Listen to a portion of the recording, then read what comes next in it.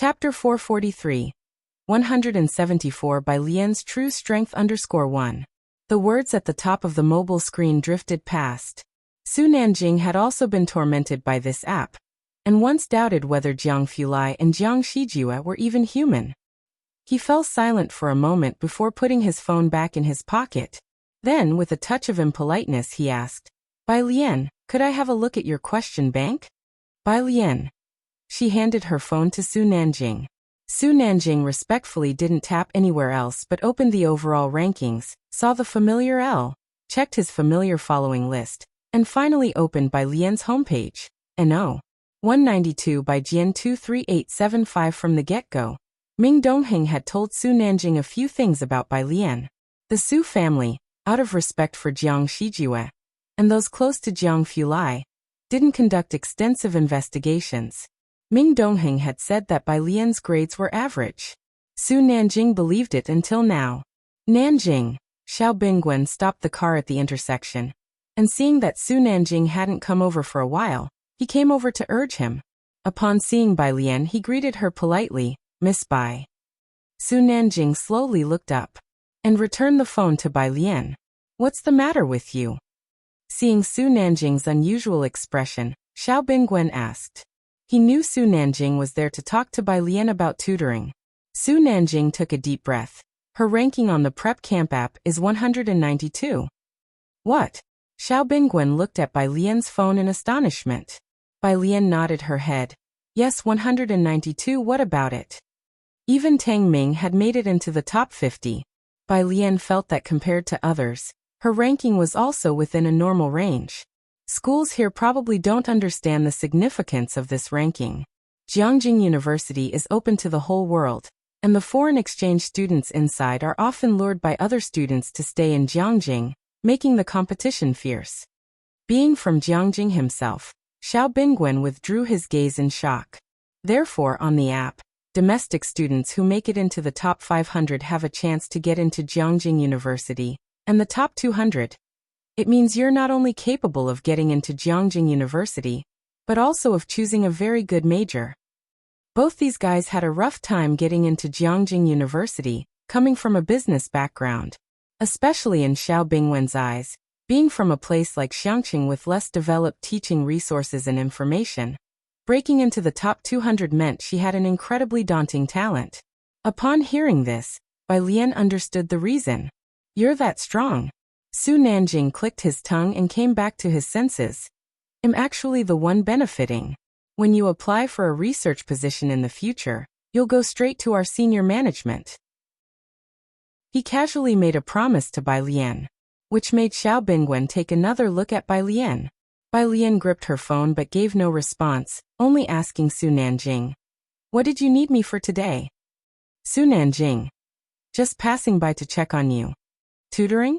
He was too embarrassed to say it. Bai Lian. Such a random visit. Even more outrageous than young Master Jiang. Alright, then I'm heading to a classmate's place.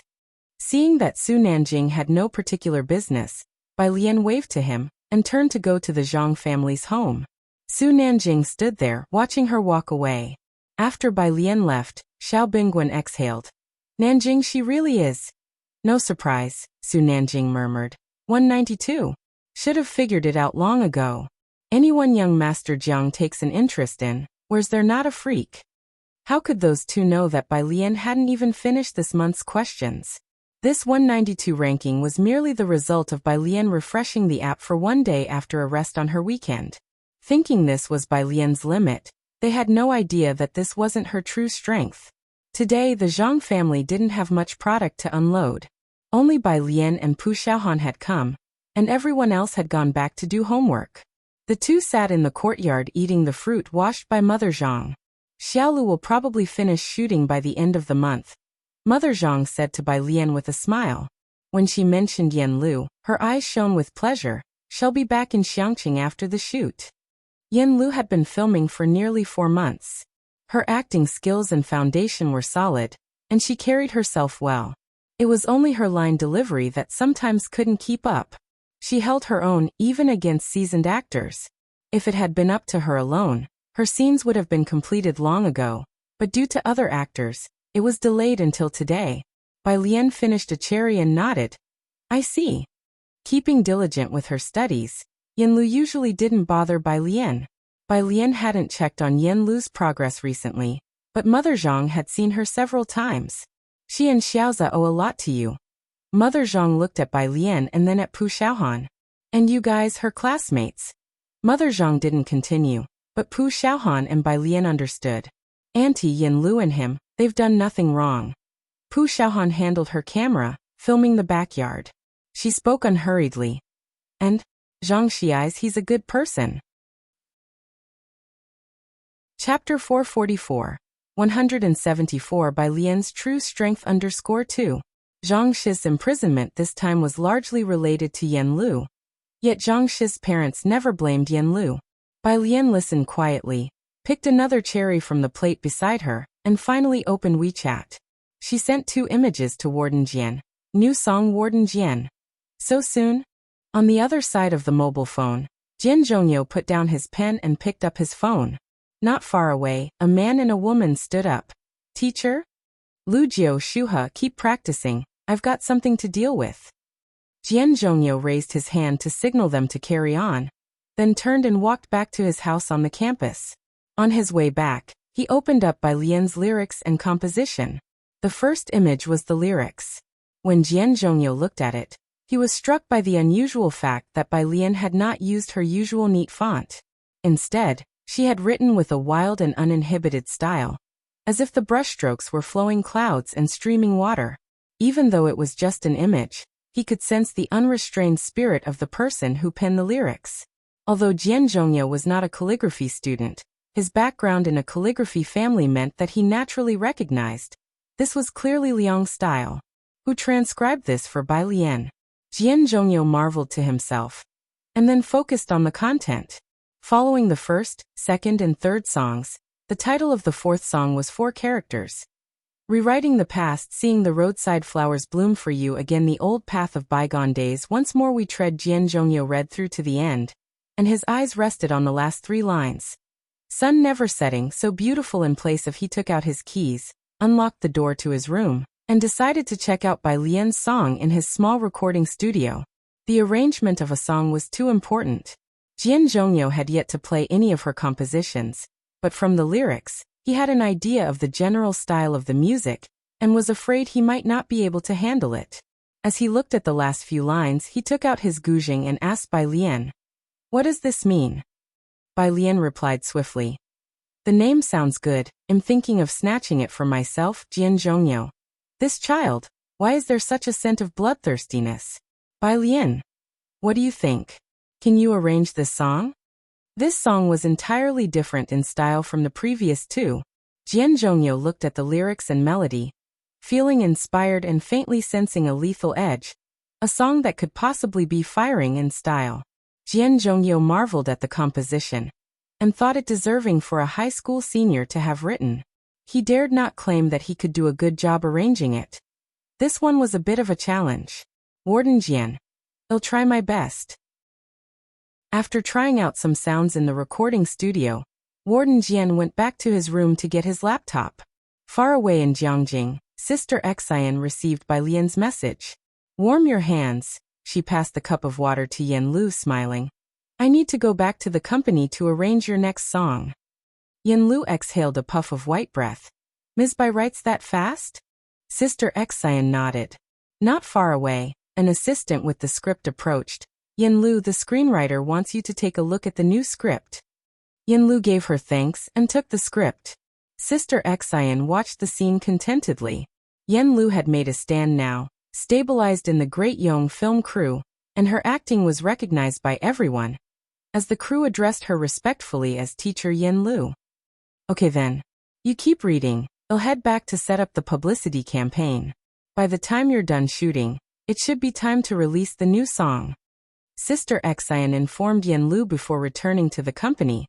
It should be by the end of the month. In the past few months, Yanlu had been focused on filming Great Yong, had signed a confidentiality agreement, and couldn't reveal much inside information. During this period, her 2 songs had become incredibly popular, causing company resources to subtly favor her. Those with potential could get access to better resources. At Beicheng, the headquarters of Yin Lu's company, Yin Lu is releasing a new song at the end of the month. The boss, upon hearing this and looking at Sister Xian, became even more amiable. Great, the company will coordinate with you on everything. He sent Sister Xian off with a cheerful smile. Then, back in his office, he looked at Enqi and his agent, drew a cigarette, and pondered. Enqi, how about you change the timing of your album release? If it clashes with Yin Lu's. Enqi was a current hit singer, but his CP with Manchi was in a precarious state. Who could have imagined that just half a year ago, Yin Lu was just a notorious actor? In just half a year's time, the hit singer Enqi had to avoid clashing with Yin Lu's new song release. It couldn't be helped. Yin Lu's first two songs were too popular, even making it onto overseas charts. The boss words made Enqi's expression grow even grimmer. His agent saw this and quickly smiled at the boss. Well, follow the company's arrangement. Once they left the office, Enqi pulled out a face mask and said coldly, "Haven't you found out who the composer and arranger are yet? Someone's bid went up to $1 million and still didn't get it." The agent shook his head. What do they see in Yin Lu?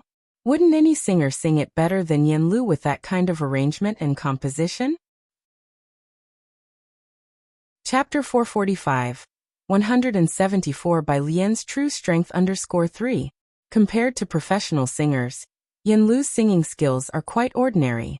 It's also quite strange. If you say Yin Lu has a financial backer, you don't see her flooded with resources. After thinking it over, the only envy-worthy thing is her composing and arranging skills.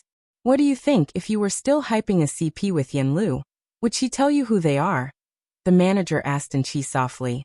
Or maybe let you sing instead? Upon hearing this, Enqi fell silent. Rarely, Enqi felt some regret. Because what the manager suggested wasn't impossible. Everyone knew Yin Lu was quite generous with people before. Look into it again, find out who's behind her. Enqi put on his mask and lowered his brows and eyes. At the end of February in Xiangqing, Bai Lian had not been busy with anything else for the past half a month, just focusing on problem solving. Saturday afternoon, Bai Lian was doing homework by the fish pond in the garden, with Jiang He sitting next to her doing a puzzle, while Bai Lian neatly wrote answers on a blank sheet of paper with a pen. The app, apart from sending out 20 problems every month, also features a challenge question bank. Each time you complete a challenge question, your points multiply. Jiang Fulai's unlimited points were gained just like this. Bai Lian didn't have an advantage in chemistry. She did more challenge questions, and most importantly, the challenge bank was all math problems. Su Nanjing came over to take a look and, having been away from high school for a few years, had nearly forgotten all these complex numbers, joining Xiao Bingwen in admiration. Sister Bai Lian's handwriting is really nice, truly befitting a top student. Xiao Bingwen didn't dare come too close, but he had seen Bai Lian's handwriting once or twice. He sneaked a glance at Su Nanjing thinking, "You didn't say that before." Jiang Fulai stood nearby, towering and elegant, holding a box of fish food, pinching a little and carelessly sprinkling it down. The food he sprinkled seemed to carry a barrier, causing the fish to scatter in all directions. Jiang Fulai's face was cold. Bai Lian sat on the stool, lethargically resting her chin in one hand and tapping on her phone with the other to upload answers. Her dark almond eyes half closed as she watched the fish. "Stop feeding them. The fish will die of hunger." These were Bai Lian's words. Su Nanjing looked up, not daring to laugh. If it were him, he'd face punishment from young Master Jiang the next day. Xiao Bingwen, however, lowered his head. Jiang Fulai casually put down the fish food, not caring much. "You feed them." After seeing him finish, Su Nanjing sat next to Jiang He and spoke to Jiang Fulai. "The contract is signed. Aren't you really going to mention it to academician Ma?" Jiang Fulai looked at the 2 boxes of chess pieces on the table. Jiang He had just been playing Gamoku with Bai Lian, and he sat down on the gazebo's long bench, an arm resting on the railing. "You first notify uncle and aunt." Rare metals were, after all, a big deal. He, on the other hand, turned on the laptop that was set aside. "Okay." Su Nanjing idly raised his hand in acknowledgement. Bai Lian, meanwhile, was looking down at her phone. The answer review was complete. and her ranking jumped successfully from 56 to 19. A WeChat message popped up on the top of her phone. It was from Yanlu. Location: Yanlu returned to Xiangqing today and arranged for Bai Lian to dine with some students from class 15 on behalf of the Zhang family, now sending Bai Lian the location. Bai Lian lowered her gaze to put away her pen. Jiang Fulai closed the laptop, his brows and eyes slightly raised. Is she here? Yes, Bai Lian nodded. Yanlu also wanted to invite Jiang Fulai and Qi Yundai, but since the beginning of the year, Qi Lu had been busy and hadn't returned to Xiangqing, only giving Bai Lian a message to train Zhang Xiai's well. The two of them took Jiang He to eat out. Leaving Su Nanjing and Xiao Bingwen looking at each other in bewilderment, Su Nanjing rested his chin on his phone. Xiaoming, where did they go? Probably went to eat with Miss Bei's classmates. Ming Dongheng knew about Ning Xiao and those with him. Xiao Bingwen and Su Nanjing did not pay much attention. Bai Lian's classmates must be from Xiangqing First High School. The fact that Bai Lian was a prospective student of Jiangjing University was already surprising enough. Xiao Bingwen's phone lit up. He looked down to see a video notification. Yanlu's new song. Xiao Bingwen was taken aback. He didn't follow the entertainment industry, but seeing Yanlu's name, he clicked in anyway. A new song tonight? Su Nanjing heard the video blogger's recommendation. Why are you so interested in this singer? She's not a singer, Xiao Bingwen clarified, because Shuha listens to her songs, so I pay close attention. Su Nanjing was even more surprised. Leng Shuha? She likes a pop singer? Rumor has it, Xiao Bingwen lowered his voice, saying to Su Nanjing, her teacher appreciates this singer very much. Therefore, everyone around the president of the institute, including Xiao Bingwen, paid close attention to her. Beicheng. At the Bai family home, Bai Qiming put down his coat and glanced upstairs, asking the butler, has the young lady not come down? The butler respectfully replied, she's upstairs discussing Jiangjing University's prep camp examination questions with young Master Song. Prep camp. Nearby, an uncle from the Bai family took the tea handed to him by a servant, puzzled. What's that about? The exam topics for Jiangjing University's prep camp, the butler explained with a submissive gaze. From the overall rankings, you can predict the chances of getting into Jiangjing University. Oh, the mention of Jiangjing University sparked the uncle's interest. He took a sip of tea and then put down the cup. And how is Xiaoqi ranked now? Although the idea of two siblings from the same family applying to Jiangjing University sounded a bit far-fetched, recently Bai Xiaoka had been saying that Bai Xiaoqi made substantial progress in her studies. Since the incident with the institute president, the family had rarely contacted Bai Xiaoqi, but the Bai family still held on to a glimmer of hope. Bai Qiming beamed with pridefulness, clearly very pleased with himself. This kid keeps it a secret, I still don't know. As the two of them were talking, Bai Xiaoqi and Song Min came downstairs one after the other. Just in time, Bai Qiming waved them over, his stern face softening a bit. Xiaoqi, your uncle from the family is asking about your prep camp ranking. Chapter 446. Who is the background of 175? Very good targeting, second update, _1. Beijing is colder than Xiangqing. Bai Xiaoqi wore a plaid coat, while Song Min walked beside her in a knitted sweater, both of them with beautiful features. Standing together they looked like a golden boy and a jade girl. Listening to Bai Qiming's words, Bai Xiaoqi's expression remained subdued. I was just about to show you. She came downstairs and handed the white phone to Bai Qiming. Sitting opposite Bai Qiming and the great-uncle with Song Min, how did it go? The great-uncle asked Bai Qiming when he took the phone, glancing over. Which rank? Bai Qiming opened the app, and saw the ranking, No. 199 Bai Xiaoqi 31478 rank 199, which should not be low, but Bai Qiming and the great-uncle did not understand the app. They just looked up at the two opposite them. What does rank 199 represent? The great-uncle also fixed his gaze on Bai Xiaoqi, waiting for an answer. Bai Xiaoqi just smiled. Song Min took out his own phone, his demeanor cool. It means Xiaoqi can get into Jiangjing University. Really? Bai Qiming could not help but stand up. He clenched the phone, and although he tried to restrain himself, the smile that spilled out from the corners of his eyes was evident. Bai Xiaoqi let out a slow breath. For the whole month of February, since returning from Xiangqing, she had hardly slept at all. She had been letting Bai Xiaoqi tutor her nonstop, and not even when Bai Lian was still with the Bai family did Bai Xiaoqi work this hard for Bowtai's sake. The greater the pressure she put on herself, the greater her improvement, and although the scores fluctuated, her ranking already spoke volumes. The great-uncle, reversing his attitude from half a month ago, smiled at Bai Xiaoqi. Xiaoqi, at the end of the month there's a family dinner. Ask your mother if she has time to come. This time, Bai Xiaoqi merely smiled. By her side, Song Min held his phone, silently observing the scene, his thoughts unknown. Bai Xiaoqi called out to him, but he did not respond. What are you looking at? The rankings. Song Min stood up, ready to leave with Bai Xiaoqi. They were off to the Song family to receive online training from Jiangjing teachers. Which rankings? Song Min looked at the setting sun, his voice very light. Bai Jian's. Bai Xiaoqi had not paid attention to other people's rankings. Liang Wuyu and Su Zhiyue were too disheartening, let alone the overall rankings. Upon hearing this, she scrolled through the monthly rankings on her phone, and it did not take long for her to see. And no, 19 Bai Jian 54878, he's probably not a current student, Bai Xiaoqi said.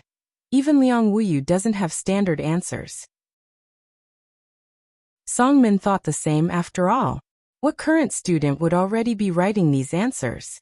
However, Song Min spoke up. That name, it's the same as that composer, isn't it? Are you talking about Yen Lu's composition? Bai Xiaoqi naturally remembered that the two names were the same. It's probably a coincidence, but Yen Lu released a new song today. I want to watch it again. One was a prodigy on the Jiangjing preparatory camp app, probably a treasure in the hands of the professors in the labs. How could they possibly mingle in the entertainment industry? Apart from coincidence, Bai Xiaoqi could think of no other explanation. Behind them, the Bai family. With a teacup in hand, the great-uncle watched the two with a smile. Qiming, don't you think these two make a good match? Meanwhile in Xiangqing, in a hot pot restaurant, the male assistant sat on the first floor, looking upstairs. Xiaotian, who is Sister Lu meeting with to be so formal? He was a new assistant and bodyguard found for Yen Lu by Sister Xian. As there were some things Xiaotian, a girl, was not suited to handle. Xiaotian, playing with the menu, said, a friend of Sister Lu. With Sister Lu's current status, the male assistant marveled. Those friends are lucky. Hey, everyone online is guessing the identity of the arranger and the composer. Do you know anything? Xiaotian handed the menu to the waiter, casting a glance at him. Just friends of Sister Lu.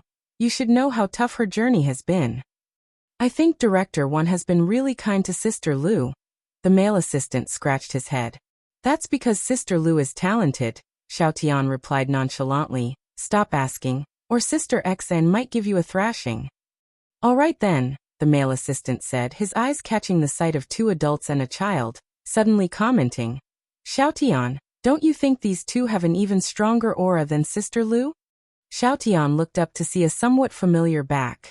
The girl wore an ice blue blouse, its hem embroidered with plum blossoms in the snow, and feeling the gaze upon her, she lazily turned to look their way, her brows slightly lifting. Xiaotian inhaled sharply.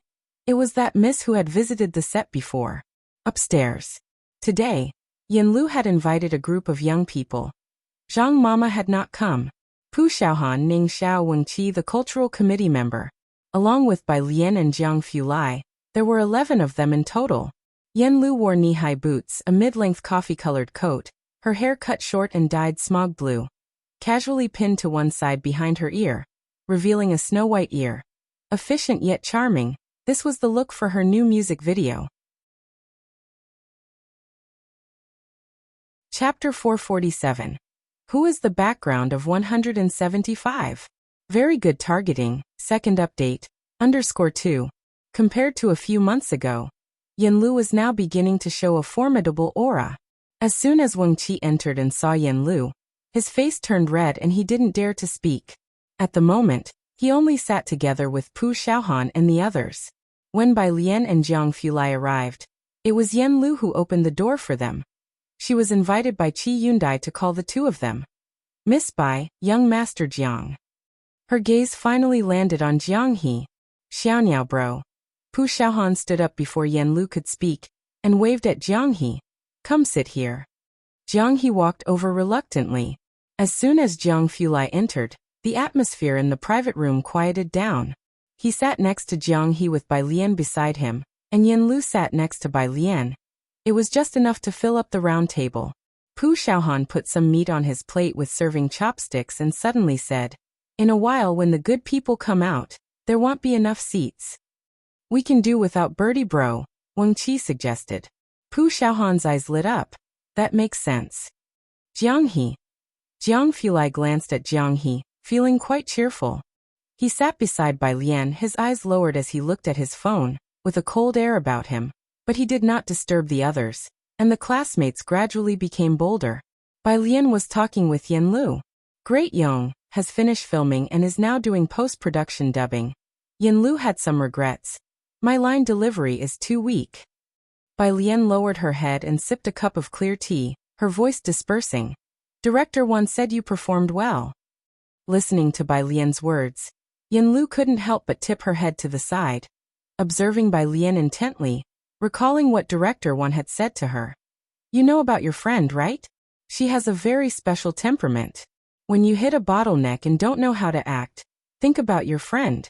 If she wasn't just a student not from the entertainment circle, I think she is like Miss Bai from the original story come to life. If she were willing to act, what chance would you have? At that time, Yan Lu didn't yet know about Miss Bai's life experiences, and hadn't researched the character biography. Now that she had read through the entire script and written a character bio, observing Bai Lian made her feel that Director Wan's words weren't without reason. What is it? Bai Lian noticed her gaze, and set down her teacup. Yan Lu snapped back to reality. A new song will be released at 8 this evening. And after that, Sister Xian is preparing to get me on 2 variety shows. She discussed her following arrangements with Bai Lian. The variety shows were for promoting Great Yong. And as for new dramas, Sister Xian wanted to wait until Great Yong was aired. By then, Yan Lu would have fame, and the dramas would have better quality. Bai Lian picked up her chopsticks and leisurely picked up a piece of cooked corn, listening slowly to Yan Lu. That's good, so the next song can wait.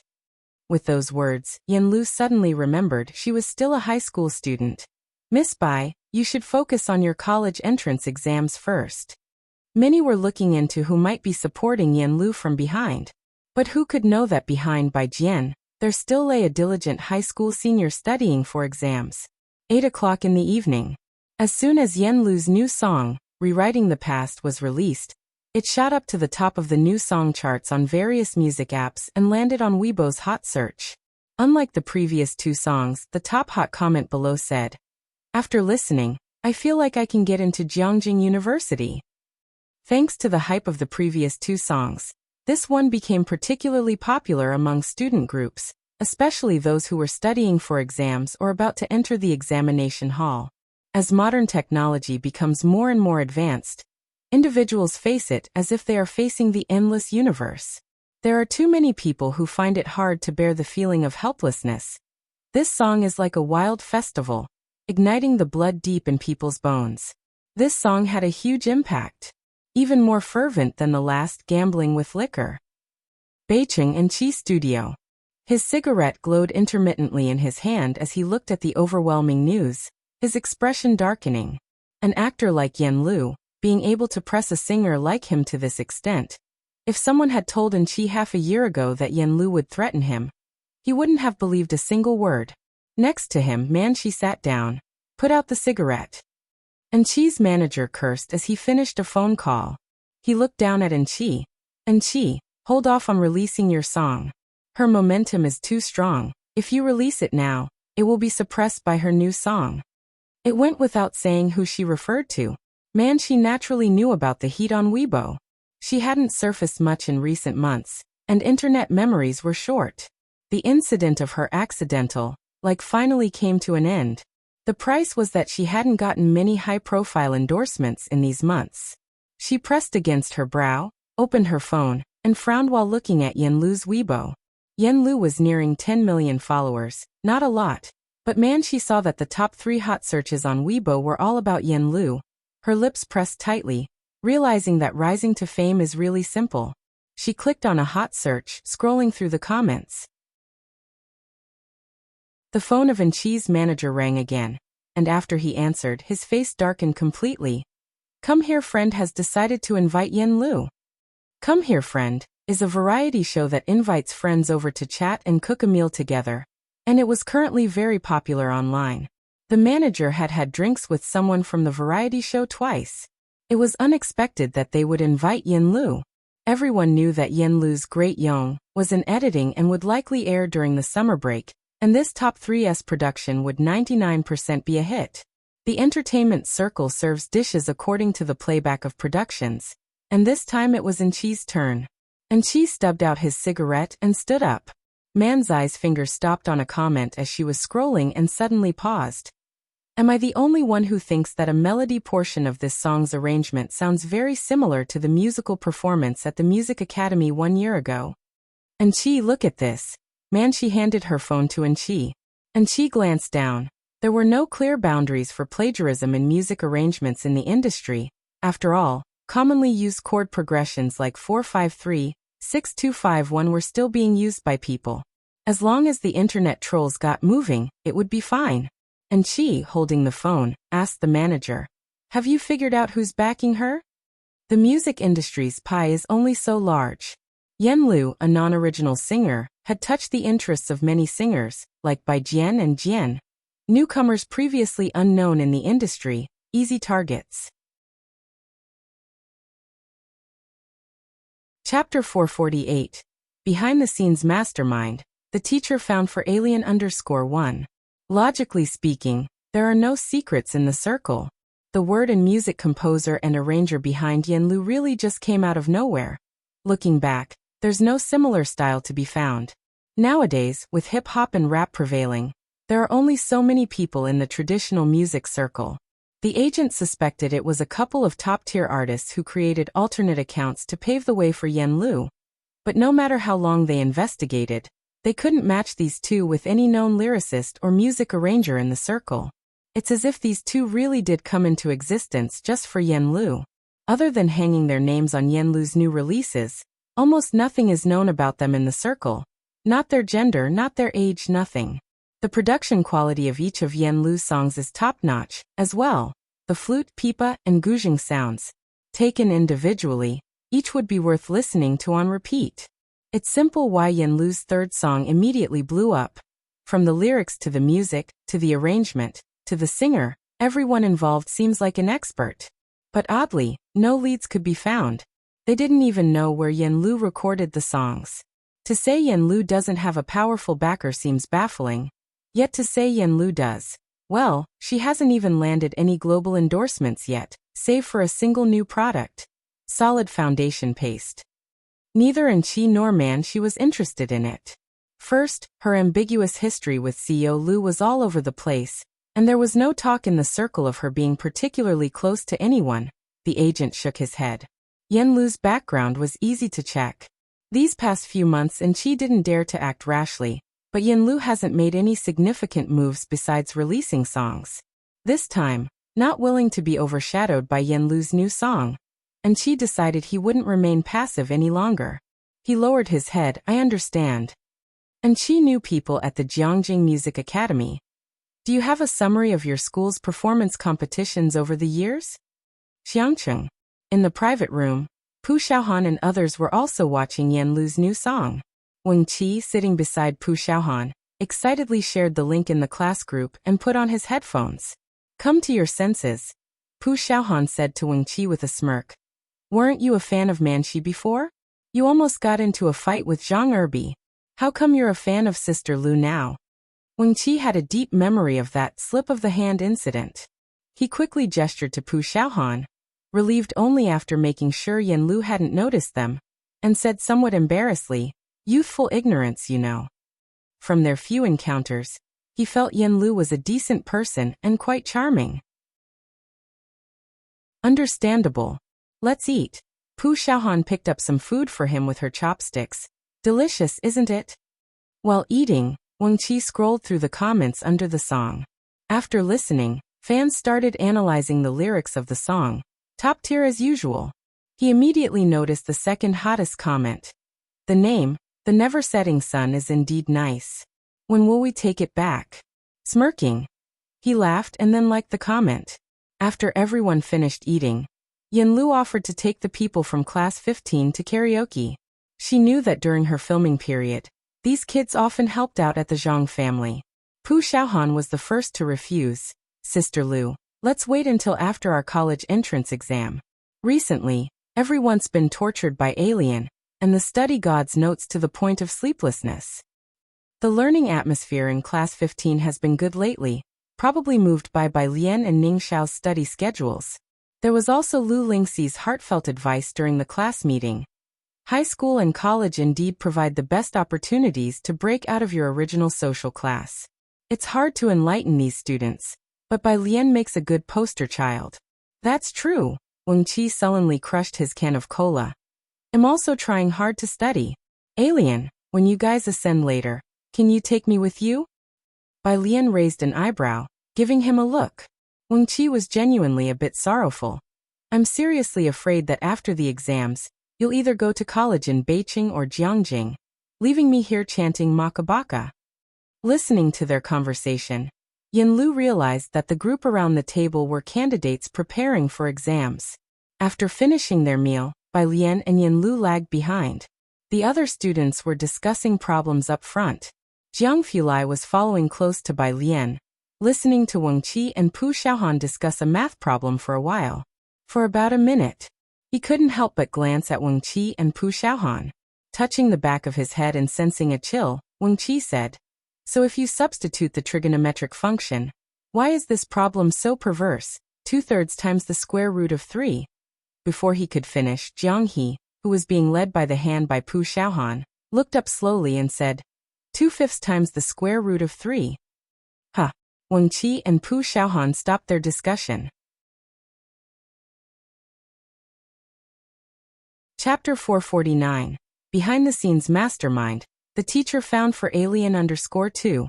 The two of them exchanged glances, then bowed their heads to pull out their mobile phones and check the answer. 2/5 times the square root of 3. Wuxia. Xiaohan. What goes around comes around. The pair lifted their heads, pretending nothing had happened, not daring to discuss the problem in Jiang He's presence. I heard he's going to take the bar exam. Yan Lu came back today and visited Zhang Xi's with Mother Zhang, wearing a black mask and asking in a low voice, "Can he become a lawyer?" After all, it was a criminal offense. Lien didn't understand these things either. Jiang Fulai lowered his brow slightly. The temperature in the private room was cold, and he was holding a jacket in his hand, uttering only one sentence. Don't challenge Qi Lu's professionalism. Yan Lu was worried and anxious, which of course, Qi Yundai had already considered. She escorted Lien to the door where Xiaotian and the male assistant waited outside for Yan Lu. This is Xiaotian, you've met him. Yan Lu didn't dare to speak much to Jiang Fulai, but introduced the two new assistants to Lien. This one is Huang, a new assistant. Sometimes, when there are too many trolls, it's Huang who handles them. Even the most famous celebrities have trolls, let alone Yan Lu. Huang was very curious about Lien, but did not dare to ask more. After Lien and Jiang Fulai left, Huang asked Xiaotian in a low voice, "They're actually friends with Sister Lu? Who is this Miss Bai? How come Sister Xian hasn't signed her? With that aura and appearance, wouldn't she become a star if she entered the entertainment industry?" "Miss Bai is not interested in the entertainment industry," Xiaotian replied. "Otherwise, she would have been snapped up long ago, wouldn't she?" Yan Lu looked at the two of them. "You can also take a couple of days off." It wasn't late after dinner. Jiang Fulai drove Lien home, whereas Xiaohan was going to Ji Heng's place to shoot new material, so she went with Lien. Tomorrow would be March, and Ji Heng had already finalized the designs for the males and females, and began cutting and making clothes. Nearly 40 pieces of clothing needed to be rushed out by May, which was a bit of a tight schedule for 2 months. When the 4 people arrived at Ji Heng's courtyard, there were 3 people in the courtyard of Ji Heng. Seeing Xiaohan, Ji Heng introduced these ladies. "These are embroideresses from around here, because there are too many clothes. and I was afraid we wouldn't make it in time for your graduation photos, so I asked them for help. Handcrafted clothes have a long production time. This is great, Xiaohan said excitedly to the 3 new embroideresses. Can you appear in the shot? Aunt Shen, having been briefed by Ji Heng, nodded to Xiaohan with some reservation. We can. Xiaohan immediately took out her camera from her bag and began filming details under the courtyard's lights.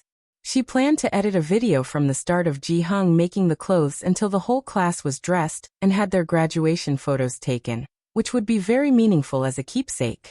For this time's labor costs, Xiaohan contributed most of the funds and only a small portion came from the class fund. It's probably because Class 15's class fund was never depleted. Although Class 15 didn't have as substantial a background as Class 8, Xiaohan's video views were quite impressive, making her a little rich girl in Class 15. Ji Heng moved the embroidery frames to the side, and Jiang Fulai placed his coat on the stone table, helping to set things up. Ji Heng put down his smoking pipe, glanced at Jiang Fulai, and didn't say anything else. Xiaohan finished filming a segment and stopped next to Bai Lian. Lian's sister, bird brother is 8 years old, right? Right. Bai Lian glanced down at Jiang He, who was sitting on the stone bench nibbling on an apple, and hooked her lips slightly. Why? Never mind, Xiaohan muttered and walked away with heavy steps. After everyone left, Bai Lian leaned over slightly and flicked Jiang He's forehead with her hand. What have you done?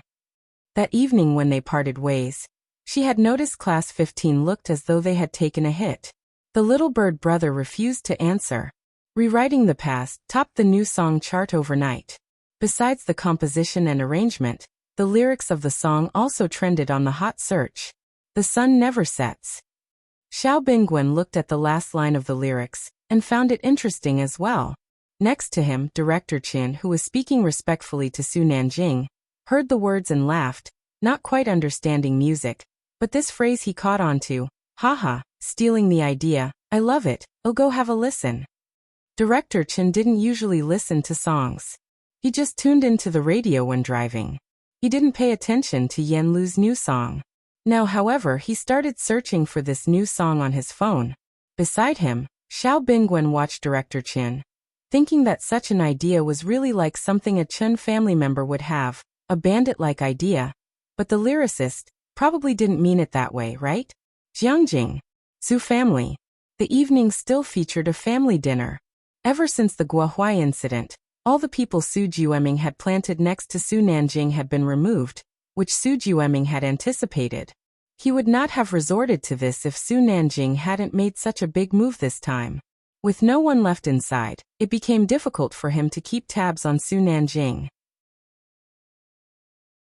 Although no one said anything out loud, Su Jueming knew that the Jiang family must have had a hand in the purge of Su Nanjing's inner circle. He really has some good luck. Su Jueming gritted his teeth inwardly. Had paid a heavy price and still hadn't gotten close to Jiang Shijue. At the dinner table, some were praising Su Jiming's son, Su Jin, who had just discussed cooperation with the official research and development department. The elder Mr. Su glanced at Su Jin and nodded in approval, offering a few words of praise. Not bad. His appetite was poor and he didn't eat much, only looking up to ask Su Jueling, how is Nanjing doing lately? Gao Yin sat next to Su Jueling, her eyes downcast and silent. Su Jueling was modest. Big brother, don't be modest, Su Jueming said to Su Jueling with a smile. You must be negotiating a big deal but keeping it from Dad. Is it supposed to be a surprise for him? There indeed was a surprise. Su Jueming bowed his head, hiding the cold sneer at the corner of his mouth. He had really set Su Nanjing up for a fall in the Su family from early on. Not to mention the elder Mr. Su. Even other members of the Su family all knew that Su Nanjing was up to something big. Having been away from home for more than half a month, Su Nanjing had also been somewhat neglectful of the Su family affairs. Plus, with Su Jin recently chalking up one accomplishment after another, it inevitably led the elder Mr. Su to some contemplation when comparing them. No big deal, Su Jueling said with a smile, turning to his father. This matter was supposed to wait for Nanjing to come back and tell you himself, but since you asked, I'll tell you now. Nanjing has negotiated a rare metal supply partnership with a foreign company. They will ensure a supply for the coming year, and the contract was just signed the day before yesterday. The moment these words were out, the laughter and chatter around the dinner table instantly vanished. A look of surprise and joy spread across Elder Mr. Zu's face. He sealed the deal? Good, truly worthy of being a member of the Su family. He was so pleased that he asked someone to fetch his prized daughter red wine to uncork. Are you sure it's the Dawson family? Su Jiming's fingers, hanging by his side, clenched slightly, his smile freezing for a brief moment before instantly returning to normal. Younger brother, would you like to see the contract? Su Juling asked with a smile. We're going to deliver next month. You'll know then when you see it. All right. Su Jueming struggled to form a smile at the corner of his mouth. Aside from saying all right, he had no other words to offer. The Dawson family, the largest supplier in the world, almost monopolized the entire market. If Su Nanjing had indeed secured a deal with them, his standing in the Su family would only skyrocket. He had taken a great risk by having Guohuai come back. Why was Su Nanjing still able to close such a deal, especially so quickly? Su Jueming found it utterly incomprehensible. We really owe it to that girl. What are you planning to do? After dinner, Su Juling walked slowly back with Gao Yan, but try to ride the motorbike less. It's not safe. Su Nanjing was home, and Su Juling was strict with him too.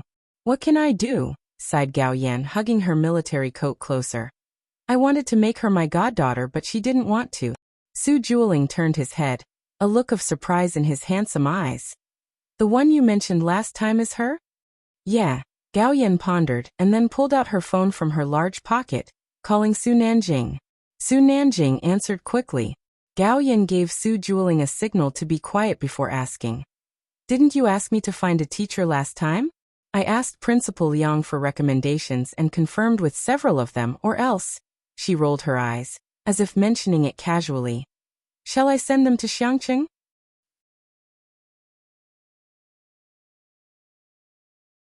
Chapter 450, 177. The True Arrangement Dingjian, Anger Second Update, _1. Gao Yan had known about Bai Lian for a long time. Su Nanjing had only roughly shown her some pictures, and when she asked him some questions, he fell silent.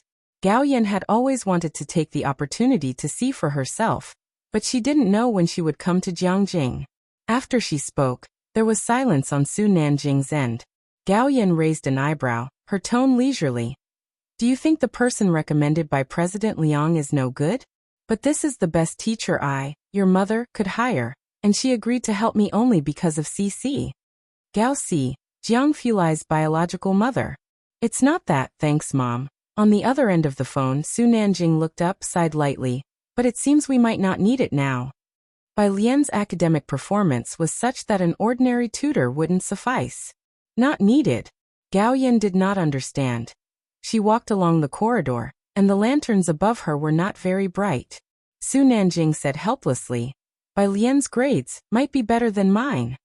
Of course, Su Nanjing was too embarrassed to omit the might. Gao Yan. So I can't go to Xiangqing? Gao Yan drew this conclusion, feeling somewhat unwilling. Then when can I meet her? After the college entrance examination. Bai Lian was bound to score well enough to get into Jiangjing University, no doubt about that. Sunday afternoon. And she finally found the clip mentioned by netizens among the many recordings. He edited it out and analyzed each phrase. Indeed, one phrase's arrangement sounded very familiar. Just one phrase. And Chi's manager looked at the harmony comparison generated by the studio staff with a frown. Is that persuasive enough? The studio staff coolly laid the evidence in front of him. It depends on how we operate this. So what do you say, should we go for it?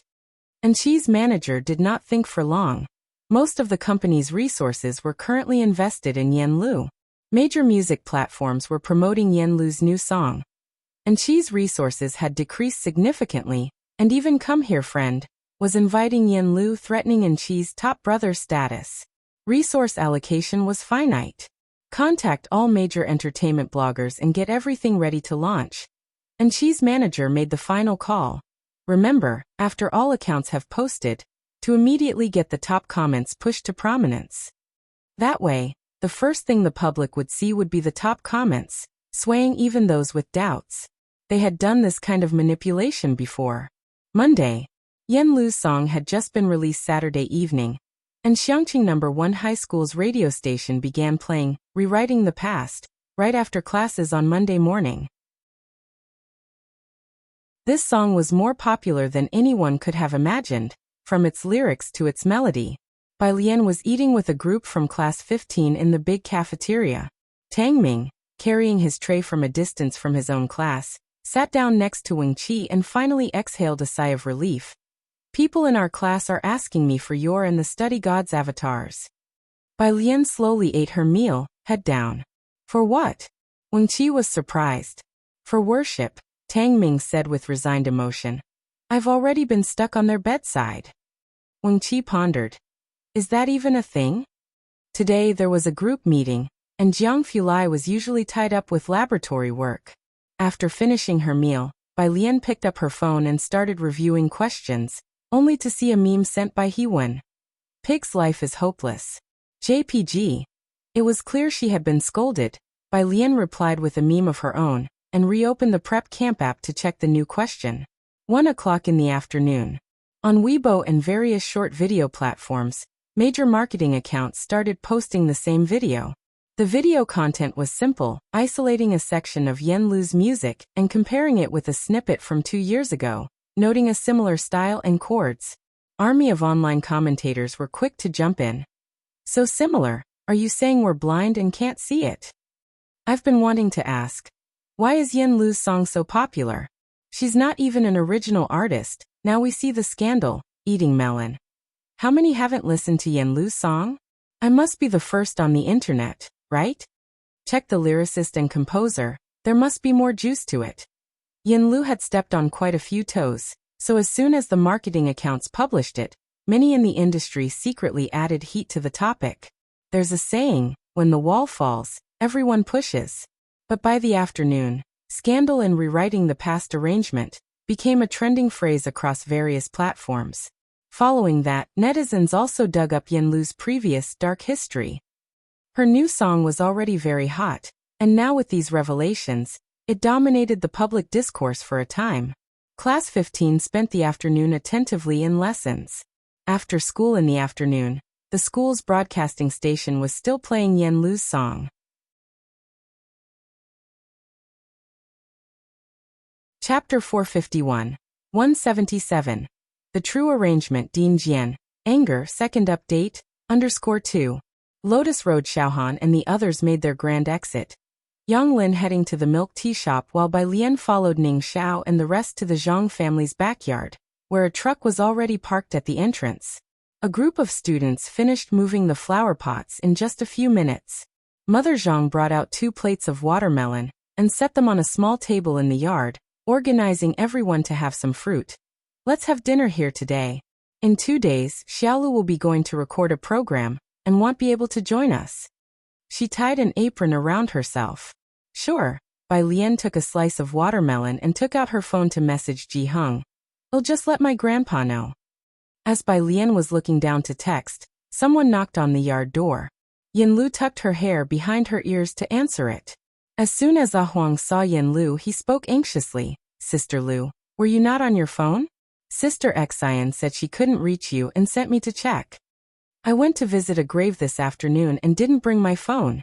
Yan Lu was on vacation, and Sister Xian had mentioned there were no activities planned for her lately. As she went to fetch her phone, she asked, "What did Sister Xian want from you guys?" Xiao Tian was about to speak, but then noticed students from Xiangqing No. 1 Middle School sitting in a row in the backyard, each holding a slice of watermelon, eating and curiously watching them. Bai Lian, however, was not sitting. She stood under the shade of a tree, her blue and white school jacket casually open. One hand held a slice of watermelon, the other a phone, and she was looking down to text. As they talked, Bai Lian had just finished sending her message and looked up at Xiao Tian and Ah Huang. Her pale face slightly lifted, an air of languor about her. The setting sun tinted her wispy hair with a hint of gold. Despite the urgency of the moment, the sight of Bai Lian calmed Xiaoshen's nerves. You two take a break. Bai Lian put her phone back in her pocket, and then bit into her watermelon without looking up. Next to her, Mother Zhang handed watermelon slices to Xiaotian and Ah Huang as well. Ah Huang, holding his slice, had no appetite whatsoever. Inside the house, as soon as Yen Lu picked up her phone, she saw numerous missed calls from Sister Xian, Time Entertainment's CEO, and others. She was about to return Sister Zin's call when the CEO of Time Entertainment called. Yen Lu, the CEO of Time Entertainment, exchanged pleasantries. You must be aware of the situation online. It's quite significant this time, and the PR department wants you to make a Weibo post right away. Deny any connection with the arranger, so this incident seems unrelated to you, minimizing the issue. But Wang Xian disagrees. Please persuade her too. Deny any connection? Yen Lu replied politely. I can't do that. The CEO of Time Entertainment had expected Yen Lu to be more clear-headed than Wang Xian. But she was more resolute than Wang Xian, frowning. With a lyricist and composer on hand, there's no need to worry about an arranger. Don't be stubborn about this. I'll have a look first. Yen Lu didn't want to explain too much and gave a brief answer before hanging up to call Sister Xian. Sister Xian quickly explained the whole situation. There was only one chord progression that was marginally similar, completely unrelated to the main melody, and definitely not plagiarism. But netizens wouldn't be convinced by such a dry explanation. Don't know who started it, but they're blowing this out of proportion, Sister Xian said, her hand on her forehead. By the time I found out, it was already trending #1 online. It's tough to set boundaries on this kind of thing. The company wants to sever ties with the arranger, but I suggest you don't go along with it. This is happening because of you. Yen Lu knew her own rise to fame very well. Bai Lian was the biggest benefactor on her path, and Ding Jian was found by Bai Lian. I know. Let's get someone to take it off the trending topics first. And if there's any issue, direct them to me, Yen Lu said, managing her own Weibo. As soon as she opened the app, she was flooded with direct messages. The song had received good feedback the other day, and combined with today's expose, a whole crowd of rubberneckers had poured into her Weibo. Seeing Yen Lu come out, Ah Huang stepped forward. Sister Lu. Yen Lu raised her hand. Let's talk outside. She took Ah Huang and Xiaotian outside, and as the three of them reached another yard, Xiaotian asked anxiously, Sister Lu, are you going to clarify this? Those who want to accuse me will find an excuse. Yen Lu had experienced a mass backlash before and wasn't overly concerned. What she cared about was that Bai Lian and Jian Zhongyo might be implicated because of this. And the song rewriting the past. A Wang's phone beeped, and he glanced down. It's Lu Yang's assistant. Sister Lu, they definitely want to talk about the Come Here Friend guest issue. What should we do now? Yen Lu would be recording Come Here Friend in 2 days, followed by going for acting lessons. Lu Yang was the friend, arranged by the show's team for Yen Lu, a currently popular star, whose participation was quietly confirmed the day before yesterday. You answer it, Yen Lu said calmly. Xiao Huang. On the other end of the phone, Lu Yang's assistant was very polite. Lu Gu has caught a bit of a cold recently and might not be able to record Lu's show. Yen Lu gave Ah Huang a look. Suppressing her irritation, Ah Huang smiled and said, Lu Gu, take care of yourself. Let's cooperate another time. After hanging up the phone, Xiaotian couldn't help but say, not feeling well, my foot. I'll be recording other shows in no time. What should we do now? Ah Huang asked. In the yard, Mom Zhang was calling out to Yen Lu. Xiao Lu, tell the 2 assistants to stay for dinner as well. Sure, Yen Lu replied loudly, her face snowy white against the bluish foggy smoke, her gaze sweeping over the 2. Don't let Auntie and the others find out about this. Ah Huang was somewhat puzzled. Was Auntie and the rest important at a time like this? Yen Lu led the 2 assistants inside to help Mom Zhang with cooking. In the yard, Bai Lian had just finished a piece of watermelon. She stood still, stretched out her hand, and casually threw the watermelon rind, which landed in the trash can at the entrance of the yard with a clang. She leisurely pulled out a piece of tissue and meticulously wiped her fingers. Sitting on the steps, Pu Xiaohan took out her phone, walked over to Bai Lian, and sked. This is probably it. Pu Xiaohan handed her phone to Bai Lian. The people from class 15 weren't fools. Xiaoshan's behavior was a clear indication that there was a problem. Coincidentally, this matter was also a public incident. Bai Lian didn't care for the internet, so Pu Xiaohan casually checked her phone. Bai Lian crumpled the tissue into a ball and took Pu Xiaohan's phone to read a Weibo post. At Time Entertainment. All these resources just to promote Yanlu? Is Yanlu your godfather? It's hilarious. Outside of those two songs, what else does Yanlu have to show for herself? Now with the new song's arrangement causing controversy, is this the superstar you neglect other artists for? Hilarious. And the comments below. Let's predict Yanlu Studios' PR response. Yanlu only has a working relationship with Jian. Please don't escalate the actions of Jian to the artist herself. Yanlu also strongly condemns such behavior and has already terminated her collaboration with Jian. Doghead. This comment was effectively sealing off all of Yanlu's potential escape routes. Pu Xiaohan, being half involved in the entertainment circle, picked up a piece of watermelon and crouched down to eat it, saying, with so many of Lujia's rivals mobilizing their big marketing accounts and blocking all her paths, do you know this Jian? You know him too. Bai Lian glanced over and then took out her phone from her pocket, took a picture of Pu Xiaohan's phone screen. She was nonchalant. I know him.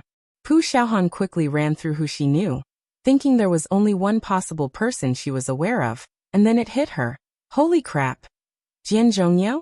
After taking the photo, Bai Lian casually opened WeChat and sent it to Jian Zhongyao. Bai Lian. Picture, Bai Lian. 1 minute later. Jian Zhongyao. Jian Zhongyao. Exclamation point. Jian Zhongyao.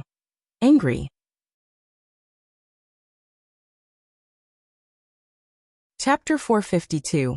178 Brother Jiang intervenes _1. Young people's world is something Jian Zhongyao doesn't quite understand. He couldn't name a single hot star if asked. It was the start of the school semester, and he had even sneaked out for a trip during the holiday, with many tasks awaiting him. Today was Monday, and he had just finished a meeting when he received a message from Bai Lian. As soon as he opened the picture, he saw the bold black letters. Rewriting the past arrangement controversy explodes. He squinted his eyes and sent Bai Lian several symbols. The older generation could handle videos, but many Weibo functions remained a mystery to him, so he scrolled through somewhat slowly. At that moment, Bai Lian sent another message. Controversy? He hadn't found out what the controversy was yet, but he replied quickly. I'll take a look. Dean Jian was too lazy to keep scrolling and directly asked a teacher he knew beside him to operate it for him. Miss Yanlu. The teacher took Dean Jian's phone. He had recorded with Yanlu twice and naturally recognized her. Don't worry, I'll check it for you. It took the teacher just a few minutes on Weibo to understand the whole story. The barriers within the arrangement community aren't that high. Actually, before this, most people wouldn't go specifically digging into the arranger of a song. Now that it's been dug up by paid posters, it could only mean that this was the only flaw they could find in the song. On the other side of the phone, Bai Lian, having seen the reply, knew it had nothing to do with Dean Jian. She was waiting for Dean Jian to reply to her. Yanlu was still busy in the kitchen with Zhang's mother. Xiaotian and Huang, the two assistants, had originally come to bring Yanlu back to deal with the situation. But before they could get to it, Yanlu caught them and put them to work washing and sorting vegetables. Xiaotian, the kitchen space was small, and Huang, who was squatting in the hall removing shrimp veins, felt a bit clueless. What exactly am I here for? Why am I squatting here? He turned his head to look at Yanlu, who was helping in the kitchen. It was a big issue that concerned Yanlu's reputation, but she didn't seem to be in a hurry at all. Instead, she was taking her sweet time in the kitchen. Xiaotian, while picking shrimp veins, felt a weird calm settle over him. Let's just keep sorting for now. Outside, after Bai Lian and the others had finished eating watermelon and went to throw out the trash, Bai Lian and Ning Xiao entered the house. Why haven't you started doing the problem sets yet? Ning Xiao brought in a flower pot, his voice calm. Bai Lian grabbed a pair of scissors. The ones on the app?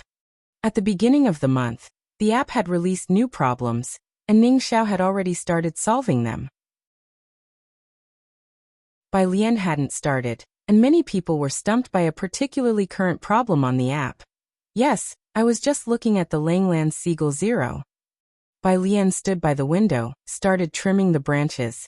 I'll look at it in a couple of days. Right now, I have to sort out some materials for Heewon. Heewon was like a senior brother who had his younger sister do all the grunt work. As soon as new literature was published that he hadn't had time to read, he passed it on to Bai Lian, asking her to read it and summarize the core points and overviews for him. Bai Lian hadn't even started college yet, but she was already getting a taste of postgraduate treatment. But the literature Heewon sent was all in fields she was interested in. Ningxiao, who already knew who Heewon was. As the two talked, Xiaotian and Ahuang squatting nearby were completely lost. What app Heewon? And what was that about Langlands and Seagull again? All this was beyond them.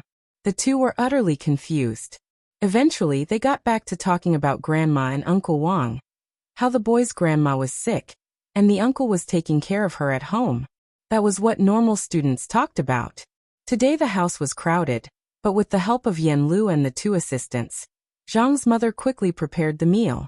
She moved 2 tables together, and a bunch of people gathered around to eat. Alien, when is Qi Lu coming back?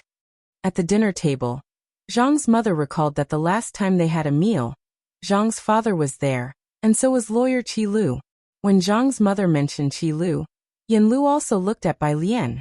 Qi Lu was the life-saving benefactor of Zhang Xiai's. Bai Lian, holding chopsticks and picking up a stalk of bok choy, said upon hearing this, "Next month." Last year, Qi Yundai was in exile, but this year he was returning to his position. Ming Dongheng said he didn't have much vacation time, but he would still take the time to come back and test Zhang Xiai's. Around the dinner table they chatted about this and that, but no one brought up Yen Lu's issue. The dinner lasted until after 7 in the evening. As Ah Huang finished eating and started to help clean up the table, he looked down to ask Xiaotian, "Why does Sister Lu have so many student friends? Also, who is Qi Lu?" "I don't know," Xiaotian responded as he placed the dishes into the kitchen. Xiaotian and Ah Huang hadn't been involved with Zhang Shi's case, and didn't even know that Qi Lu was a lawyer. They only thought it was some 2-character name. These students are so lucky to be friends with Sister Lu. Ah Huang sighed. Then his concern returned to the pressing matter at hand. Time Entertainment knew that Ah Huang and Xiaotian were with Yen Lu. The Public Relations Department couldn't reach Wang Xian for a decision, so they called Ah Huang. After taking the call, Ah Huang finally found an opportunity to speak with Yen Lu. "Sister Lu, the Public Relations Department communicated with me. You just need to post a clarifying Weibo." A Weibo post clarifying that she had nothing to do with the arrangement. Yen Lu shook her head, offering no explanation. If this matter isn't clarified with such a fuss, Yen Lu might lose a lot of resources. Ah Huang couldn't understand it at all and said, "Xiaotian, what do you think Sister Lu's team is thinking? Who exactly made the arrangement?" Xiaotian shook her head. Yen Lu recorded the songs herself, so she didn't know who wrote the lyrics and music. Within the entire Time Entertainment, probably only Sister Xian and Yen Lu knew about it. At 8 o'clock, a group of students bade farewell to Mother Zhang. Jiang Fulai's car had just stopped on the opposite side, waiting for her. As Bai Lian walked toward the car, her phone vibrated a few times. Principal Jian had finally figured out the ins and outs of the situation. He didn't send a message. He called Bai Lian directly. Pressing the answer button, Bai Lian walked towards the light across the street. "Principal Jian. I've found out." Jian Zhongyo didn't beat around the bush. He was still sitting at his desk, reaching out to click on a long recording. "There is a video on the internet from a previous internal performance of our school, and I conducted that performance. I checked the records of that performance at the school." Principal Jian didn't have a vivid memory of that performance, and it was only after seeing the video online that he realized he had such an arrangement to his credit. It was indeed Jian Zongyi's own stylistic hallmark. There was nothing much to say. Jian Zhongyo could only sigh. The netizens, or rather, Yen Lu's aggressive moves, were too powerful. With so many years of performances at Jiangjing Music Academy, each nearly 3 hours long, they could still find these arrangements amidst them all. "What do you plan to do?" Bai Lian reached out to pluck a leaf from the side. Toying with it in her hand, her voice calm and unhurried. Jiang Fulai saw her walking so slowly, so he got out of the car to wait for her. Bai Lian was not yet done talking with Principal Jian. We need to handle this. Principal Jian also calmed down, having lived long enough to know that with such intensity behind it, there must be someone stoking the flames. Otherwise, even if it's clarified, a lot of people won't be notified. Everything needs attention. Spreading rumors takes just a mouth. Debunking them runs you ragged. After hanging up the phone, Jiang Fulai opened the car door and asked a few questions, to which Bai Lian recounted the whole situation with Yen Lu. Your new song? Jiang Fulai knew she wrote lyrics and composed music, and his eyes turned colder too. Yeah. Bai Lian was not too concerned. She got into the car and began to check the academic paper Hewen had sent her on her phone. Jiang Fulai, seated beside her, raised his hand to signal Ming Dongheng to drive, his eyes narrowing slightly. Don't let Principal Jian act rashly on this matter. Give me Yen Lu's agent's contact information. Rewriting the past had already been labeled impure, and clarifying it completely wasn't something Principal Jian, an outsider to the circle, could accomplish. Bai Lian opened Sister Zin's WeChat and sent it to Jiang Fulai. Jiang Fulai reached out to open it, and added her as a friend. Why are you looking at this? Jiang Fulai waited for Wang Xian to accept, his gaze glancing over at the new academic paper Bai Lian was viewing. It looked familiar. Hewen gave it to me. Upon hearing this, Jiang Fulai knew what Hewen was up to. The light was turned on in the back of the car, and he sat under it, dressed in a black shirt and black trousers, his refined facial features especially cold. And he just tugged at his lips at the comment. Hewen, who was at a research base dressed in a sterile suit, suddenly sneezed. A male student in the laboratory glanced at him. Hewen, do you have a cold? Don't pass it on to the junior sister. He picked up a mask and had Hewen put it on. Hewen, Beicheng. Time Entertainment's public relations department had not yet gotten off work. Everyone was busy dealing with Yen Lu's situation. In the office, the CEO earnestly said to Sister Xian, "You've been in the entertainment industry for so long. You still don't know what it takes to maximize profits? If there's an author for the lyrics and composition, it's easy to find another arranger. Just push the blame on him. Give him some compensation to shut him up. Is this arranger Yen Lu's father? Won't you make any concessions at all?" Hearing this, Sister Xian sitting opposite only raised her eyebrows. Principal Jian might not be Yen Lu's father, but Bai Lian could be considered as such. With Principal Jian's status, the fact that he was willing to arrange music for Yen Lu was all for the sake of Bai Lian. In the whole entertainment industry, no senior had a stature like Principal Jian's. If the PR department clarifies it, just push the responsibility onto Yen Lu. Sister Xian put down her teacup. Yen Lu had been through a lot, and Sister Xian had become indifferent. As for the rest, we'll try to debunk it as much as possible. This isn't plagiarism to begin with. It seemed Sister Xian and Yen Lu were already out of control. The CEO lit a cigarette, looking at Sister Xian. In that case, let Yen Lu rest for a few more days. Let Manchi replace her in Perfect Day this time to avoid the limelight. Perfect Day was a variety show invested in by Time Entertainment. Businessmen always seek profit and avoid harm. Now the netizens were all dodging. Yen Lu and a bunch of her past scandals was being circulated. Time Entertainment was worried about affecting the reputation of their produced variety show. Yen Lu was currently involved in 2 variety shows, Perfect Day and Come Here Friend. The latter had a signed contract, while the former did not. Of course, now with Yen Lu's situation escalating, it was damaging to the artist's image. The variety show could also break the contract and have Yen Lu compensate for it. Sister Xian took out her phone and got in touch with the marketing accounts. Just as she turned on her phone, she received a new friend notification. Chapter 453. 179 might be because I composed the music myself. Second update, _1. Xinjie added Bai Lian to her private account, which was known to few people. She opened her friends list, and although there was no information on the other party's certified page, the account name consisted of 3 words, Jiang Fulai. Just a profile picture and a name. and Xinjie felt a chill down her spine for no apparent reason. Back when she was in Xiangqing, she had never heard anyone call out the name Jiang Fulai. Even a prominent lawyer like Qi Yundai was addressed as young Master Jiang. But Jiang Fulai had mentioned his name when introducing himself. Xinjie remembered the pronunciation, but not the characters. Now she finally matched the characters with the pronunciation. She reached out to accept the friend request and took the initiative to send a greeting. Jiang Fulai on the other end didn't reply, but recommended a business card to her. Jiang Fulai. Add him. Xinjie didn't dare to ask who this person was and directly added the stranger as a friend. She was just wondering who Jiang Xiaojun wanted her to add when the next second, the message from that person came through. Hello, I am Chu Rong, a planner from Shijiang.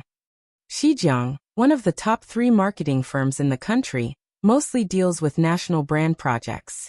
This was the first time Xinjie had connected with such a high-level executive.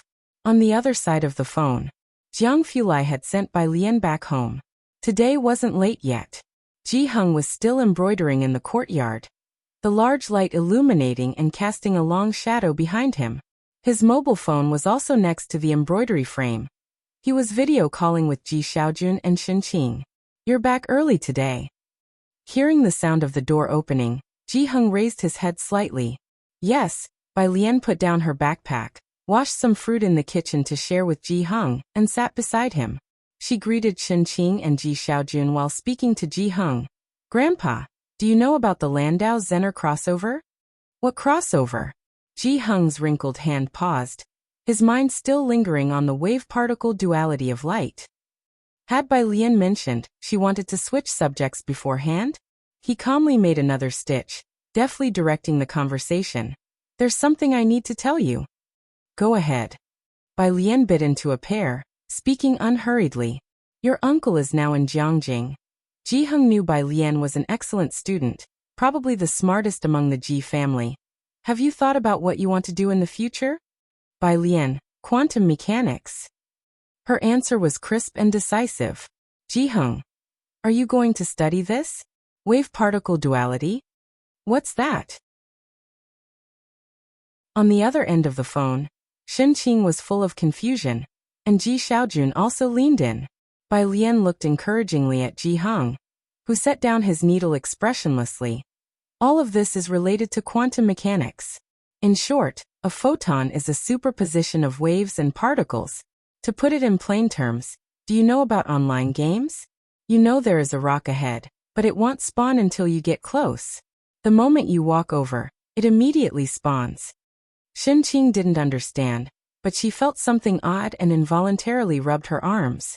I see, Ji Xiaojun nodded his head, his mind recently bombarded by a plethora of data. So Alien is going to study physics? That's the plan for now. Bai Lian finished the pear. Uncle, is there something you need? Shen Qing chimed in from the side. He wants to find you to help him with the data analysis. Ji Xiaojun. Ji Heng picked up the needle again. Let's wait until after Alien's college entrance exams. Nearby, Bai Lian didn't bring up the crossover again, and Ji Heng finally relaxed. Meanwhile, with Jiang Fulai, in the study, his phone was lit up with a hands-free call activated. On the other end, Jiang Ziju's voice sounded puzzled. Marketing? Yes, Jiang Fulai reached out, picking up the cushion on the carpet with 2 fingers, and casually tossed it onto the sofa. His voice was indifferent. The person is all I need. Okay, Jiang Shiju arranged it, curious about what it was but didn't dare to ask. Are you coming back next month? Jiang Fulai paused for a moment. Coming back. He ended the call, returned to his seat, and turned on the computer. The glow from the screen cast his face in a stark white light. He logged directly into WeChat. The request from Director Jian had been accepted, and the person had sent Jiang Fulai a video and a document. The video was an internal performance from Jiangjing Music Academy, and the document listed the names and times of the performers involved. He edited a segment from the video and took a screenshot of the list with Director Jian's name and the school's seal. Jiang Fulai, do you mind if it's revealed that you are Jian? Jiang Fulai knew that Director Jian had used the pseudonym, Jian, to collaborate quietly with Bai Lian on music, purely for the music's sake, but had not expected that after the song became popular, such a situation would arise. At that time, Yanlu was still relatively unknown, and director Jian didn't want to label the song with something as significant as director Jian. Chapter 454. 179 might be because I composed the music myself. Second update. _2. After the two songs, the reputation of the lyricist and composer by Jian and Jian had already been established. They were the rising stars in the circle. Whether director Jian made a public appearance was no longer a concern. At least the new song wouldn't be tagged with director Jian. Director Jian. I don't mind. Jiang Fulai had anticipated this as well, his fingertips idly tapping on the tabletop. With no issues from director Jian's side, things would be easily manageable. The next day, Tuesday, Yanlu's popularity was still sky-high. Bai Lian received a WeChat message from Sister Xian during her afternoon class, telling her that Sister Xian had driven to Xiangqing overnight. After the afternoon classes ended, at the Zhang family's place, Mother Zhang knew Yanlu and the others had business to discuss, so she went to sell flowers in the front, leaving the backyard and the living room for Yanlu and the others. Sister Xian had driven to Xiangqing overnight and arrived in the morning. After getting some sleep at a motel, she didn't reach the Zhang family's place until now. Sister Xian, Sister Lu doesn't agree to post a clarification on Weibo, Huang said, having stayed up all night following public opinion, and poured a glass of water for Sister Xian. You haven't seen what people online are saying about Sister Lu. Yanlu treated her assistant well, was approachable and not pretentious, and Huang liked this boss a lot. I know, Sister Xian said, holding a teacup and looking at Yanlu. Did Lu Yang reject you? Yeah. Yanlu wasn't surprised by this. I'll check with some old friends.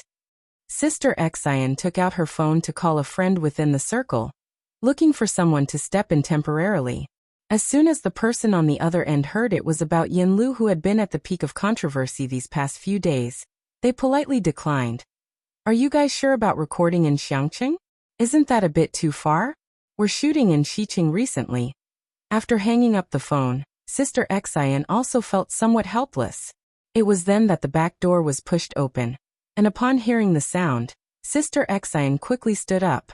The person who entered was Bai Lian, one hand carrying a black backpack, the other holding a removed school uniform, and using her elbow to close the door as she walked in. Miss Bai, Sister Xian gave up her seat to Bai Lian, her tone full of apology. It's my fault. I've dragged both you and Director Jian into this. It's my fault. Yanlu also felt very sorry. She hadn't expected the incident to disturb Bai Lian, who only loved studying. There are too many marketing accounts smearing me, and I've given them plenty of material in the past. It's okay. Bai Lian understood all there was to know about the entertainment industry.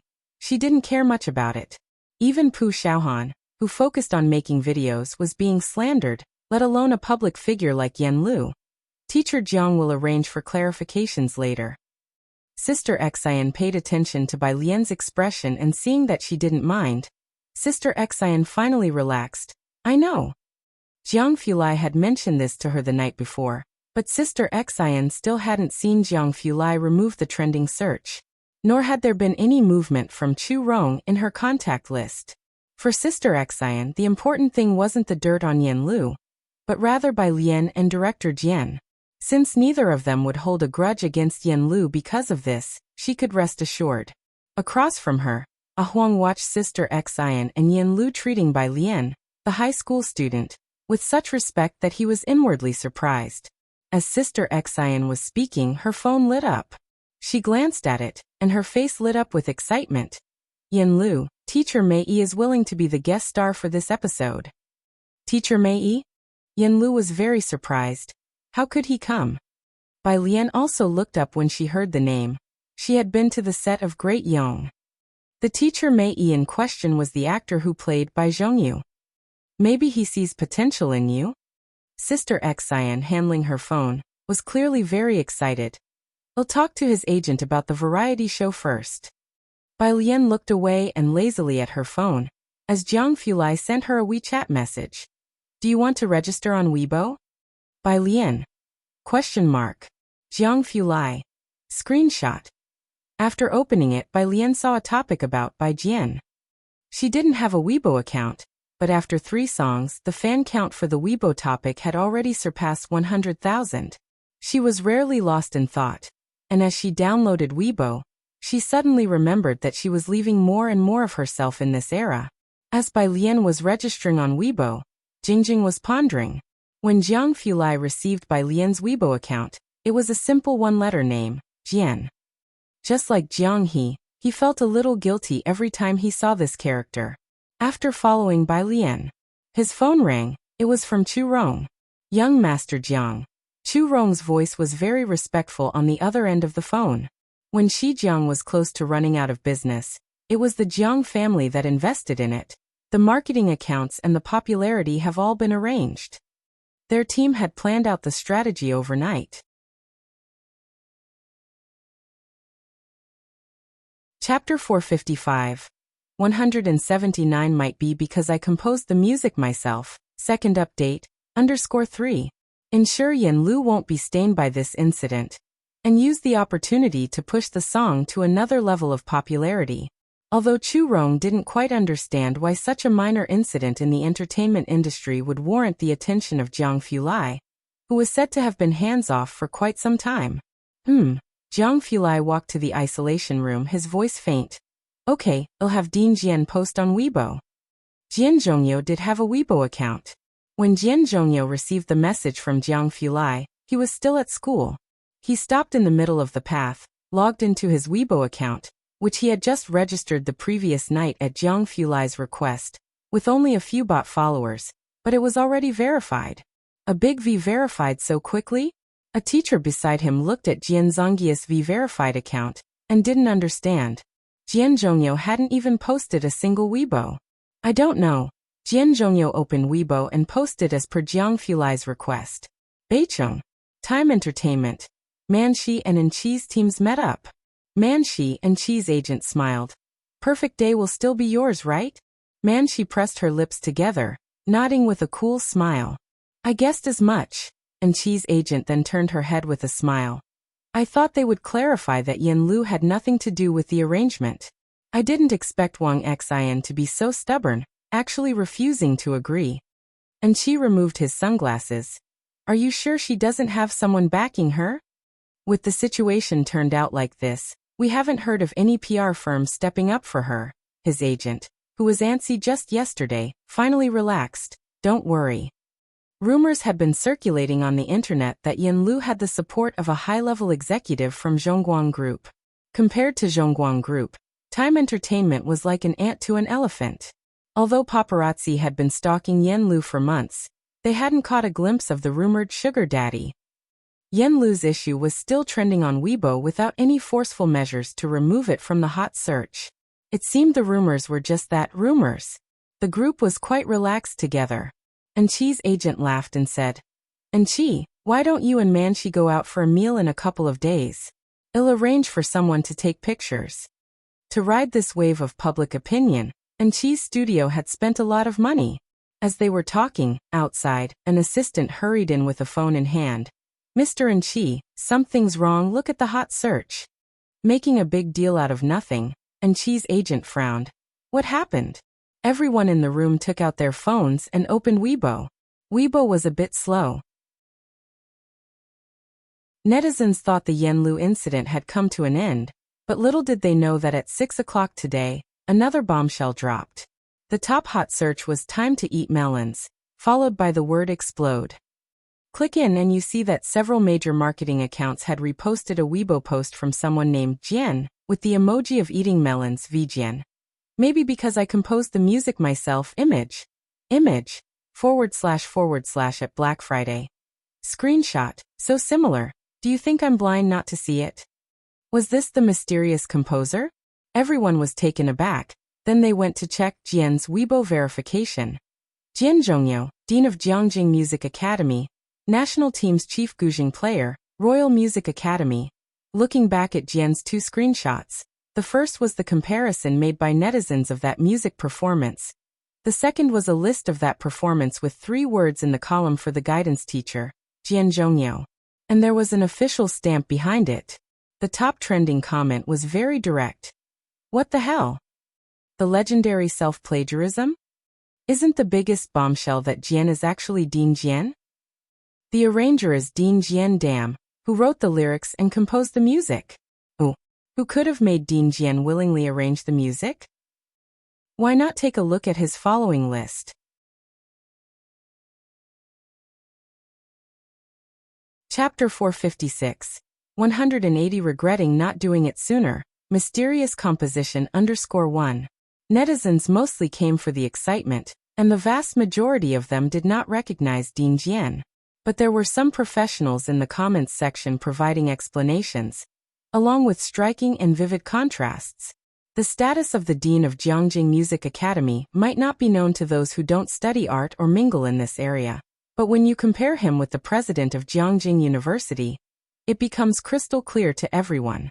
Yen Lu had a 3S+ level drama waiting to be aired, and beyond that, 3 songs that had broken through the music industry in China this year. No one could have imagined that the obscure arranger would be someone like Jianzhongyo, who was detached from the entertainment circle. Jianzhongyo could be called a master, an artist who could perform at national events. Perhaps many netizens still couldn't imagine Ding Jian's status in the world of national music. But Qi and his entourage, who had been to the music academy for lectures, were well aware. Qi's agent felt like he was going insane, his hands trembling. The arranger for Yen Lu is him? From the very first song? Why has there never been any hype on Yen Lu's side? This didn't make sense. Qi went to Jiangjing University for a single lecture, and got through to so many marketing accounts. Yen Lu's arranger is Jianzhongyo, and Wang Xian doesn't pay for internet trolls and marketing accounts for promotion? He was the same as most netizens. If the arranger is Jianzhongyo, then who else could even be mentioned in the same breath as him for songwriting and composing? Qi's agent clicked on Ding Jian's following list. The short video app was suitable for the elderly, so Ding Jian was often active on the video app. This was his first time registering on Weibo, and his account was only following 3 people. Yen Lu, the official Weibo of Jiangjing Music Academy, and as Qi looked at the last one, an account with a system-generated gray avatar and the name Pic.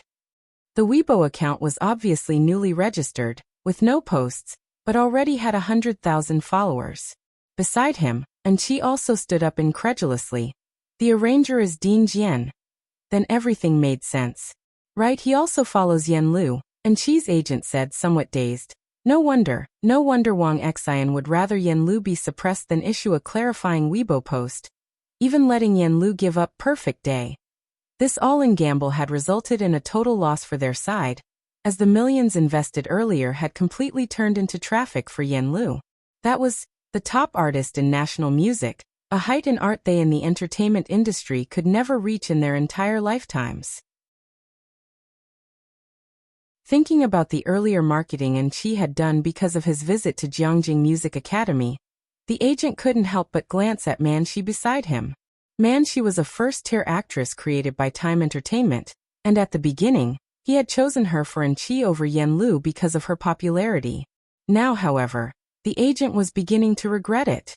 If they hadn't backstabbed Yen Lu, would this popularity also include a part for Qi? Would they perhaps also have had the chance to have Ding Jian arrange music for Qi? Once some thoughts appeared, they couldn't be contained, and even Manxi standing to the side could sense this. Xiangcheng. After Sister Xian finished a phone call with teacher Mei Yi and confirmed the filming location and celebrity guests with the directors of Come Here Friend.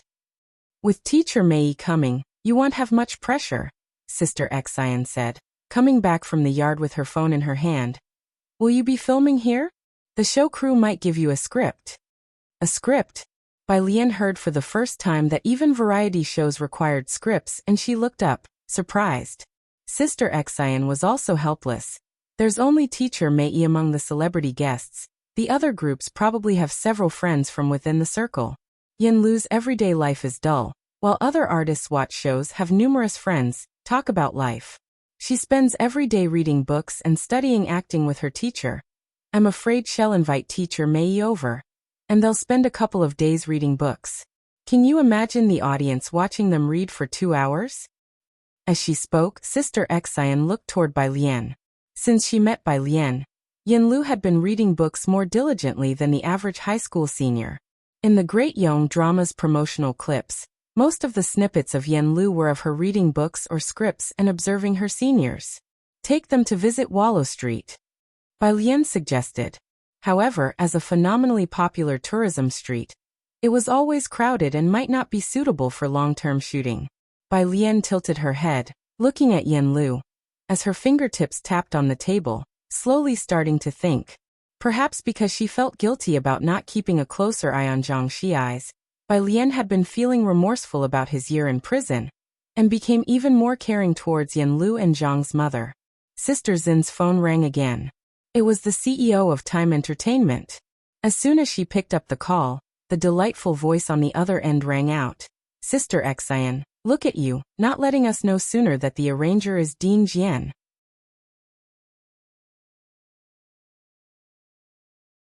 Chapter 457. 180 Regretting not doing it sooner. Mysterious composition _2. The boss politely called out, Sister Xian. Wang Xian was stunned at the moment.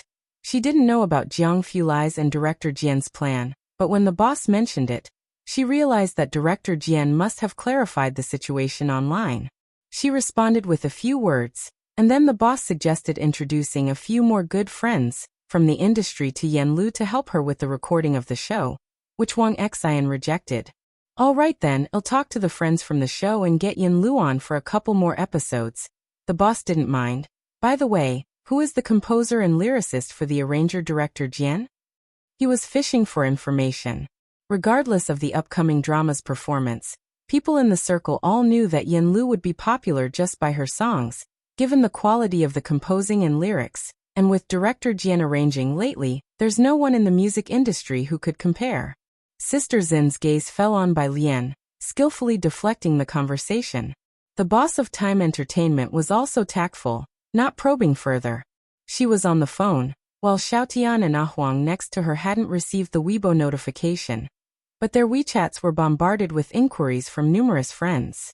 As soon as Ahuang unlocked his phone, he saw a message from a friend who also worked in the industry. Yanlu's arranger is the dean of Jiangjing Music Academy? Damn, you kept such a big secret from me. I've been worried for you for 2 days. De Huang, am really angry now, smile. Ahuang. Huh?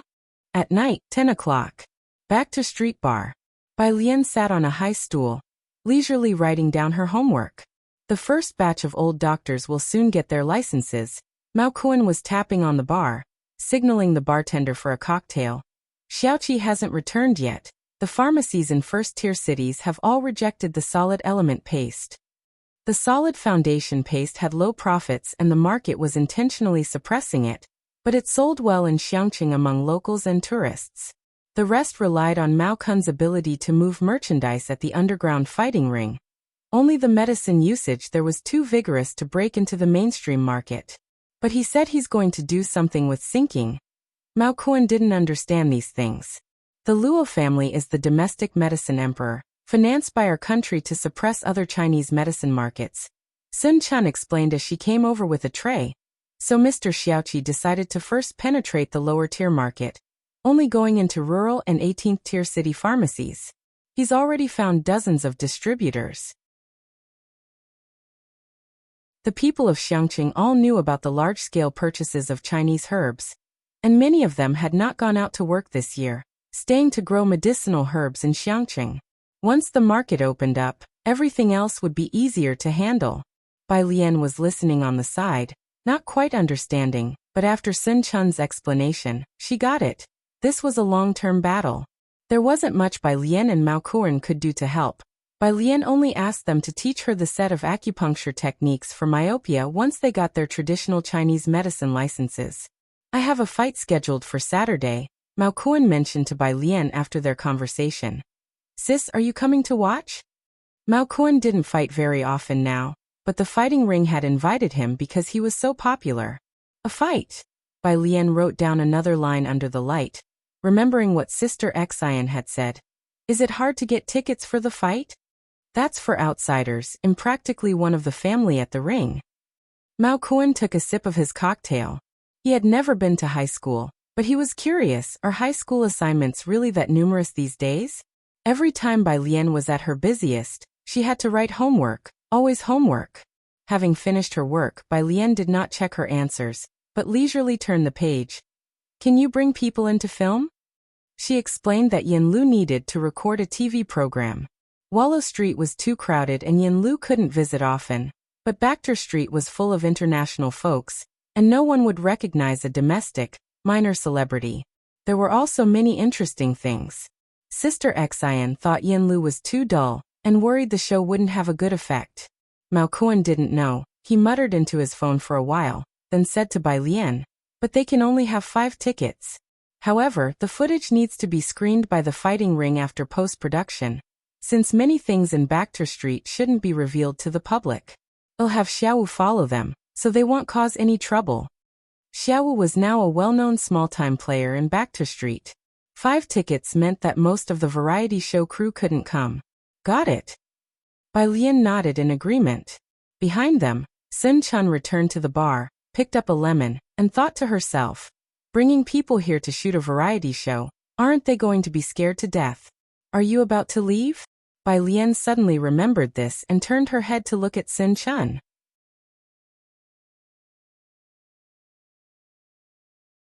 Chapter 458. 180 Regretting not doing it sooner. Mysterious composition _3. Sun Chun fetched a bottle of alcohol from behind and showed great respect to Bai Lian. Mr. Xiaoqi asked me to go to Jiangjing to mix drinks and learn a few things. The bar had a branch in Jiangjing. Bai Lian watched Sun Chun smear lemon around the rim of the glass, smoothly flipping it in the air. The bar's lights shone on Sun Chun's seductive face, as she moved with grace and ease. Would drinks made like this taste better? She picked up the drink Sun Chun had mixed for her. It was very mild, quite different from the alcohol she was used to. Beside her, the male bartender handed over his own mixed drink to Mao Kuan with a look of grievance. Mr. Mao, why does Miss Bai only drink what Sun Chun mixes? Is mine not tasty? Mao Kuan glanced at Sun Chun and then at Bai Lian. No, it's also possible that yours just doesn't look as good. Thursday. Su Nanjing drove Bai Lian back to Purist Street. In most cases, Su Nanjing had replaced Ming Dongheng as Bai Lian's chauffeur. We're going to Bacter Street to watch the fights this Saturday. Su Nanjing stopped the car at the intersection and looked back at Bai Lian. Bai Lian, little sister, do you want to go? It's a rare opportunity. I only got it through Chao. In the passenger seat, absorbed in Weibo, Xiao Bingwen lifted his head and hesitated. It's too bloody, better not. It was a mess there too. Su Nanjing realized and looked in the rearview mirror at Bai Lian, who was reading her book obediently. That's right, Bai Lian, little sister. You should focus on your studies.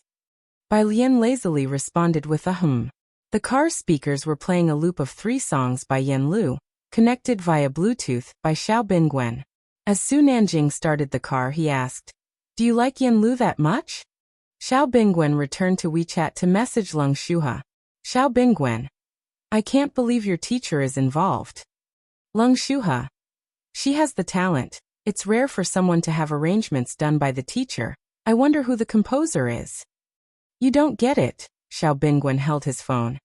If you knew who did the arrangement, it would shock you. Su Nanjing wasn't interested in the entertainment circle. He was preoccupied with dealing with Chao's matter recently, or thinking about how to formally introduce Bai Lian to the Su family, or how to introduce the Empress Mother to Bai Lian. Messages hit the wall. Who is it? Su Nanjing replied nonchalantly. Dean Jian, Xiao Bingwen whispered with a mysterious tone, Shu's teacher. Ah. Although Su Nanjing had heard of these two, he had never met them and was quite surprised. He's arranging for a star? Yes, Xiao Bingwen sighed. Everyone's guessing who the mysterious composer is. They're definitely not any less talented than Dean Jian. This has been a frenzy in both the music industry and entertainment world. Xiao Bingwen was close to Lung Shuha and naturally understood music too. The fact that Yin Lu's 3 songs were such a hit already illustrated the composer's abilities. After Dean Jian appeared, even Lung Shuha and his circle were guessing who the lyricist and composer were, not to mention others. Su Nanjing also found it unexpected. then remembered something and explained to Bai Lian in the back seat. Dean Jian, that's the teacher who's really good at Guzheng. Bai Lian, little sister, when you go to Jiangjing, I have a surprise for you. He recalled something Gao Yan had told him. In the back seat, Bai Lian lazily turned a page. The car arrived at Puris Street. Bai Lian said goodbye to Su Nanjing.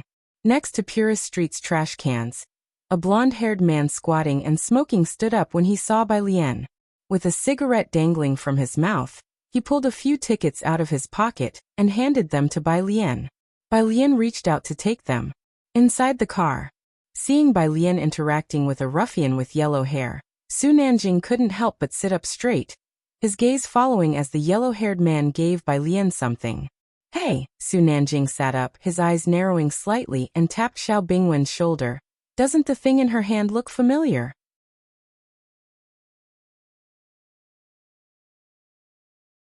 Chapter 459, 181st Annual Feel-Good Article. Alien offers tickets, second update. _1 Xiao Bingwen was messaging Leng Shuha while casually browsing Weibo. Leng Shuha. Link, Leng Shuha. This big shot's Weibo. He clicked on the link and saw a Weibo post with the word found. With only one following, which was the Douyin platform, but already had 2.01 million fans, all active ones. Is this the Weibo of the lyricist and composer? Xiao Bingwen followed the account and heard Su Nanjing's voice, and when he looked up, he saw Bai Lian slipping the blue ticket back into his school uniform pocket. It does look a bit like your ticket, Xiao Bingwen paused. It looked very much like a Fight Club ticket, but she seems to have many? Those tickets could only be obtained by Su Nanjing through Chao. The Chun family might also be able to get them since it said they have a senior brother in the Fight Club, but Su Nanjing and Xiao Bingwen were not familiar with them. Even so, Su Nanjing had only gotten 3 tickets. At a glance, Bai Lian seemed to have many. It couldn't be, right? And considering Bai Lian's demeanor, she did not seem like someone who would go to a gory place like a fight club. It seemed he sensed their gaze. The blonde guy smoking looked up and smiled at Xiao Bingwen and Su Nanjing. He wore a black t-shirt with a skull pattern and a silver necklace around his neck, exuding a vibrant vibe. Xiao Bingwen. It shouldn't be. The next day, Friday, Bai Lian sent the organized data to Heewon. Heewon sent her a message of thanks. Through a long corridor, the Research Institute office. Wearing a blue radiation suit, Heewon stood in front of all the team members, listening to Jiang Fulai speak. The underground laboratory was naturally cold, with cold white lighting, and surrounded by high-tech machinery. Jiang Fulai was sitting in his seat with the computer screen displaying academic papers in front of him. One hand rested on the armrest while the other pointed at the computer screen. His prominent nose adorned with glasses and lips tightly pursed. His cold, white fingertips paused on an example, and he slightly turned his head. Adhesive forces and repulsive forces have opposite curvatures. One causes space to contract and the other causes it to expand. Are you using this example to discuss positive and negative energy? What should I say to you? Should I encourage you to bravely challenge Dirac? He chuckled disdainfully, and others in the know understood that it was directed at Heewon, who lowered his head even further. Heewon. After Jiang Fulai finished looking over everything, he stood up with his phone. Is this the review you organized? He glanced again at the printed documents in Heewon's hands. Heewon, yes, new literature. Jiang Fulai gave him a cold look. You don't need to write acknowledgments. Heewon. Once Jiang Fulai left, other team members approached, imitating Jiang Fulai's words and then patting Heewon on the shoulder. Brave enough to challenge Dirac, that's Heewon. You're our lab's next Dirac. Today, only Heewon was rebuked, while the rest reveled in his misfortune. Heewon, holding several papers and smiling, said, Say that one more time, and next time Jiang Xiao invites us to eat, you all can order for yourselves. The others. Heewon turned back to his station, picked up his phone and vented to Bai Lian. Got scolded today, running with tears, running with tears, running with tears, Xiangqing No. 1 Middle School. When Bai Lian saw Heewon's message, she had already finished school. She glanced down at his reply. Heewon often got scolded, and she was used to it by now. In class 15, a bunch of people gathered, with Pu Xiaohan speaking loudly. We don't have to go to Aunt Zhang's place for the next few days. Yanlu is going to record a show there. Bai Lian slowly followed behind the group. She was looking through the questions on the Jiangjing app. Upon opening the app, she saw cries of anguish all over the public screen, but Bai Lian wasn't paying attention and just kept brushing through the questions, most of which were fill in the blank. Wang Qi, Pu Xiaohan, and the others had been in the midst of a heated discussion. That was until they saw the person standing at the doorway of the bubble tea shop, and their voices subconsciously quieted down quite a bit. When Bai Lian looked up, she saw Jiang Fulai standing in the corner outside the bubble tea shop. School had been out for a while, but there were still plenty of people at the bubble tea shop. Jiang Fulai stood in the corner about 2 to 3 meters away from the doorway, where the warm light of the setting sun slanted down through the roof. He was clad in a black jacket, the zipper left undone to reveal the snow-white t-shirt underneath, with his fringe longer than his eyebrows, casually swiping his phone screen, looking both disengaged and aloof. As Ning Xiao and Tang Ming passed by, they respectfully greeted Jiang Fulai. Jiang Fulai looked up indifferently. I'm going to see Yanlu. Bai Lian didn't go into the bubble tea shop. Instead, she shielded her eyes from the still somewhat glaring sunset with her phone, and slightly raised her head.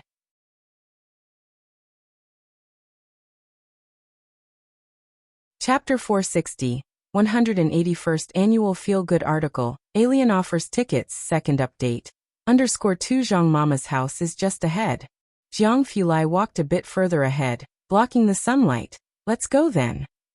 He accompanied Bai Lian there. Did you curse at Hewen today? Bai Lian asked with her mobile phone in hand, a bit curious. Jiang Fulai's eyes were cold, and he answered casually. If describing facts is considered cursing. From his tone, Bai Lian knew Hewen would be criticized again next week, so she changed the subject. Are you going fishing with my grandpa tomorrow? Jiang Fulai had spent the whole week in the lab. There were 2 days off for the weekend. Hearing about going fishing with Ji Heng, Bai Lian still wasn't clear how the two had gotten in touch. Zhang family. Mei Yi and his agent had already arrived.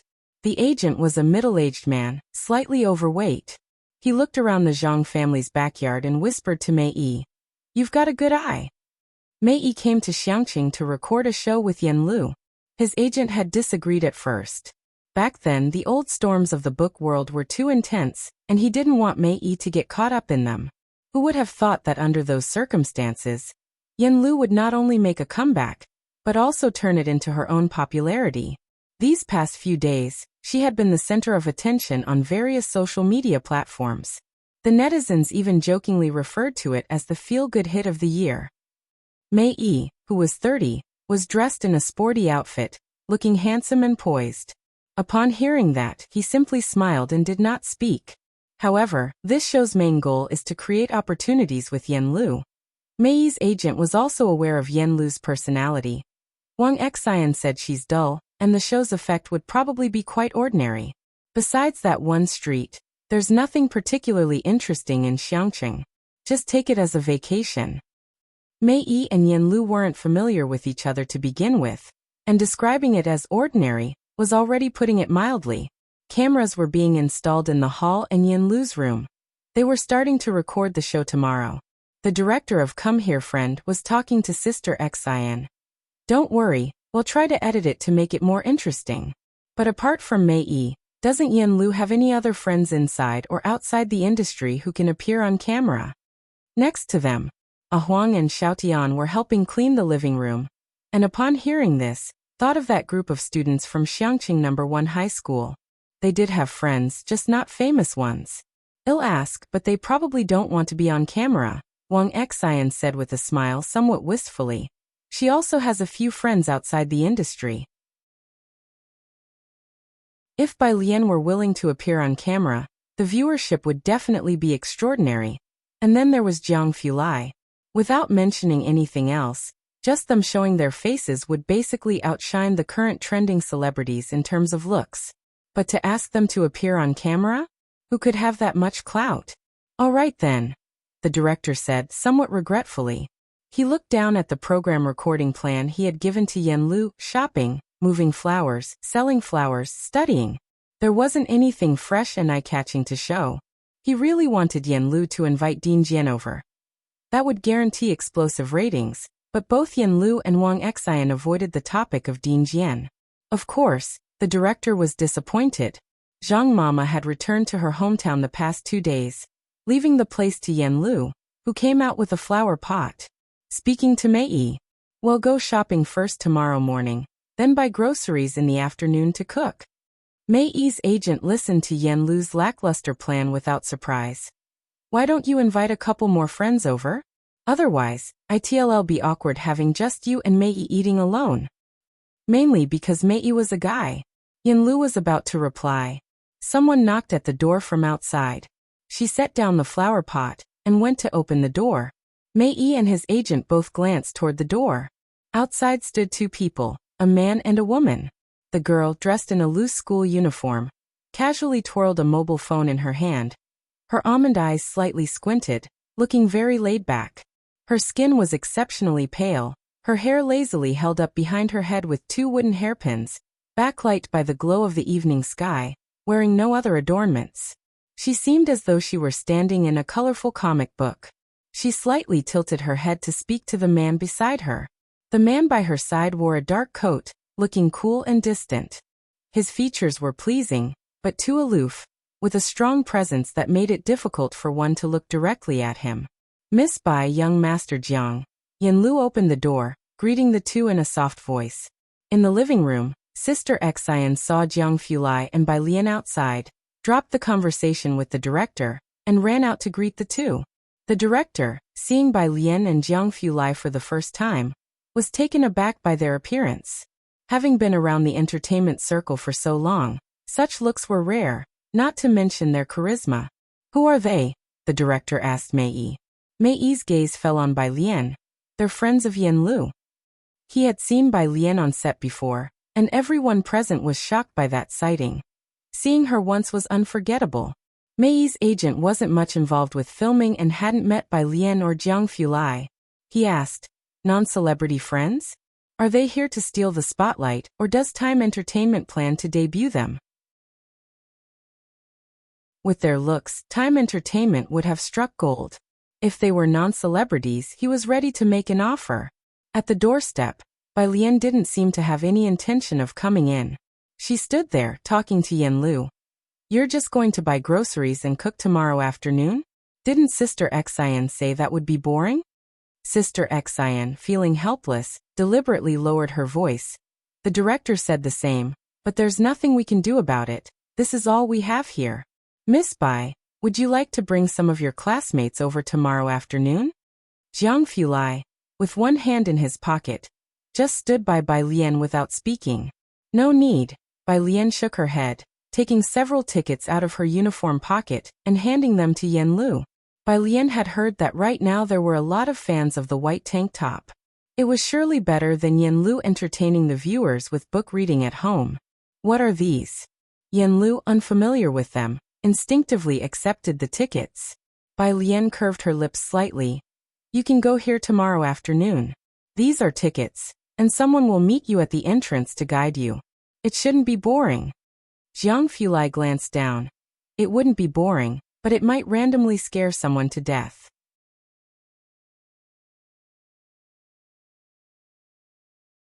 Chapter 461. Mysterious Guest _1 introduced by 182 Jiang. She would describe this using the words "not boring." Those who can get to the fighting arena on Bachter Street more or less have some connection with Bachter Street. Ordinary people don't dare to enter, and there are many urban legends about Xiangqing. That's why most of the fighting arena is only broadcast on platforms. Not to mention domestic variety shows, even those from other countries, none has ever recorded a show on Bachter Street. Who would have the guts? Miss Bai really knows how to give out tickets. Jiang Fulai retracted his gaze. "Okay, I'll take them there tomorrow." Although Yan Lu was a few years older than Bai Lian always listened respectfully when Yan Lu spoke. She took the tickets and looked down at them. "Can this event be broadcast?" The date and location on the ticket indicated it was a fight. The arch-shaped entrance printed on the front was majestic, the likes of which she had never seen before. Yan Lu had left Xiangqing since she was little, and didn't know much about it. Only today did she find out that there was such a large-scale fighting arena here. Taking teacher Mei to watch a fight was better than staying at home and having an awkward chat. It can be broadcast, but only 5 people are allowed in. Bai Lian put her hand back in her pocket, her eyebrows raised lightly. You decide which 5 people will go. Give me the list tonight, and I'll lead the way tomorrow. Yanlu just nodded. It sounded very strict. Are you going to the east side of the city tomorrow? Jiang Fulai asked leisurely after the two had finished speaking. It was already a hot spot for new internet celebrities, and the production team wanted to catch some popularity. Yanlu was very direct. I'm also promoting my hometown in passing. Okay, Jiang Fulai tapped on his phone, seemingly unconcerned. Someone will contact you later to arrange your filming for tomorrow. Yanlu replied with a single word, all right. Cameras were being installed in the yard, and Bai Lian did not enter with Jiang Fulai. After she gave the tickets to Yanlu, she left with Jiang Fulai. When the director saw the two who were both so outstanding leave, and that imposing man was left with only his back in sight, he jogged over. Yanlu, were those two also your friends? Did you invite them to your place as guests? Those two could also create a trending search on social media. The entertainment industry hasn't seen such divine beauty yet. Sister Xian looked at the director as if to say, you dare to think big. Even the head of the Jian Institute was more reliable than those two. No, Yanlu also rejected the suggestion, and then holding the tickets, she showed respect to teacher Mei. After visiting Wallow Street and Peace Street tomorrow, I plan to take teacher Mei to watch a fight. Is that okay with teacher Mei? Mei's smile was warm as he shifted his gaze away from Bai Lian. I'm fine with anything. You set the schedule at your convenience. Mei's manager showed no interest in the fight, merely glancing at the ticket. Baxter Street? Where is that? Never heard of it. Almost everyone present hadn't heard of this place before. The director took out his phone and searched the map. It was off the beaten path, but it indeed existed. Only 5 people can enter? Yanlu, do you have the number of this fighting arena's owner? I want to talk to them. See if we can bring a few more people and in turn promote their fighting arena. If only 5 people can enter, there wouldn't be many photographers they could bring. The director also wanted to shoot more footage. Yanlu looked down at the ticket, which had a customer service number that seemed like an overseas one. She handed it to the director. You ask them. The director took the ticket, looked at the number, and immediately took out his phone to make a polite call to state their intentions. Sir, the person on the other line smiled. Don't joke like this next time. Voices came faintly from the other side. Whose call is that? Someone who didn't get a ticket calling to make a fuss. The director, who was making a fuss over not getting a ticket. Since they were going fishing tomorrow, Jiang Fulai planned to explain all of Ning Xiao and Tang Ming's difficult problems tonight. After finishing her part-time job, Yang Lin was enthusiastically kept by Pu Xiaohan to do problems. You'd have to turn on the light to do homework at home, which is a waste of electricity. Here, so many people are together. You can ask them about 3 problems and save on your electricity bill. Pu Xiaohan had now mastered the essence. Yang Lin was hard to approach. In more than 2 years as classmates, she only accepted favors from Bai Lian, and that too under the premise of repaying. Even after learning about Yang Jianping's situation, Pu Xiaohan continued to treat Yang Lin with her previous attitude. Yang Lin stayed and sat at Jianzhe's table to do her homework. 11 o'clock. Outside the milk tea shop, Su Nanjing, who had just parked the car, was shocked to see the opposite side. Xiangcheng's students were also this studious? They were still doing homework together so late. It wasn't until close to midnight that the group began to pack up. Su Nanjing opened the car door and got out. It was quite late, and only the elongated shadows of trees lined the road, with few cars in sight, making it exceptionally quiet.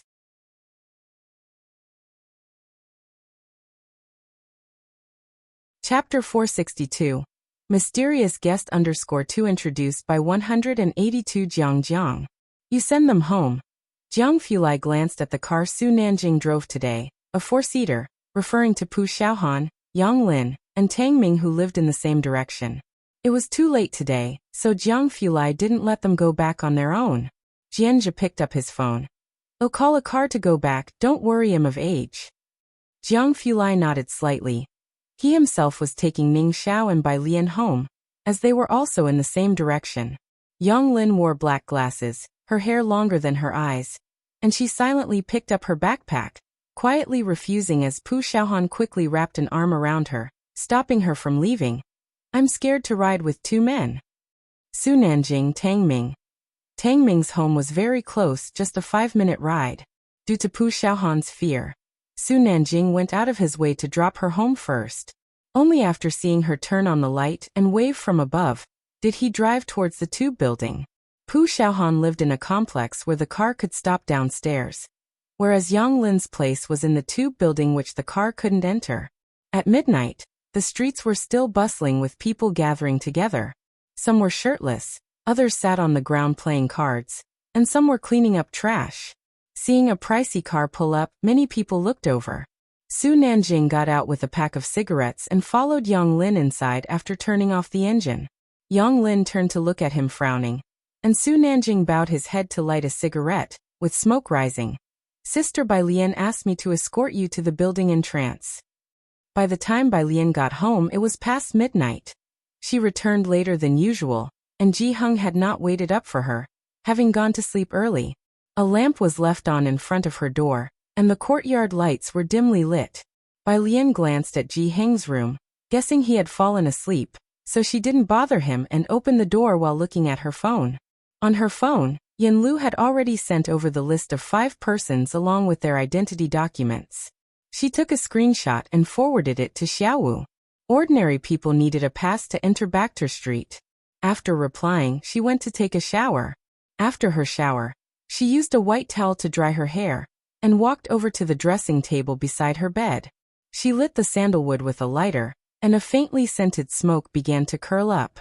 Finally, it diffused throughout her modest room. She just leaned against the dressing table. The sedative incense didn't have much effect on her, but as she breathed in the wisps of smoke, her tense nerves relaxed slightly. At least, she didn't have nightmares as often as before. Her phone on the desk vibrated several times. Bai Lian took down the towel. Everyone in the group was checking in, saying they had gotten home. Jiang Fulai also sent her a message. "Got home." And he sent her a picture of Jiang He sleeping under a cabbage blanket. Bai Lian looked at the picture for a while, then pressed on her phone and replied with a number. One on the other side of the phone, Mr. Jiang, who had just grabbed his pajamas, looked down at this one for a long while before expressionlessly closing the bathroom door. Early Saturday morning. Ji Hung was going fishing, and both Jiang Fulai and Chief Chen arrived very early. Jiang He, carrying a small bag and dressed in the blue mandarin jacket Ji Hung had made for him, followed energetically behind Jiang Fulai. Bai Lian and Ji Hung were both up. Ji Hung was brushing his teeth by the outdoor sink. Chief Chen, who brought breakfast on his way, set it down on the stone table and greeted the two. Bai Lian lazily raised her hand in greeting, grabbed a bottle of milk, leisurely inserted the straw, and watched Ji Hung thoughtfully. Ji Hung spit out the mouthwash and took the initiative. "Xiaojiang, what size clothes do you wear?" Jiang Fulai was momentarily startled. Then after a moment he seemed to understand. "I don't know." Ji Hung leisurely finished brushing his teeth and washed his face outside. "Then that's perfect. Go inside and bring out the tape measure. I'll measure you, and when I'm free in a couple of days, I'll make you a suit too." After brushing her teeth and taking her measurements, Bai Lian diligently recorded them, and asked about Jiang Fulai's preferences.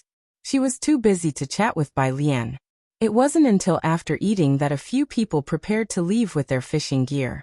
Bai Lian handed Ji Hung his fishing rod, and as he took it she suddenly spoke. Didn't you forget the chemical bond?" Jiang Fulai stood by, not daring to speak. Director Chen didn't understand, but since Jiang Fulai remained silent, he naturally dared not say anything either. Jiang He simply blinked and stared at Ji Hung. Ji Hung. Bai Lian left with them, taking bus route 12. After they watched her board the bus, Jiang Fulai and his group got into the car parked by the roadside. Ming Dongheng had been in the driver's seat the whole time, not getting out. Director Chen opened the door to the passenger seat and sat down. The door in the back automatically opened. Right after Jiang Fulai sat down in the back, he leisurely took out the laptop on the table, and Ji Hung suddenly asked, "Seriously, who came up with so many chemical bonds? Can he really remember all those regulations? Why can't AlCl3 be an ionic compound?" Jiang Fulai. Director Chen. Jiang he silently hugged his pillow, honestly saying, "Aluminium chloride is a special case." Ji Hung. He silently picked up his pipe and opened the car window, as if the one who had just gone crazy wasn't him. 8 o'clock. Come here friend began recording. Yen Lu got up at 6 in the morning, bought breakfast for Mei Yi, watered the plants at home, and then sat in the yard to read a book while waiting for Mei Yi to wake up. The production team watching Yen Lu sat motionless in the yard reading for half an hour, all in silence. Mei Yi got up at 7 and called Yen Lu sister, while Yen Lu naturally referred to him as big brother. Their interaction wasn't awkward. They seemed like actual siblings. After eating, Yen Lu took him to buy milk tea near the school. The milk tea shop had just opened, and Yen Lu turned to Mei Yi saying, "The cakes here are delicious, but they were even better before." The shopkeeper recognized Yen Lu and Mei Yi and excitedly said, "Yes, Mr. Kai's cakes are delicious. You can buy them here next month." Mr. Qi? The director was somewhat puzzled, wondering if it was common to call a pastry chef Mr. Qi in Xiangqing, which seemed very civilized. The others didn't ask much about this Mr. Qi, as he was just a cake maker after all. After buying the milk tea, Yen Lu took them to City East Wudong Street, saying on the way, "Someone will meet us at the final stop." The production team thought it was someone arranged by Yen Lu and didn't pay much attention. Determined to bond with Yen Lu's side, Mei Yi's agent didn't leave during the show and kept talking with Xian's sister while heading to the destination. "Is Yen Lu familiar with her songwriter?" Xian's sister laughed. "Pretty familiar. From a certain perspective, they could all be considered to have a life-and-death relationship. If the songwriter shows up, this episode will definitely hit big," Mei Yi's agent sighed. After Dean Jian appeared, a bunch of people online were guessing about the songwriter. When the car reached the intersection at Xiang Mountain Avenue, it being Saturday, Lao Street was bustling, and a few casually dressed people stood at the side of the road, led by a middle-aged woman. Behind them, the director had just gotten out of the car, eyeing the woman's plain face and contemplating her likely being the meet-up person Yen Lu mentioned. Not too concerned. "Who's this?"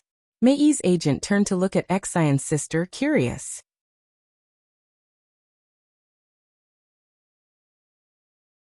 Chapter 463. Directors Group 183. "Oh no, we have to cut here today. Second update, _1. Shinji also hadn't seen her before, and simply stood to one side with a bottle of mineral water. She shook her head at Mei Yi's manager. Seeing Yen Lu and the others getting out of the car, the middle-aged woman took a couple of steps forward to shake hands with Yen Lu and Mei Yi. "Miss Yen Lu, Mr. Mei Yi, welcome to our Xiangqing. Today's schedule has been arranged for you. This is..." Mei Yi looked towards Yen Lu. He didn't know her and was just waiting for Yen Lu to introduce her. Yen Lu didn't know her either, and Jiang Fulai didn't say. "My name is Sun Dan," the woman said with a hearty smile, measuring the distance appropriately and her demeanor efficient and decisive. "I was transferred to the Xiangqing Culture and Tourism Bureau last month. I am very happy that your program could come here." As she spoke, she had someone from behind hand over Xiangqing's cultural and creative gift bags to the crew. The director was somewhat surprised. Was it actually someone from the official Cultural and Tourism Bureau? Sun Dan didn't stay in front of the cameras for long. She had someone take Yen Lu and Mei Yi to tour around, and went to greet the director proactively. "I heard your variety show is an online series." She had quite a commanding presence, which made the director respond subconsciously. Yes, it's a bit difficult to get on satellite TV. Their show was an online series, which could generate more heat if it went on satellite because some older people don't watch online shows. "Is that so?" Sun Dan pulled out her phone. "I'll leave you a number. Later, get in touch with Director Zhang. For lunch, I'll treat everyone. It's only proper to play host since you've come to Xiangqing." Sun Dan had someone lead them inside for tourism, and then she hurried off again. After the people left, the director exchanged glances with Xinjie and Mei's manager, saying, "Director Zhang? The only Director Zhang I know of is." The director was initially going to ask Xinjie, but, seeing her also looking bewildered, he turned to ask the several young people wearing cultural and creative t-shirts who Ms. Sun was. "You mean Director Sun?" The young man scratched his head. "She's the head of our Culture and Tourism Bureau. She just transferred from Jiangjing last month. She used to be with the Jiangjing Cultural and Tourism Bureau." The logistics department was very quiet. At first no one, including the director, spoke. Someone from the Cultural and Tourism Bureau?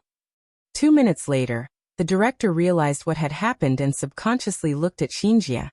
"My Xinjie, why didn't you say something sooner? Come here, friend, an online variety show." Although popular, how did it catch the attention of the Culture and Tourism Bureau? And this Ms. Sun is from Jiangjing? She knows Director Zhang? Mei's manager was also shocked. It was one thing for Dean Jian to be an official figure, but now another official, more proper official had shown up, and they were going to treat them to lunch. "Xinjie, you ask her, but whom should she ask? Was my attitude just now a bit rude?" the director asked, now fully aware of the situation. Bai Lian spent the entire day studying in the library. On the weekend, Yang Lin had 2 part-time jobs and left with her backpack at 3 in the afternoon. Jianjia had developed the habit of reading every day and asked Bai Lian quite a few questions today. Ji Heng and Jiang Fulai caught quite a few fish today, and invited Bai Lian's classmates over for dinner. A little after 4 in the afternoon, Bai Lian led them back home first since Pu Xiaohan planned to film a day in the life of a fish video, and include it in Ji Heng's current edit. Pu Xiaohan had taken the filming of the video for Ji Heng's and the 3 embroideresses' graduation gowns very seriously.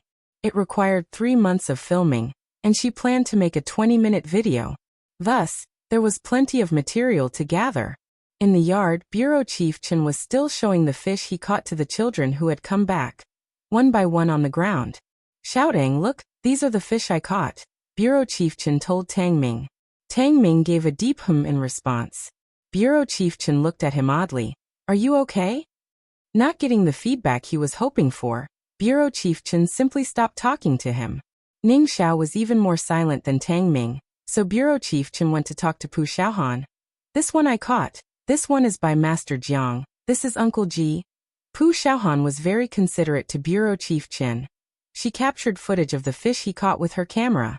After showing his friends, Bureau Chief Chen saw Jiang Fulai casually holding a basket of vegetables. In a jolt, he quickly stood up. "You and Miss Bai should rest. I will take over the cooking." Bai Lian handled the knife, slowly sizing up the fish. The back of the knife gleamed coldly. It made it seem as though she was about to dissect the fish into pieces. Upon hearing, she looked over at Bureau Chief Chen, raising an eyebrow. "You?" "Certainly," said Bureau Chief Chen with confidence. He had specifically consulted with Qi Lu before returning to Jiangjing, so he set the basket aside and took the knife from Bai Lian's hand. "Don't worry. If worse came to worst, he would video call Qi Yundai." Bai Lian stood aside, watching Bureau Chief Chen skillfully slice the fish into fillets, and that's when she believed him.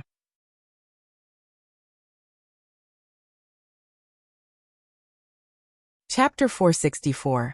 Directors Group 183. "Oh no, we have to cut here today." Second update, _2. Apart from Director Chen, there was Ji Heng and an embroideress in the kitchen. These 3 did not let a group of students get involved. Outside, Ning Xiao washed the fruits they bought, cut them, and placed them neatly on a plate to bring out. There were 2 embroideresses working on their embroidery at one side. After Pu Xiaohan finished photographing the fish, she went to take pictures of them, while Jiang He sat on a high stool nearby, his eyes wide open watching. Ming Dongheng stood with his arms folded next to Jiang He, occasionally speaking when Bai Lian and Jiang Fulai called out to him.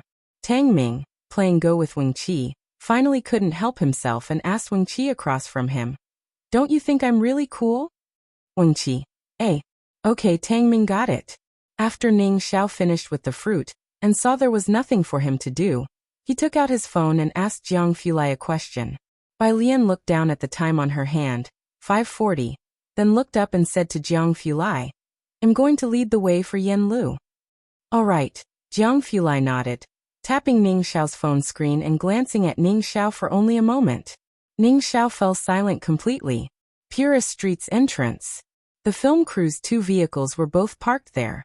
The director got out of the car from the back, and the cameraman followed, shouldering the camera. Passengers on the street, upon seeing the filming equipment, couldn't help but take a few extra glances. "Are you sure we go through here?" the director asked Yen Lu hesitantly. The area was full of old houses, even the road paved with blue stone slabs, and the nearby shops were old-fashioned. There were quite a few people around, but it didn't feel like there was a fighting ring anywhere to be found. Was the fight just an old workshop? However, the program crew had already been shocked by the appearance of Sun Dan in the morning, capturing many precious scenes, so they were only moderately looking forward to Yen Lu's and Mei Yi's travel segment in the evening. But seeing this desolate area, they were still skeptical. Yen Lu, looking down at Bai Lian's reply on her phone, led them deeper in. "Yes, she's waiting for us at a small convenience store." The crew walked forward somewhat skeptically, several cameras already rolling and recording the journey. Yen Lu, unfamiliar with the place, chatted about trivial things with Mei Yi. The 2 of them discussed the topic of acting. Behind them, Mei Yi's agent looked at the surroundings and frowned. "Xinjie, is this reliable?" Xinjie herself wasn't sure either. The group had only walked a few steps when they saw Bai Lian up ahead. She was dressed in a blue stand collar top with a white long skirt beneath. Her hair was half tied back, and she was holding a red Wangzai milk, talking to the store owner, leaving everyone with just a view of her profile. At dusk, in the ancient alley with its lingering charm, a gigantic old tree stretched its lazy branches into the lane, casting a background of hazy glows and mists. Compelled by the scene, the film crew paused for a moment. It was only when Yen Lu called out to Bai Lian that she turned her head slightly, with the straw in her mouth, and everyone snapped out of it. Yen Lu had already told the crew in advance to try not to film Bai Lian as much as possible. "Only 5 people can go in," Bai Lian said after finishing her milk, squeezing the carton flat. The director, wearing his headset, said, "I know, well, just wait at the door then." That was what he said, but the director had his own considerations. He had brought cash, planning to negotiate a bit with the staff at the door, or to buy out others' tickets at several times the price to sneak a few more people inside. Bai Lian tossed the milk carton into a trash can nearby. Hearing him, she glanced at the director, probably guessing what he was thinking, and simply curved her lips without saying anything. She led the group towards the Qingshui Bridge. All along the way, several cameras were filming, and neighbors who recognized Bai Lian all greeted her with a smile. "What's this for, a TV station?" The crew captured these genuine reactions of the passers-by. "These are all my neighbors," Bai Lian said to Yen Lu and Mei Yi. Mei Yi looked at Bai Lian and smiled. "You seem to be quite popular." The walk was a bit long, and as they approached the Qingshui Bridge, a middle-aged man with a scar on his brow, giving him a somewhat formidable air, slowly walked towards them while looking at his phone. The crew gave him a wide berth. However, he stopped upon seeing Bai Lian. "Where are you going?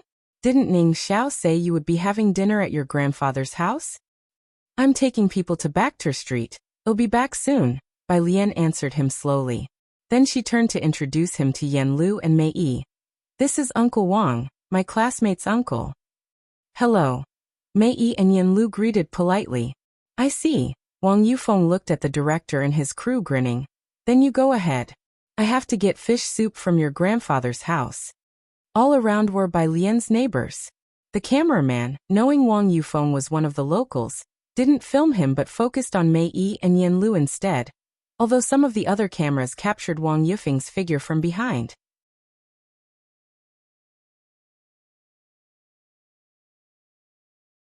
Chapter 465. Directors Group 183. "Oh no, we have to cut here today." Second update, _3. They also carefully avoided Bai Lian, because Bai Lian was a high school student, and couldn't just be filmed at random. Behind them, the director took his gaze off Wang Yufeng and spoke to Sister Xian and the others. "This Bai student has so many friends, it feels like the whole street knows her." There just weren't any funny moments, The evening's outing was indeed a bit boring. But fortunately, they had managed to film something that morning, enough for them to edit. As they chatted, they arrived at Qingshui Bridge. Qingshui Bridge wasn't very long, arched, and very impressive, sticking out like a sore thumb in contrast to the rest of Purist Street. At 6 o'clock, the lights on the bridge were turned on, and the sudden sight of such a bridge startled everyone from the crew. Reaching the middle of the bridge, they could see the roadblock set up at the end of the bridge and the towering sign. Moving forward, the words Baxter Street came into view for everyone. The director looked at the people patrolling back and forth in black clothes, aghast, and tilted his head.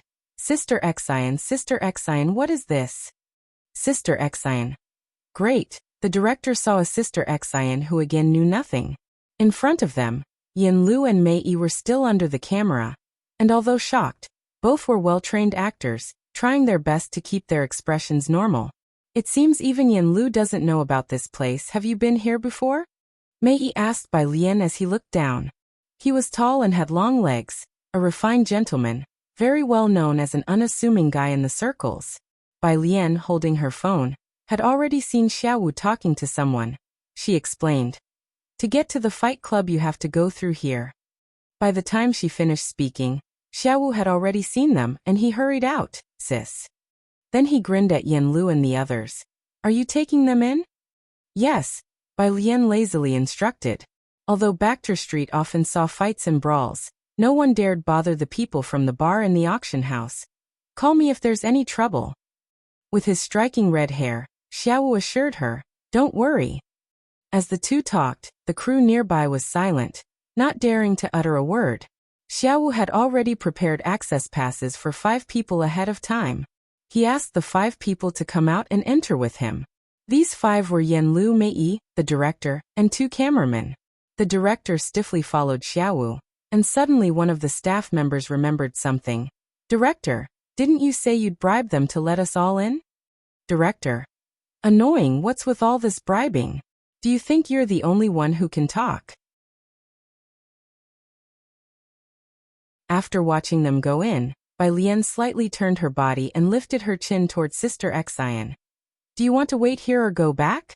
Sister Exion snapped out of her daze and replied, Let's go back. Inside, the director was flanked by 2 cameramen, who dared not record the show at this time, and quietly set down their cameras, nervously following Xiaowu inside. These were people recommended by Bai Lian, so Xiaowu was very polite to them. The group passed the checkpoint and saw the vast Baxter Street and the Qinglong Bar directly ahead. Xiaowu enthusiastically explained Baxter Street to Yin Lu and Mei Yi, and seeing that the 2 cameramen hadn't started recording yet, he scratched his head, somewhat puzzled. Aren't you here to record a show? Go on record, it's fine. As he spoke, the cameramen, including Yin Lu and the director, noticed a towering hulk of a man passing by with gun holsters strapped to both knees. The cameramen who had just nervously lifted their cameras put them down again. The director looked stiffly at Yin Lu. He was going to lose it. What kind of place was this? Did May not mention this kind of situation? They're not going to cancel here today, right?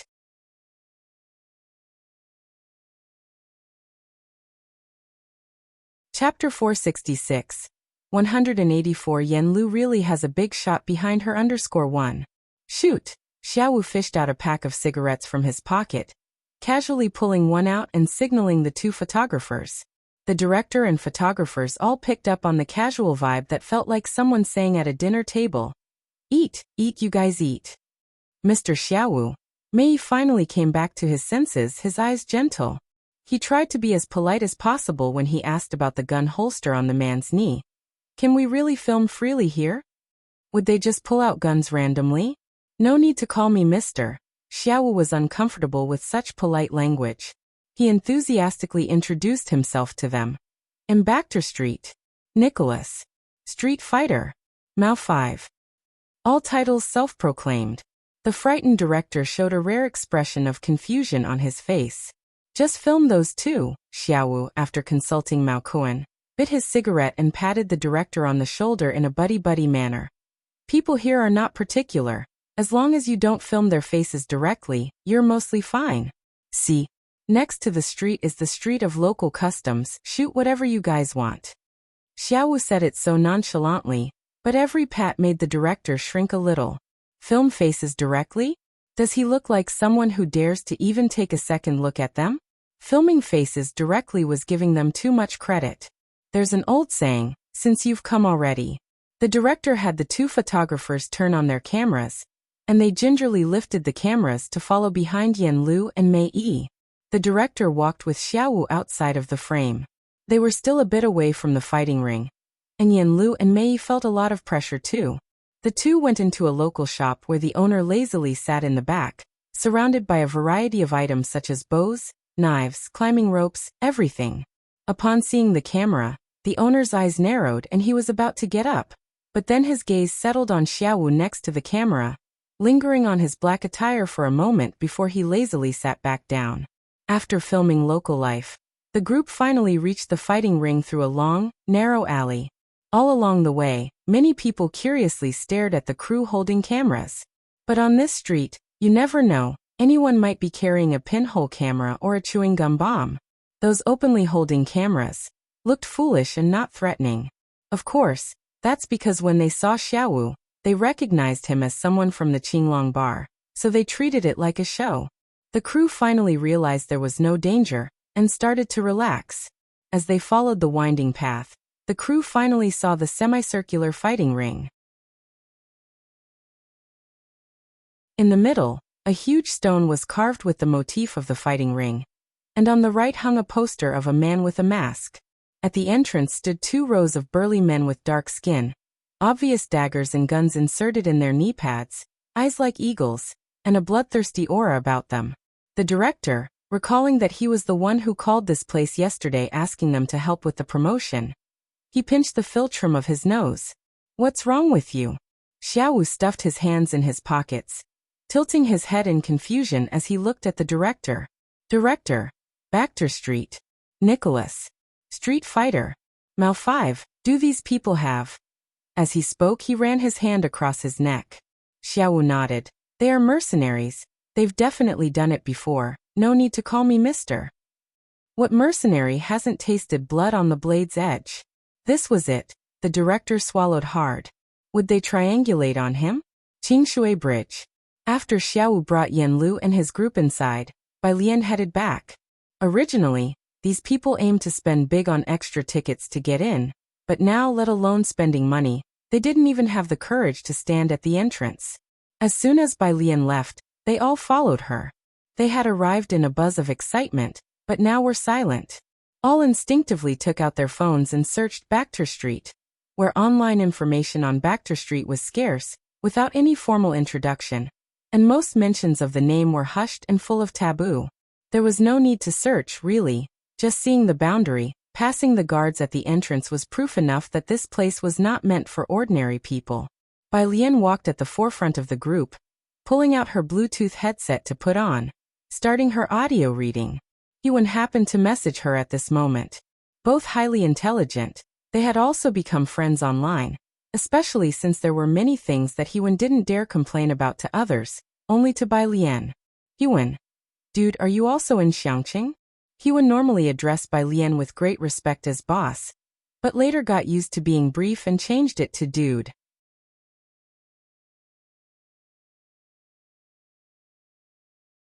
Chapter 467. 184 Yan Lu really has a big shot behind her _2.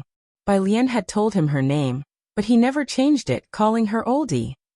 Latterly, Bai Lian stopped bothering with small talk, and let him call her as he pleased.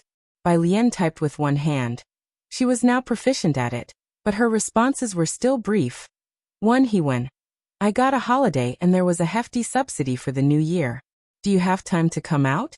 I'll treat you to a meal. Yuan. And about the recent research papers. In the scientific research community, these were the big events.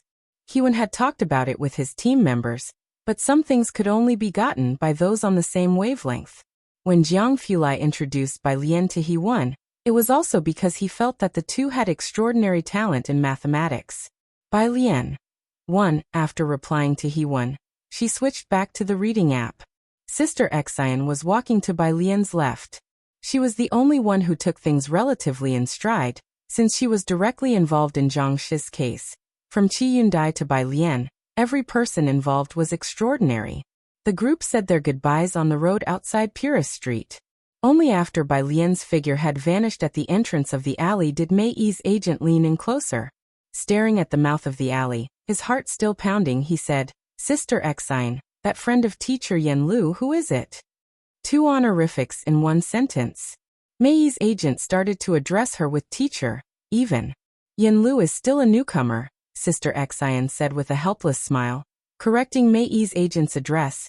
"Just call her Xiaolu. Don't worry, I assure you that tonight's agenda with teacher Mei won't be boring." That was all Sister Exine had to say. Mei Yi's agent nodded, seeing that Sister Exine didn't want to elaborate, and choosing not to press any further. On the way here, they had thought this place to be excessively run down, but as night fell, the bright streetlights cast a layer of mystery over these old houses. Mei Yi's agent had actually noticed how excessively reverent Yen Lu and Sister Exine were towards Bai Lian, which didn't seem typical of just friends. There were rumors in the circle that Yen Lu must have some big backer, but within the nearly secret-free industry, no one knew who it could be. Later, everyone let it go, assuming Yen Lu was just lucky. But now, Mei Yi's agent withdrew his gaze from the alley, realizing that Yen Lu really did have someone supporting her. He went back to the roadside, boarding the production team's vehicle to wait for Yen Lu and Mei Yi to finish their recording. In Jiheng's courtyard, Ning Xiao had just finished a problem when he received a message from Wang Yufeng, saying he was at the corner. Ji Heng had just handed a thermos to Ning Xiao when he suggested, "Why don't you ask your uncle to join us for dinner? He's busy, needs to go back to check on my grandmother." Ning Xiao politely declined on Wang Yufeng's behalf. Wang Yufeng had a terrible temper, fierce and intimidating, and Ning Xiao had introduced Bai Lian and the others to him only because he had no other choice. After saying this, he took the thermos and left. Around the corner, Wang Yufeng stood under a streetlight making a phone call with his mobile. Seeing Ning Xiao, he gestured for him to come over. Ning Xiao silently handed over the thermos to Wang Yufeng, who then hung up the phone, took the thermos, and raised his eyebrows at Ning Xiao. "Not bad, huh? Going to a classmate's house and coming back with both food and gifts." He spoke offensively, and Ning Xiao rarely dealt with him. Wang Yufeng, carrying the thermos, returned to Grandma Wang's courtyard, where Grandma Wang sat in a chair, her head lowered as she leafed through a yellowed notebook. She was not feeling well, and occasionally coughed a couple of times. Wang Yufeng's heart sank, yet he lifted a smile onto his face. "Godmother, look at that kid, he went to his classmate's house and brought back some fish soup for you," he said as he twisted open the lid. "I have to say, it smells really good, I'll go pour you a bowl." He went to the kitchen to grab a bowl. Hearing that Ning Xiao went to a classmate's house to eat, Grandma Wang's face also filled with a smile. "He has many friends now, which eases my mind." The fighting ring. It was packed with people. Xiao Bingwen and Su Nanjing both sat in the front rows watching the exciting combat. To his right was Chail. Xiao Bingwen was seated on Su Nanjing's left. During the intermission, Su Nanjing sent messages in the group chat. "Su Nanjing, I didn't manage to snatch it at Ming Dongheng. The white vest had a match today, and the officials were still selling his autograph photos. Ming Dongheng had asked Su Nanjing to help him grab one, but Su Nanjing also failed to get it. Why isn't Mr. Ming here today?" Xiao Bingwen retracted his gaze, leaning back, very puzzled. The white vest had reached the pinnacle. There weren't many chances to compete. Such a rare opportunity. Su Nanjing and Xiao Bingwen both joined the excitement. But Ming Dongheng didn't come? He left with young Master Jiang. Su Nanjing stroked his chin, squinting. It's said that they went fishing with Bai Lian's sister's grandfather. As for why he'd rather go fishing than come to watch the white vests match, Su Nanjing still didn't understand. Fishing? When did they start liking to fish? However, for Ming Dongheng, was fishing really more important than the white vests match? How are things going with Professor Huang? After replying to the messages, Su Nanjing turned his head slightly, ignoring Ming Dongheng's ellipsis. Didn't he talk to you about rare metals? Xiao Bingwen waved his hand dismissively. The fighting ring was hot, He took off his jacket quite helplessly. You're not unaware of how stubborn these scientific researchers can be. Explore new avenues, like the legendary Liang Wuyu, and that he won. Su Nanjing sprawled lazily with his leg propped up, scanning the crowd at the fighting ring. If you can recruit them, that would be a win. Liang Wuyu is still early, but you know where to find he won. In the country, no one could compare to the laboratories of these two people. Jiang Fulai, Director Ma. He-Wen was in the top 10 historically on the app. Not even Professor Huang could match him. Given enough time, his accomplishments might compare with Director Ma. Jiang Fulai really had insight. No one had expected that He-Wen, initially oppressed and had his papers stolen by his supervisor, would possess such high talent. A person who could potentially stand toe-to-toe with Director Ma in the future, who wouldn't want to recruit him. But He-Wen was also smart. He knew no family could be offended, so he directly followed Jiang Fulai into the research institute to cloister himself. No one could contact him. I don't dare poach from the Chen family's Liang Wuyu, Xiao Bingwen paused, sighing. And He-Wen, you also know who can find him. Jiang Fulai's lab had signed non-disclosure agreements. That was indeed the case. The last time Su Nanjing asked Jiang Fulai about Director Ma's matters, Jiang Fulai lightly glossed over with only a few words. Jiang Fulai never favored any side. Wanting to recruit someone from his side was a matter of each party's own abilities. Even when the Gao family wanted to use their connections to get into Jiang Fulai's lab, they were ruthlessly rejected. Let's wait for him to open the back door. Su Nanjing was speechless too. Unless there is snow in June. Speaking of this, he suddenly fell into a weird silence. All rules are made for those you don't like, but what if it's by Lian?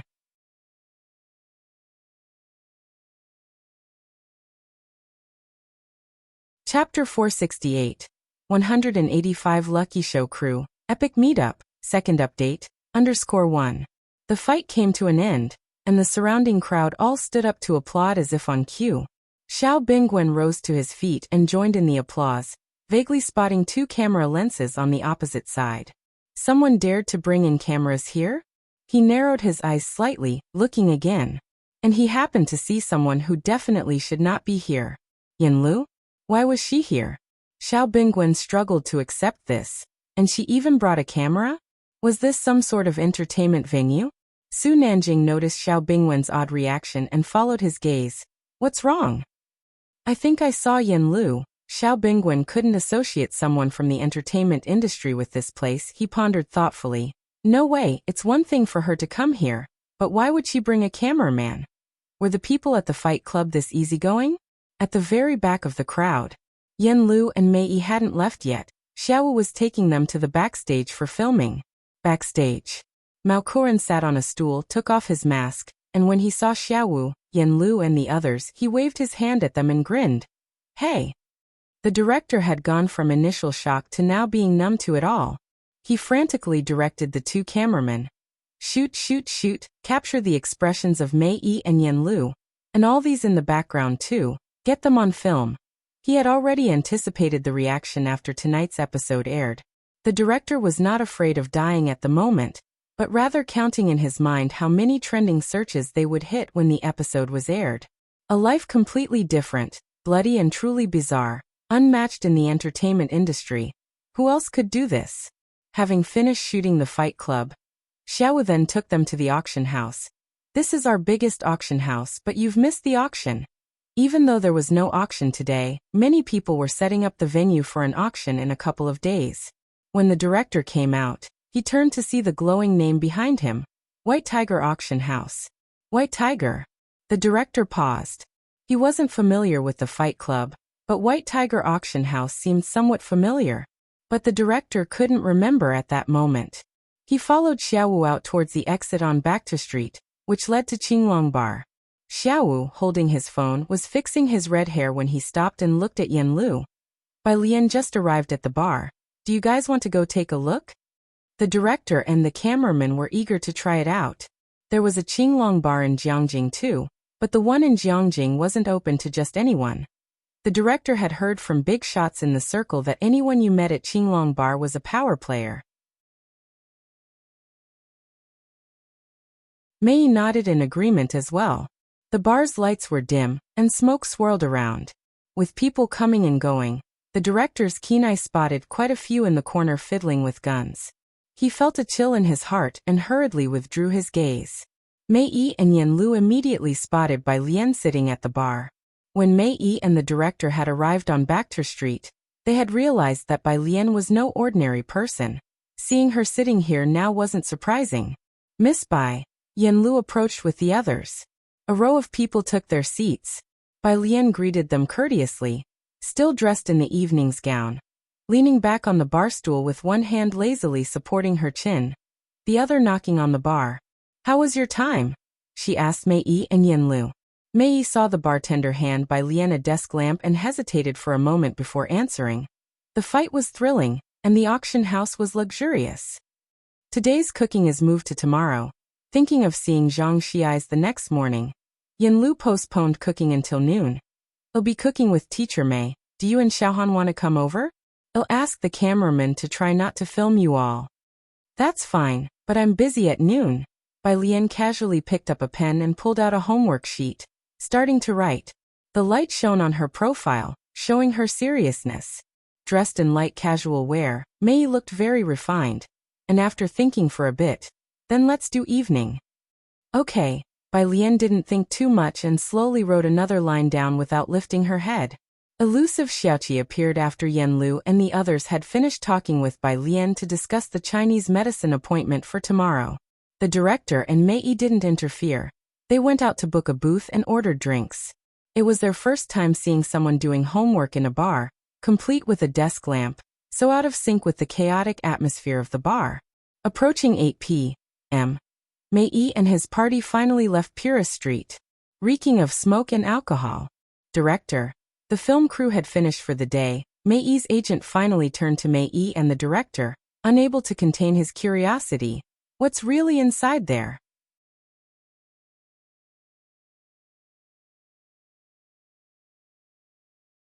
Chapter 469.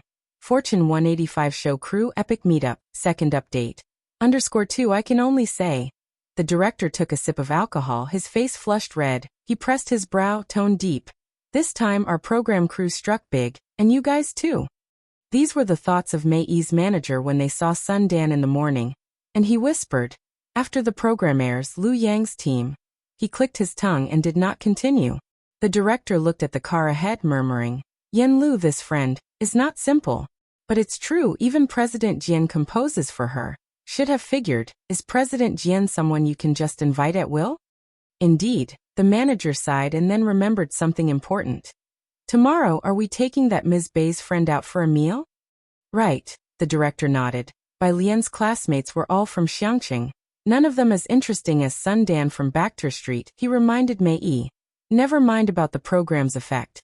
Today's footage is enough for our editing. Tomorrow is mainly about taking them out for dinner." The next day, Xiangqing prison. By the time Bai Lian arrived with Jiang Fulai, Zhang Xiai's had already been taken to a small room in advance, his hands adorned with silver bracelets. A year had passed, and he had become much more composed and dignified. Half a year of prison life was busier than the first several years of his life. Besides daily labor, all his time was spent studying, and sometimes acting as the boss to resolve disputes among a group of people. It was evident he had changed somewhat over the past 6 months.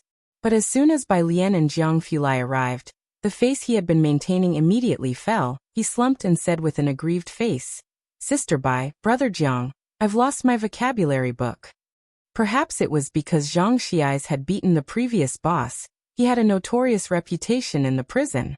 Nobody in prison had yet discovered that he was a fool. Whenever new inmates learned about this, they would want to find a chance to beat him up to establish authority, so as not to be bullied later on. Such incidents occurred every other day. Last time, while he was showering, Zhang Xiai's had placed his vocabulary book next to the showerhead, memorizing vocabulary while he bathed. As there were no guards watching during showers, as soon as Zhang Xiai's was dressed, the other person started to fight him. Though he won the fight, the vocabulary book was ruined. Bai Lian sat across from him, and handed him a new vocabulary book, and said, "Qi Lu is coming back next month." Zhang Xiai's looked up blankly. Jiang Fulai then tossed a new notebook at him with disdain. Hurry up and memorize it. 2 hours of tutoring later, Jiang Fulai and Bai Lian left. Behind them, Zhang Xiais watched the two of them leave, and then dragged his heavy steps back, calculating slowly in his mind, only half a year left. After visiting Zhang Xiais, Bai Lian did not go to the library. Jiang Fulai drove to the eastern part of the city, Xiang Mountain Avenue, where the shopping mall by the side of the avenue had been completed, and was looking for tenants. He parked his car in front of an old traditional Chinese medicine shop. The shop was an old establishment, but had changed hands as the previous owner couldn't keep it running.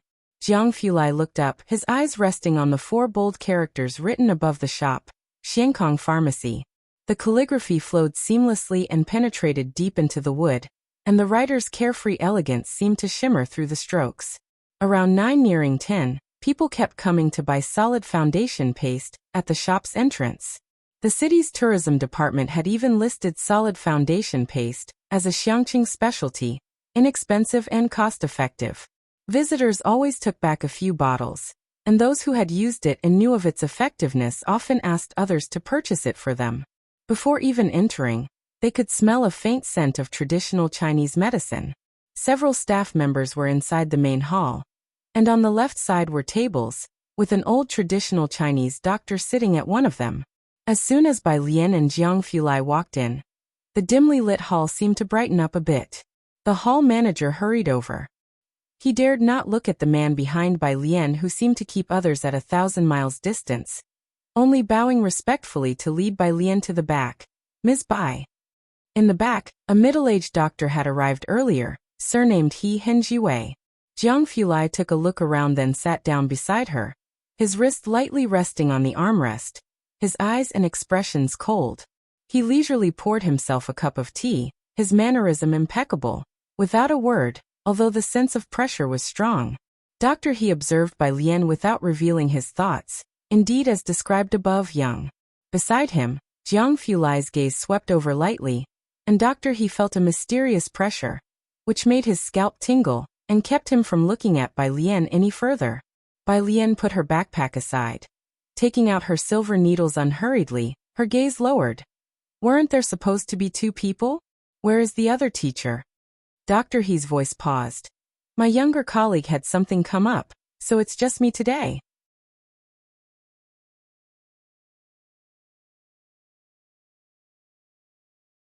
Chapter 470.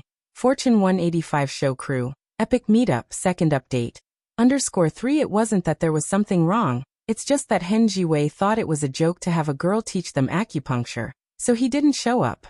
Bai Lian nodded and didn't ask any more questions, as she was chatting with Hen Jiwei.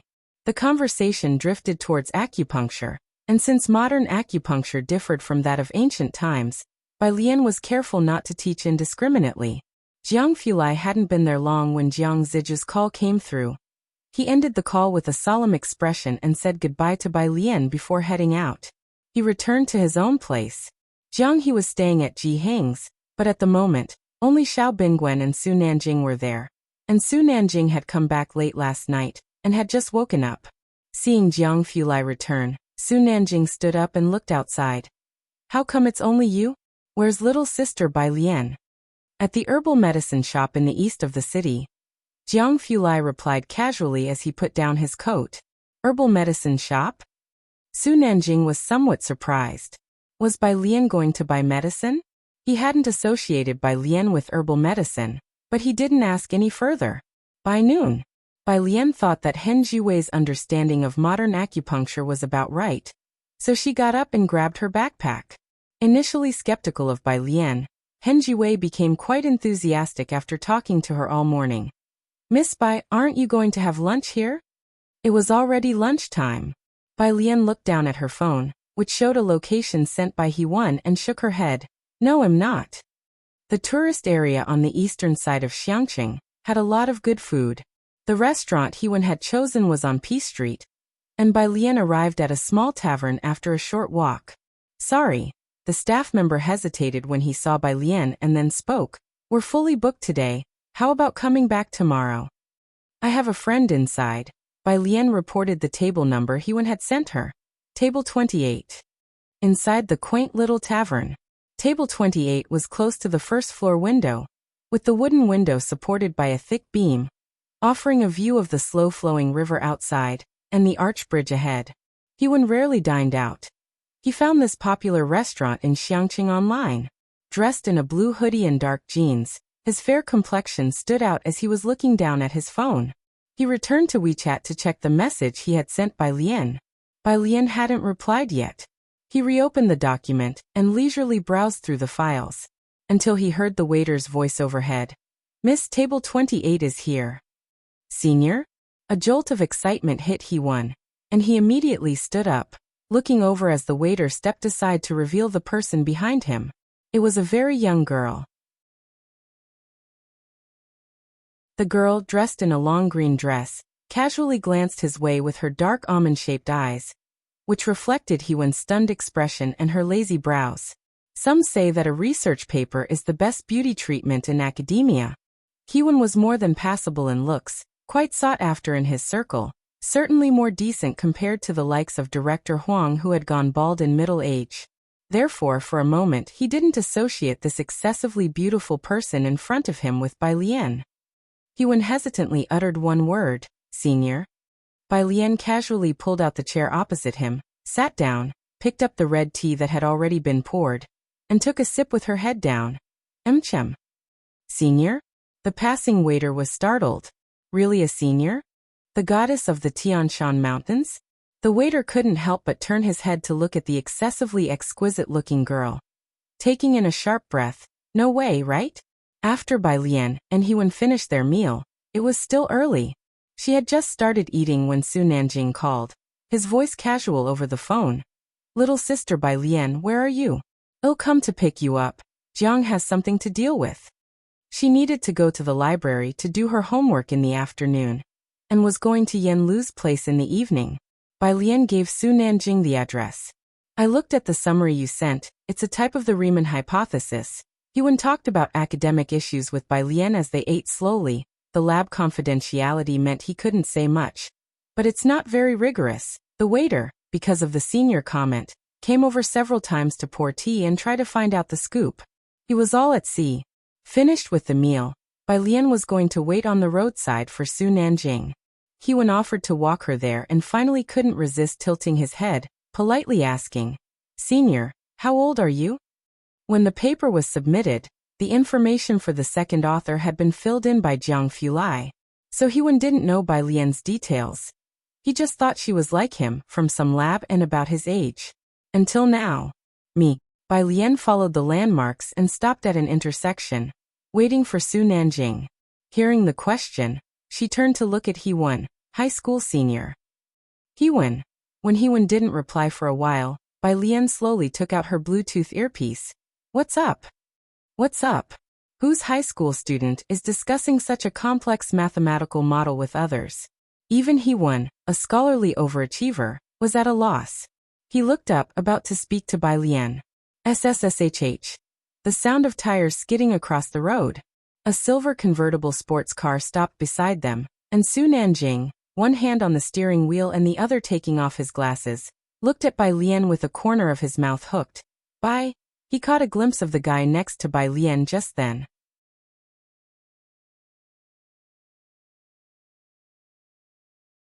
Chapter 471. 186 Jiangjing Alumni. The true eldest sister. Qi Lu is back. _1 The car stopped, and Bai Lian was still talking with Hewen. As a child, I really envied those teachers in documentaries, resplendent in their isolation suits and engrossed in research. Hewen glanced at the sports car, not recognizing the person inside, and continued to speak with Bai Lian. "But now that I'm actually pursuing my PhD, it feels useless. Everyone around me is a doctor, an honorary professor, an outstanding youth researcher, or a project lead. Their papers are complete and beautiful, whereas most of mine still need Professor Jiang to polish." He had previously joined Jiang Fulai's laboratory, where even an honorary professor had to compete for a position with them. Who was around Hewen? Jiang Fulai, Academician Ma, Professor Huang. Those who could enter a top laboratory were no ordinary people. Often, the person recording experimental data next to him was a big shot in the field, one formidable person after another, and even Hewen doubted himself. Bai Lian only wore one earphone, and the female voice in the earphone continued to recite the lengthy original text reading. Upon hearing this, she turned her head to look at him. But the circle you live in is already different from other people's. Bai Lian is currently in high school, surrounded by a group of lively high school students. When she goes to college later, she will be surrounded by college students, and that will continue to change. At that thought, Hewen raised his eyebrows. That's true. As the two of them talked, Su Nanjing put away his chin, parked the car right there, and got out to walk over to Bai Lian. He glanced at Hewen, who was a rising star in recent years. In college, he was an outstanding honorary alumnus and became famous after deliberately overcoming the suppression by a professor he encountered later. Su Nanjing had heard his name more than once and had seen his photo. Sister Bai Lian, Su Nanjing, who had his sunglasses hooked on his hand, first spoke to Bai Lian before turning to Hewen. Hello. Hewen politely looked towards Su Nanjing. Hello. However, that paper did indeed prove that a small portion does not have this zero. After greeting Su Nanjing, Hewen took out his phone to call for a ride back to the dormitory. Whenever you can bring down 2024, it will still require effort. Su Nanjing stood aside listening for a while, not understanding. Could it really be Hewen? Not only the Xiao family, but the Su family also wanted to pull Hewen into their team, but Hewen preferred to stay secluded, and had always been in the laboratory. Even Su Juling hadn't found a proper opportunity to communicate with Hewen. Who would have thought? The Hewen they were discussing with Xiao Bingwen yesterday would appear before them today. Su Nanjing turned his head to look at his own car, regretting his decision to show off today by driving the newly arrived sports car. Sports cars are nice, but they only have 2 seats. This place is a tourist attraction, with many cars around. Bai Lian saw Hewen's taxi stop by the roadside and said goodbye to him. Dude, if you're in your senior year, you'll be going to Jiangjing in the second half of the year, right? Hewen remembered this matter and poked his head out of the back seat window. We'll talk more later. The taxi left. Many young people covertly took photos of Su Nanjing's car, while Su Nanjing stared in the direction the taxi left, seemingly lost in thought. Bai Lian, seeing him unmoving for a long time, turned slightly and rested her hand on the passenger door. Aren't you leaving? No, Su Nanjing snapped back to his senses, pressed the key fob, and walked back to the driver's seat, finding the situation quite unbelievable. Was that just Hewen? How do you know him? Logically, those who communicated with Hewen should belong to the likes of Professor Huang, right? I collaborated with him on a mathematical modeling project. Bai Lian opened the door and lazily settled into the seat. And then we got to know each other. I see, no wonder, Su Nanjing nodded. He started the car. Suddenly it dawned on him and he tilted his head. Wait? Modeling? Yes, is that not okay? Bai Lian nodded. There was nothing secretive about it. She inserted the other earphone into her ear and glanced at him. The usually composed Su Nanjing finally couldn't suppress the urge to curse, his mouth twitching slightly. If I remember correctly, Sister Bai Lian, you're in grade 12, right? How did you end up doing mathematical modeling with Hewen? Do you know who he is? He drove the car slowly. Everyone who collaborates with him on scientific research is an honorary alumnus of Jiangjing University. Collaborated on one modeling project, and then got to know each other. No, how could she say it so casually? Not to mention collaborating. Finding Hewen is a problem even for the likes of Bingwen. Though there are several hundred honorary alumni of Jiangjing University, the rarity of this status is evident when considering the large population of the country.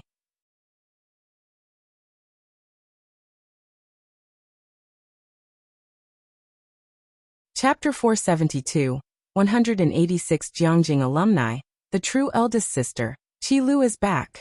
_2 Su Nanjing only had 2 honor alumni friends he was close to, Jiang Fulai and Jiang Shijue. I see. Bai Lian nodded. Her right elbow casually propped on the car window. Her demeanor relaxed and she absent-mindedly fiddled with her phone in her hand. The convertible. The wind blew her fringed hair apart. How did she manage to speak with such calm and nonchalance? Su Nanjing took the time to glance at her, and was thoroughly impressed. Of course, about the honor alumni. Su Nanjing wouldn't know, let alone honor alumni. If one really did the math, Bai Lian was the senior of all the honor alumni at Jiangjing University. After all, the first president of Jiangjing University was her immediate mentor. In the west of the city, Tube Building. "You're about to take the college entrance exam," said the old grandmother with graying hair, holding Yang Lin's hand in her left, her hand backs all furrows, her gaze gentle. "When you get to university, you will need money." As she spoke, she took out a square handkerchief from the pocket of her blue coat and placed it in Yang Lin's hand. Yang Lin's grandparents lived in the countryside, and whenever Yang Jianpain was in debt, he would go there in a rage demanding money, even hitting the grandparents. Only after hearing that he was now locked up did the elderly couple dare to come see Yang Lin. "No need, I have money." Yang Lin didn't take the money. She returned to her room to take out a metal box from under the bed. It contained the 2,000 she drew out last time. She counted out 500 to give to them. "Stop taking part-time jobs, focus on your studies first." Young grandfather, who had been silent to the side, finally spoke up. "The village is collecting herbs. Your grandmother and I have sold quite a bit. We've planted a lot more, and they will continue buying. You take it and don't worry about us." Yang Lin insisted on giving them the money. Young grandmother accepted the 500 yuan and asked about other matters. "Have you found your sister?" Yang Lin shook her head. "Ah." Young grandmother looked out the window, her tone distant. "I hope she's all right." The two left after lunch. Yang Lin saw them off and went back to her room to change clothes for her part-time job. She had 2 part-time jobs on weekends. Upon opening the closet, she found the money she gave to grandmother underneath her clothes. Next to it was a black checkered handkerchief, a favorite of her grandmother's that had been used for many years and was fraying at the edges. Yang Lin looked at it for a while without speaking, then put the money away. Tuition, living expenses, rent, university would need even more expenditure. She had no time for sentiment. She left and closed the door behind her. On the windowsill, a snow-white lily in a vase gently swayed in the wind. Downstairs, Yang's mother came over with her family, her hand holding a boy who had a toy gun in his, shooting at passers-by, and behind them was a girl with a milk tea, her stepdaughter Yashanshan. Upon seeing Yang Lin, the boy shot a plastic bullet at her, but missed. Yashanshan, aware of Yang Lin's identity, sipped her milk tea, giving Yang Lin another look.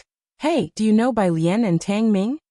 Yang Lin didn't reply, passing them by without stopping. Yashanshan glanced disdainfully at Yang Lin's retreating figure.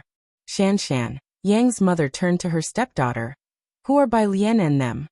"They're all seniors in high school, renowned figures at number 1 high school." Yashanshan gave a sideways glance at Yang's mother. "Your daughter lacks upbringing. If the father's in prison, how far can the daughter go?" The boy beside them repeated, "Lacks upbringing." Up ahead, Yang Lin boarded the bus. Her phone buzzed in her pocket, a call from Bai Lian. She took out her phone. It was a second-hand one from the market, quite slow, but she only downloaded WeChat and a payment app for use. WeChat was for receiving payments as she would do homework for others in school. "Yang Lin," Bai Lian's voice was always so indifferent and accommodating. "Someone needs help copying 3 workbooks of mistakes. I asked her to add you, just charge the market rate." Yang Lin nodded, then realized Bai Lian couldn't see her, her voice very soft. "Okay." She had just hung up when she received a friend request. It was an iris flower avatar, Yin Lu. "Yin Lu. Thank you, schoolmate. This is for Zhang Shi's use." "Yin Lu. Transfer 1,000, Yang Lin typed. "That's too much." She knew about Zhang Shi's situation. Most of the notebooks and exercises he used in prison were copied by her, handed over by Bai Lian and Ning Xiao, and Bai Lian even asked her to give a discount. Yang Lin had a good memory.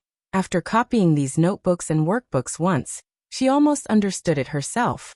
Realizing that this was helpful to her, and Zhang Shi's was also a classmate, she wanted to help copy for free, but Bai Lian said that clear accounts make good friends. "Yin Lu. Transfer 600.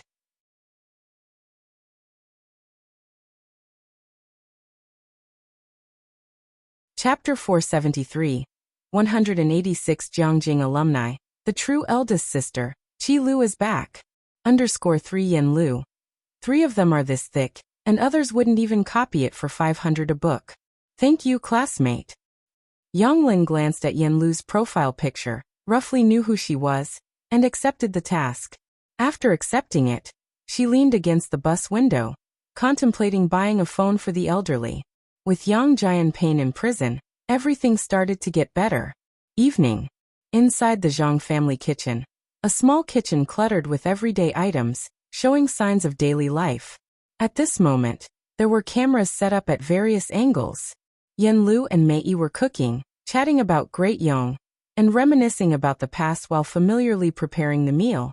As Bai Lian and Pu Xiaohan entered, they immediately saw the two laughing and chatting. Bai Lian paused at the doorway. These two play siblings in Great Yong, and they've become good friends off-screen too, said Xianjia quietly to Bai Lian. Do you think they really look a bit like siblings? Bai Lian placed her backpack on the sofa, her eyes drooping as she nodded gently.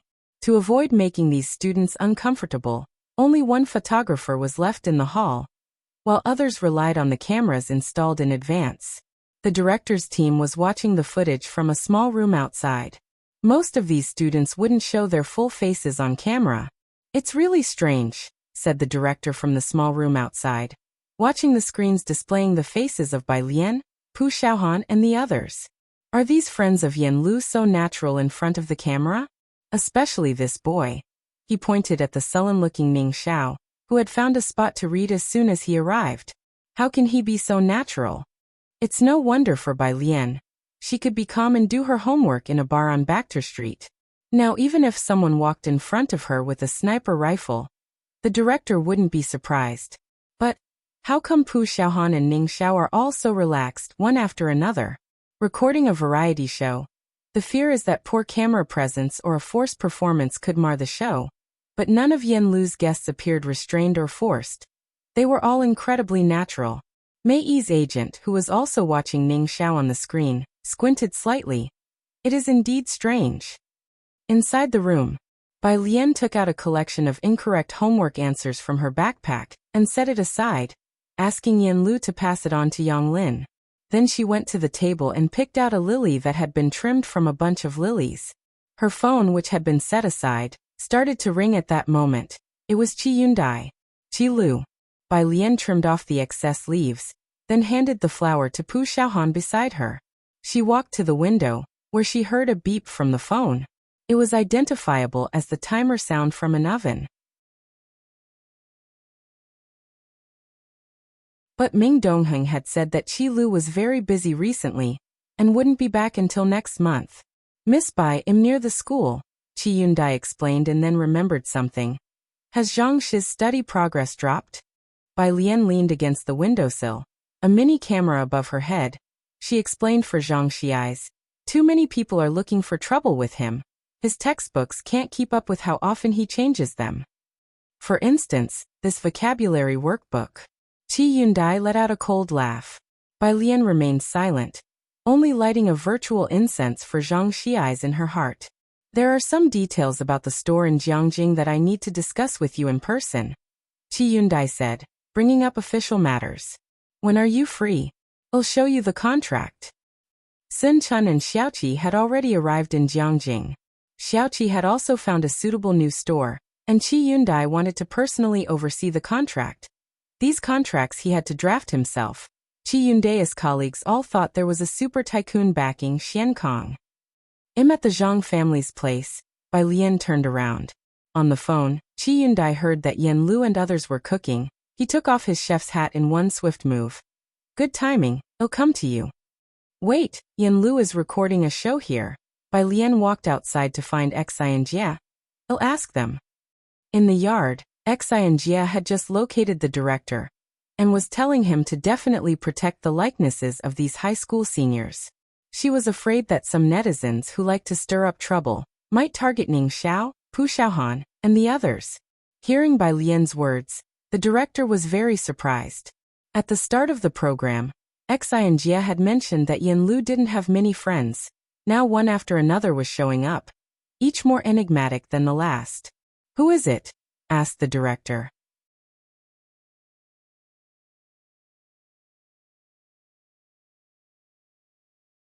Chapter 474. 187 An ordinary lawyer, upgraded to a master, second update. _1 After all, it was Bai Lian who asked, so the director subconsciously asked an extra question. Bai Lian was still holding her smartphone, and after thinking for a bit, she said, "Qi Lu, he's a lawyer." A lawyer, huh? The director let out a sigh of relief, confident that a lawyer would definitely abide by the law and not cause any accidents. Welcome, is he okay with being on camera? He remembered this matter, as this should be a mutual friend of Bai Lian and Yan Lu. Wanting to do Bai Lian a favor, we will give him an introduction in post-production, which is also a great opportunity to become famous. Wang Xin's mouth twitched slightly, and she couldn't help but give the director another glance. Bai Lian still hadn't hung up the phone, and she only quietly asked the person at the other end. Qi Yundai didn't care, as he was instructing someone in the bubble tea shop to keep an eye on the fire for him. All good. Once it was confirmed that he was okay with it, Bai Lian informed the director, then turned around and went back to the hall, where Pu Xiaohan had arranged the lilies to one side. Wang Qi had positioned the flower pots in the room, and Ning Xiao had finally completed a practice problem on the app. And he discussed the maximum value with Bai Lian. Wang Qi, seeing them so absorbed in the discussion, couldn't help but come over to look at the problem, then left with a dazed expression. Xiaohan was taking pictures of the flower pots with her smartphone. She went over to look after seeing Wang Qi's actions, then silently left. There was only one cameraman in the room. After filming the kitchen for a while, he heard through his earpiece the director's instruction. Go film what Miss Bai and her classmate are doing. What kind of problem are they writing? The director was curious, as after all Ning Xiao was almost expressionless, showing other expressions only at this moment. The cameraman was the same one from last night. He carefully avoided Bai Lian and Ning Xiao's faces, filming their smartphones instead. Both the director and Mei Yi's agent moved in to take a look at the camera. Ning Xiao's smartphone appeared on the screen. It had no brand, was black, and looked like it was custom-made by some second-hand store, not any brand available on the market. On the smartphone screen was a practice problem displayed by an app. On the side were the words, NO14 Ning Xiao. In the middle there was a long problem about a ball with a negative charge in a vacuum. And how many photoelectrons would there be when shown with ultraviolet light of wavelength 280? How long does one shine ultraviolet light to just determine the electric potential? What kind of problems are these? The director and the others had all attended high school, and although they had forgotten their high school knowledge over time, they remembered clearly that they definitely didn't have such problems back in high school. After all, whose high school taught about the maximum escape velocity of photoelectrons? Ranked 14th in the entire school, huh? The director watched as Bai Lian listed one English algebraic expression after another, then looked at the numbers on the screen, and said quietly, "Very impressive. Are high school students learning this these days? The students really have it tough. Include this in the final cut. It's sure to resonate with them." The cameraman focused on filming the practice problems they were doing, of course without filming the two people. Wang Xian was in the backstage as well, waiting for Qi Yundai while keeping an eye on the monitor. Wang Xian quite agreed with what the director said. Although she had attended high school, she had studied humanities. Displayed on the screen, besides the NQEVR and the delta symbols, there were pitifully few numbers, and she did not recognize any of the other special symbols. As they were talking, someone knocked on the back door.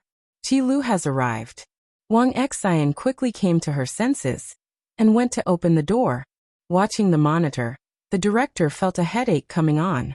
He didn't dare to look any longer, so he went out with Wang Xian. Qi Yundai was dressed in a black plaid shirt, and his chef hat and robe had been removed before he even left the shop, his right hand holding a bag of freshly made cakes. In his left hand, he carried a document bag, and his scholarly and serious demeanor made him seem unapproachable.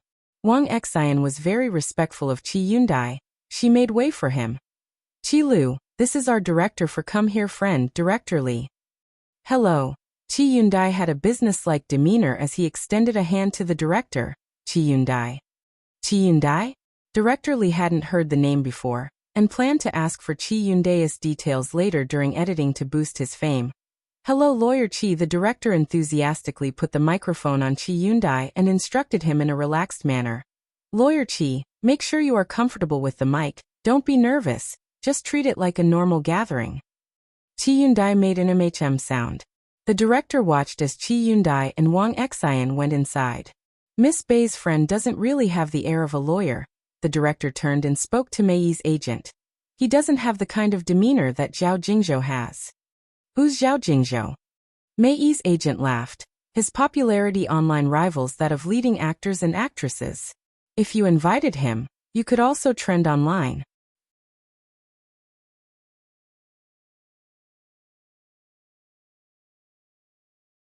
Chapter 475. 187. An ordinary lawyer, upgraded to a master, second update. _2 When it comes to Zhao Jingzhou, there's no one who doesn't know him. A lawyer both capable and famous. A genuine high achiever who graduated from Jiangjing University of Political Science and Law. How could anyone compare? You make a good point, the director nodded as he returned to the small room to check the cameras. But I'll tell you, this lawyer Qi is even more relaxed than the others, which really is strange. It was a puzzle he couldn't unravel. Come Here Friend was already in its third season, and many guests had invited friends from outside their own circles. Most of them would be somewhat reserved in front of the cameras, or put on airs. It was the first time Director Li had seen such a harmonious and lax atmosphere like today's. Inside the house, Qi Yundai heard the sound of cooking in the kitchen. His gaze shifted in that direction. He placed the cake on the table, and then handed a document bag to Bai Lian. Take a look when you have time. With that, he rolled up his sleeves and headed to the kitchen. Mei Yi was slicing potatoes into shreds.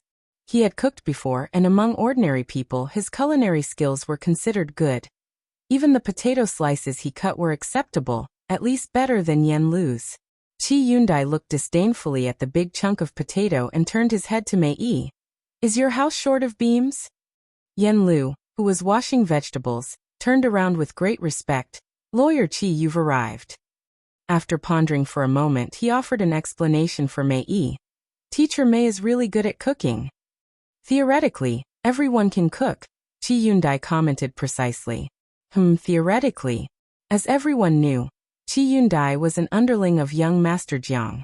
A bad bamboo shoot comes from a rotten bamboo. Mei Yi, wearing a black apron with a knife in hand, got a glance from Qi Yundai. Give me the knife, you two just wash the vegetables. The disdain was not at all concealed. Mei Yi held a high status both inside and outside the circle, and few people had ever evaluated him like that. It took Mei Yi a minute to understand Qi Yundai's meaning.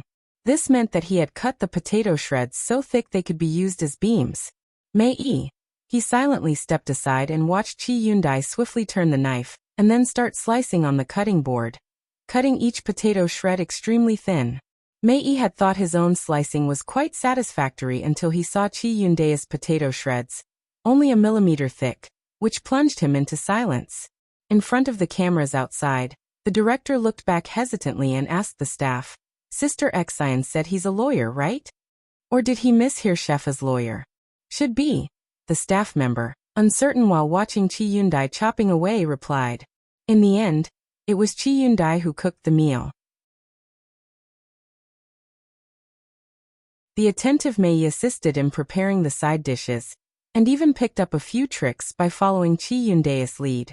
Knowing that Mei Yi and Yan Lu were recording a show, Qi Yundai didn't bother kicking them out to cook alone. He occasionally let the two do some cooking. Right, just hold it like this. He passed the wok handle to Mei Yi. Use your wrist to toss it like this. Mei Yi tried to toss but couldn't manage it. Qi Yundai. Never mind, give it to me. He took the wok back and tossed it with ease. Next to him, Yan Lu spoke defensively for Mei Yi. Tossing the wok is too hard. Ordinary people don't have that kind of wrist strength. This was a challenge to Qi Yundai. He peeked out. Miss Bai, come over here. What is it? Bai Lian approached the kitchen still holding a pen in her hand. Just like this, use your wrist to toss the wok. Qi Yundai demonstrated to Bai Lian, then let her try tossing the wok. Bai Lian held the handle. Her slender fingers and a segment of her thin, pale wrist were exposed, with a hint of red ribbon visible. Without much effort, she easily performed a wok toss for everyone. Like this. She gave the pan a few flips and asked Chi Yundai, "What next?" Chi Yundai added a spoonful of salt, took over the pan, turned off the heat, glanced at Mei Yi and Yen Lu, and said slowly and deliberately, "It's fine, Miss Bai, you continue learning." Yen Lu Mei Yi.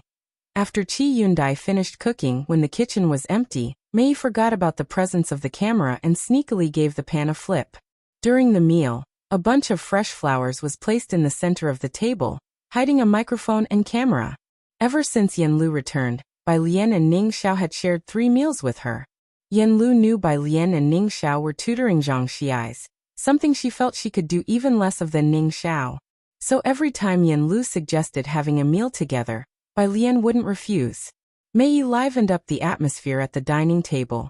Apart from the 3 of them who were working, the rest were high school seniors. Bai Lian and Ning Xiao talked endlessly about Yang Lin's situation. She picked up a rib unhurriedly, praising Chi Yundai's cooking. Her biology is fine, but she's a bit weaker in math and physics. Did you compile those 2 workbooks of mistakes? Tang Ming and I found those problems, they should be able to help her. Ning Xiao considered for a moment she missed the biology competition, otherwise it would have been better. At school, he and Chen Zhu among others had participated in competitions. As for Yang Lin, she had been so busy working that she had no energy for anything else. Chi Yundai also found an opportunity to discuss the contract with Bai Lian, while Pu Xiaohan asked Yen Lu about fun stories from filming Great Yong, and when the inside scoop would air. Yen Lu's participation in Come Here Friend was originally for promoting Great Yong, so when Pu Xiaohan brought it up, she smoothly responded. Pu Xiaohan also boldly asked to add Mei Yi on WeChat. As the table grew lively, Mei Yi held up his phone to Bai Lian, wanting to add her on WeChat. Bai Lian put a piece of bok choy into her bowl, and then lifted her eyes, speaking slowly. "Sure, we'll let Yen Lu send them all to us later." After the meal, Bai Lian and the others were ready to leave. She looked down to unlock her phone. Several messages popped up on the screen, the first one from Jiang Fulai. He sent a photo indicating he was across the street. Bai Lian replied unhurriedly. 1. Then she picked up her backpack and jacket, and went out, with Yen Lu and Mei Yi seeing them off. The director and Sister Xian also came out of the small room to see off Bai Lian and her group. The next message was a WeChat business card sent by Yen Lu, with an English name and an animated avatar. Bai Lian glanced at it, which must be Mei Yi's. She tapped to add him as a friend. Chi Yundai was by Bai Lian's side, chatting with her about things in Jiangjing. Once the group of students left, the Zhang family courtyard seemed to quiet down again.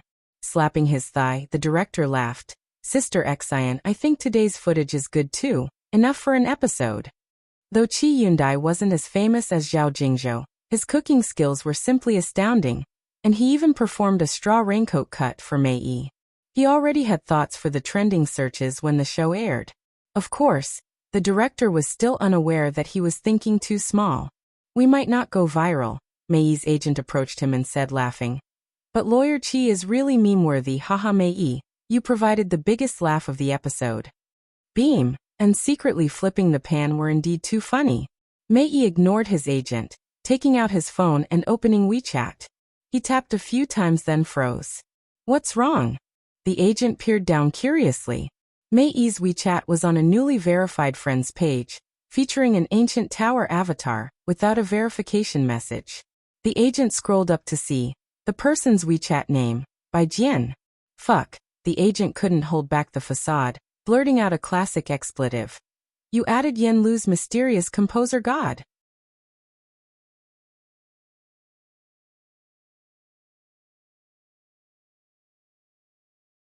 Chapter 476. Miss by 188, have a good meal _1 now. Yen Lu's songs are more popular than she is. In the current entertainment industry, few are serious about making music, only some old predecessors are. Although Yen Lu became famous because of 3 songs, the songs themselves have far surpassed her in popularity. Many people know these few songs but don't recognize Yen Lu. The quality of the 3 songs is too high, particularly in the mixed bag that is the music industry. Both the composition and the arrangement are worthy of being called Hall of Fame level. Everyone knows that the arranger is Jian Zhongyou, but Jian isn't only skilled at arranging. He's even more famous for his compositions. He is one of the current top 10 composers, and his works like Autumn Peace, Hometown Sounds, Kangshan's White Snow, and others are widely circulated. Netizens unfamiliar with this type of traditional musician only found out about Jian Zhongyu's influence after he became a hot topic.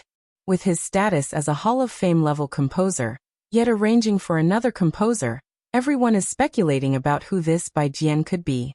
However, aside from a Weibo account, the person has not revealed any information, and although there are no secrets in the entertainment industry, even insiders do not know by Jian's identity. Just like the initial days of Jian Zhongyou.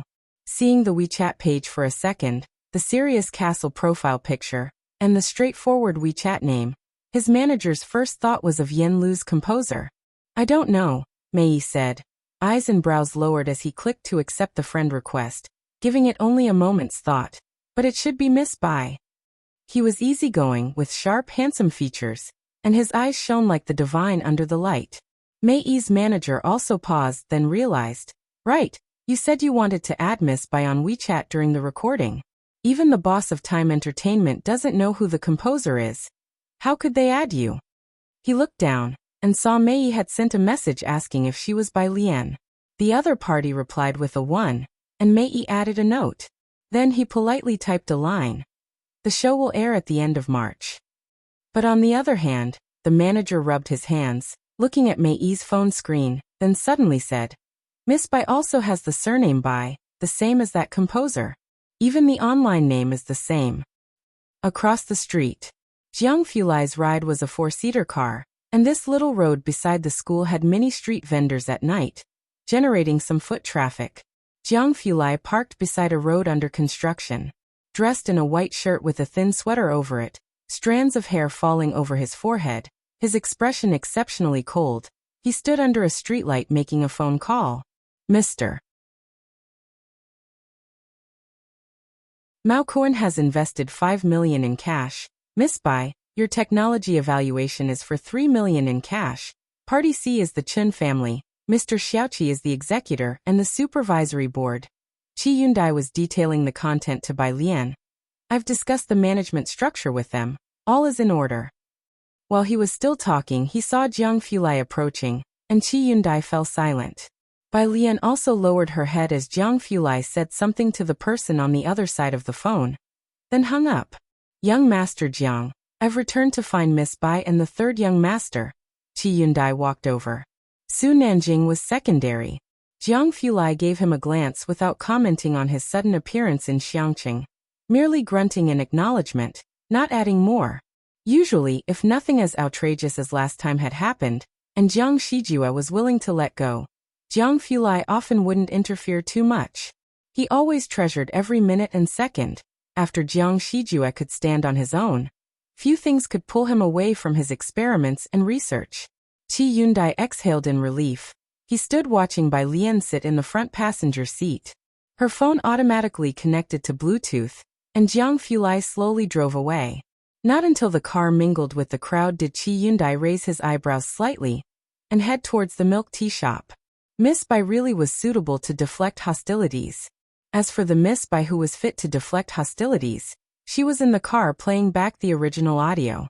Accustomed to listening to the audio, she discussed with Jiang Fulai about the proposal she had talked over with Ning Xiao today. She's always busy. She was talking about Yang Lin. Jiang Fulai turned right, having no impression of others besides hard rock. But he could always grasp the key points in Bai Lian's conversations, commenting, You're always busy too. I was talking about Yang Lin. Bai Lian lazily lowered the car window a bit, not admitting to his statement. I only immerse myself in academic influence every day. Am not as busy as you. Jiang Xiaoniao said you spend 25 hours out of 24 in the lab each day. She didn't remember at all her activities from street racing, to recording variety shows for Yen Lu, to the traditional medicine shop, and then Qi Yundai looking for her today. Jiang Fulai silently reflected. He hadn't even considered the exam problems he had worked through since his senior high school days.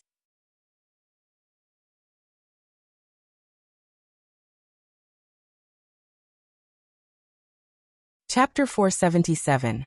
Miss by 188. Have a good meal _2. Of course, he didn't dare to contradict what Bai Lian had said. The car stopped at Purist Street, and he got out to walk inside with Bai Lian. Bai Lian put on an earpiece and noticed a new email in her inbox, so she clicked to read it. From the Ma Institute. Bai Lian lit up upon seeing the title. A new article, a report explaining his own study. Such articles required devoted reading and understanding. Bai Lian only glanced at the title and abstract, then forwarded it to Jiang Fulai to print, sighing, "The Ma Institute writes really well." Jiang Fulai leaned over to look at the article, skimmed through a few lines, then stood up, completely ruthless. "Mediocre, not as well written as mine." As he spoke, he flipped through his own document library, casually picked a few, and forwarded them to Bai Lian, breezily advising, "Miss Bai, treat yourself to something good." Bai Lian, who knew almost nothing about dark matter. In Ji Hung's courtyard, the embroideress had already left. Jiang He was sitting on the stone table, puzzling over complex Lego sets. When he saw Jiang Fulai approaching, he clumsily covered the puzzle with a small jacket lying nearby. Ji Hung sat on the embroidery stool, holding a needle and contemplating the dark garment on the embroidery frame. "Grandfather." Bai Lian crossed the steps to enter, and as usual, greeted Ji Hung. Jiang Fulai was right behind her, and casually closed the door to the courtyard, glancing at Jiang He without saying a word. Upon seeing Jiang Fulai, Ji Hung showed him the floral design on paper. "Xiaojiang, does it look like this?" Bai Lian also looked over. Ji Hung had drawn a Dunhuang auspicious cloud pattern. It looked very wealthy. Jiang Fulai stood beside her, eyes and eyebrows lowered, his voice somewhat gentle. "That's correct." "Then it's settled." Ji Hung nodded, casually picked up the nearby smoking pipe. Having finished the drawing, he now had a plan in mind. Recently, he had been embroidering the same pattern, and he intended to use Jiang Fulai's piece to fend off boredom. Jiang Fulai took Jiang He home, with Ji Hung escorting them out the door. Jiang He waved at Ji Hung reluctantly. Ji Hung lit a cigarette and stood in the doorway watching them leave. The alley had streetlights installed a few months ago, and he stayed until they turned the corner. It wasn't until they were out of sight that he turned back into the courtyard. Bai Lian had never liked watching people leave. The first time she saw someone off was when Ji Xiaojun suddenly went to Jiangjing, but that time, she left before Ji Xiaojun did. Ji Hung didn't demand this of her. When he turned to close the door, Bai Lian was uncovering Jiang He's jacket to look at his creation, an image he had drawn himself and had made into Lego to scale. "This is custom ordered by Jiang He himself." Ji Hung exhaled a ring of smoke, speaking nonchalantly. "He has to pre-assemble it. I heard it's a birthday present for his brother." Jiang He had confided quietly to Ji Hung about this. Purist Street. Jiang Fulai strolled casually ahead, with Jiang He trying to keep up with large strides behind him. His phone vibrated. It was a message from Bai Lian about his paper. Applause. After opening it, the two little hands even enlarged for a moment, and Jiang Fulai raised an eyebrow. As the tall and the short reached the car, he pressed the car key to unlock it and, to Jiang He's disbelief, opened the back door for him. Jiang He hesitated before climbing in. He hadn't often enjoyed such treatment, and once seated, he looked at Jiang Fulai in the driver's seat and shifted his legs. "I'm a bit hot." Jiang Fulai glanced at the rearview mirror, started the car, and lowered the rear window slightly. The wind blew in. Jiang He felt a bit elated, and a bit thirsty. Jiang Fulai drove onto the main road and casually opened the glove compartment of the front passenger seat, grabbed a bottle of mineral water, and tossed it to Jiang He. His front passenger seat rarely had anyone bold enough to sit there. Ever since Bai Lian started sitting in the back, there was always plenty of food and drink. Jiang He caught the mineral water, growing bolder. "The wind is a bit too." Finally losing his patience, Jiang Fulai gave a cold glance to the back seat. "Sit properly." "Jiang He." He immediately closed the vent on himself. The car slowly arrived at the residence, and Jiang Fulai parked and walked towards the entrance, where the garden lights were brightly lit. Su Nanjing lounged casually on an elegant recliner, idly scattering a handful of fish food. The koi that he had fed all day were too lazy to nibble again, barely flicking their tails. Seeing Jiang Fulai return, he sat upright, tossing aside the fish food. Jiang Ji. Jiang Fulai nodded towards him and continued inside, while Jiang He trailed behind, clutching the bottle of water. Su Nanjing greeted Jiang He. Jiang He didn't even lift his head, ambling along and ignoring him.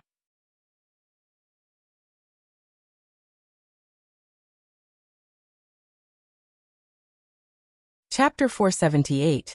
Miss by 188. Have a good meal _3. Look, he only talks to people with high IQs, Su Nanjing said to Xiao Bingwen beside him, paused for a moment, then added, like little sister Bai Lian. Although Jiang He was young and knew few characters, he was innately extremely sharp with numbers. Xiao Bingwen knew that despite Jiang He's young age, many professors valued him highly. His talent set him apart from ordinary geniuses, putting him on par with He-Wen and his peers. Hearing Su Nanjing's words, Xiao Bingwen simply said, isn't it because of his good looks? I used to think so too. Su Nanjing thought back to the scene he saw at noon, sighed, and took back the fish feed to continue feeding the koi. Forget it, you wouldn't understand. Xiao Bingwen indeed didn't understand, so he changed the subject. The contract is settled here. I have to go back to Jiangjing in a couple of days. The welcoming party for the newbies at Jiang University is about to start. I wonder if Liang Wuyu will go. And for He-Wen, I don't have any solution. What about your grandfathers? The Su family and the Xiao family shared common ancestry, and this summer, a batch of students from Jiangjing University were facing graduation. With fierce competition in the talent market, some would choose to be affiliated with foreign companies. The Su family patriarch entrusted this important task to the Xiao family. Don't worry, he knows exactly what's going on in his mind, Su Nanjing said lazily, leaning against the railing. As for He-Wen, he's not someone who can be invited just by. His thoughts suddenly turned to Bai Lian, and he stopped speaking mid-sentence.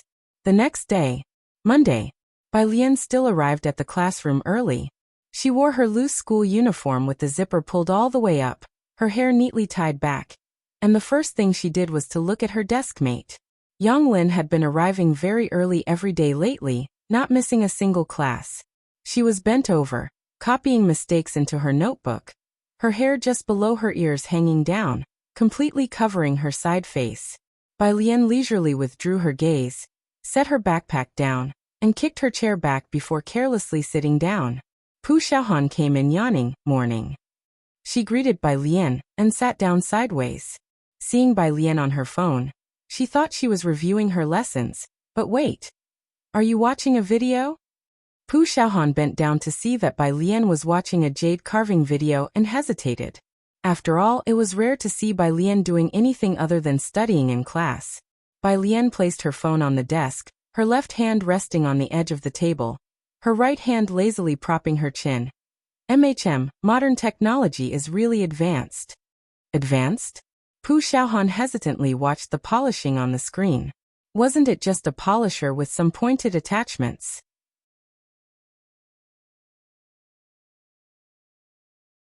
She didn't understand but didn't ask any further. Bai Lian continued to watch her videos until the first period when the principal distributed exercises, and the teacher explained them. After listening for a while, Bai Lian silently took out her phone and continued watching videos without sound. Wang Qi saw Bai Lian secretly watching her phone, and took out a cake to eat in secret. Zhang Xiais used to eat with him, but now Wang Qi was alone. The academic director inspected the classes early. Seeing Wang Qi not paying attention and sneaking cake, asking his desk mate if they wanted some, the director knocked on the back door and called him out. The academic director was serious. The college entrance exam is coming up, and you're not paying attention in class. What are you eating? Taro Xiaobei cake. Wang Qi touched his head. Academic director. As everyone knew, Zhang Xiais and Wang Qi from class 15 were both fools. Wang Qi reacted only after being called out, and returned to his seat with the cake. The chemistry teacher on the stage looked at him coldly. Wang Qi silently put the cake down and glanced at Bai Lian. Bai Lian was still openly watching her phone. Could the chemistry teacher and the academic director not see her? The chemistry teacher on stage could clearly see the conduct of all the students below. It was the first time the chemistry teacher had seen Bai Lian playing with her phone in class. She must have her reasons for being on her phone. The chemistry teacher even suspected she was studying a difficult problem on her phone. No way, big sister Lian. Wuxia, sitting on Zhang Shi's desk, one foot on the ground, leaned over to watch for a long time before realizing it was just a video of jade polishing. Are you watching this for hypnosis? Bai Lian slowly looked up, her slender fingers sliding to the next video. Anyway, I don't eat taro xiaobei. Damn, hahaha, taro xiaobei, several others in the class laughed. And from then on Wuxia, like Zhang Shi's, forever lost his own name. Xiaobei, Xiaobei. Xiaobei. Monday afternoon's last period was always homeroom. The students in the class worked much harder this semester than before, so Lu Lingxi didn't have as much to remind them about. After the class, she asked Bai Lian to stop by the office. Class had just ended, the hallway was crowded, and Bai Lian didn't push through the crowd. Pu Xiaohan, Ning Xiao, and the others were waiting in the classroom for Bai Lian. Bai Lian had been watching videos for almost the entire day, and now she finally opened the app to check this month's challenge questions. Her ranking climbed quickly, already surpassing Ning Xiao. She received many messages, but most of the red dots were blocked by the plugin Jiang Fulai sent her. Only the official message turned from a private message into a banner at the top. The 5.1 app meetup will be held at the Jiangjing University Auditorium. Transportation and accommodation expenses will be reimbursed. Please fill out personal information as required. http://JJDX. Bai Lian glanced at it and swiped past. She didn't fill it out. 3 minutes later, the crowd thinned out and Bai Lian picked up her phone and walked outside as an unfamiliar phone call came in. A landline from Jiangjing. She guessed it was a call from Su En's office and answered it. Hello. The voice on the other end was unfamiliar, tinged with curiosity. May I speak with Bai Jian?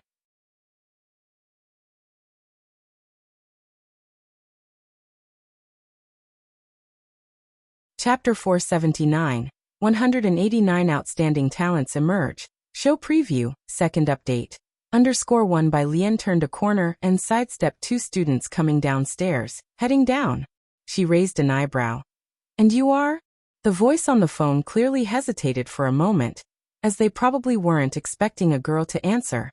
Only hesitating for 2 seconds, it continued. I am the main person in charge of the Jiangjing University app. May I ask if you are the owner of this phone?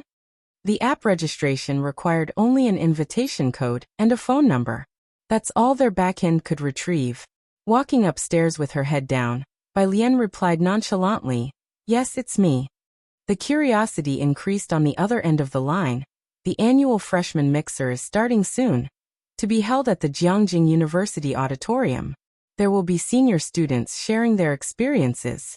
We haven't received your information yet. Aren't you planning to come? Emphasis was placed on Jiangjing University and the senior students, hinting at a great opportunity to expand one's network. It was rare for anyone to miss it each year, except for Su Zhiyue and Liang Wuyu. Everyone was quite curious about this Bai Jian, who had suddenly appeared. After all, she had already become the standard for answers. With those two also taking an interest in her, many were eager to learn who she really was. Bai Lian politely declined. Sorry, I don't have the time. She said a couple more words and hung up the phone. Meanwhile, in the office at the comprehensive building of Jiangjing University, the bespectacled young man was still holding the phone to his ear. People around him grew impatient. What did she say? Who is it? Did you find out? Will she come? Everyone in the office looked at him. The young man came back to his senses, pausing slightly. Don't know, she probably won't come, a female student. Ask her again. Someone beside him grabbed his arm pleadingly. You must convince her to come. Do you know how many are searching for information about her? On the second floor, when Bai Lian arrived at the office, only Lu Lingxi was there. Seeing Bai Lian, she smiled gently without speaking right away. Bai Lian was in no hurry and patiently waited on the side. About 2 minutes later, Lu Lingxi finally opened a drawer and took out a stack of money. Bai Lian, this is Yang Lin's medical fee. She handed the money to Bai Lian. Bai Lian tucked her phone into her pocket and did not accept the money, only looking at Lu Lingxi, her eyes deep and inscrutable. Is this from you on her behalf? She knew that Lu Lingxi had always been concerned about Yang Lin, and that for a time even Yang Lin's tuition fees were paid by Lu Lingxi. No, it isn't. Lu Lingxi sighed lightly, knowing she could not deceive Bai Lian. It's from someone else on behalf of Yang Lin. As to who it was, she did not say.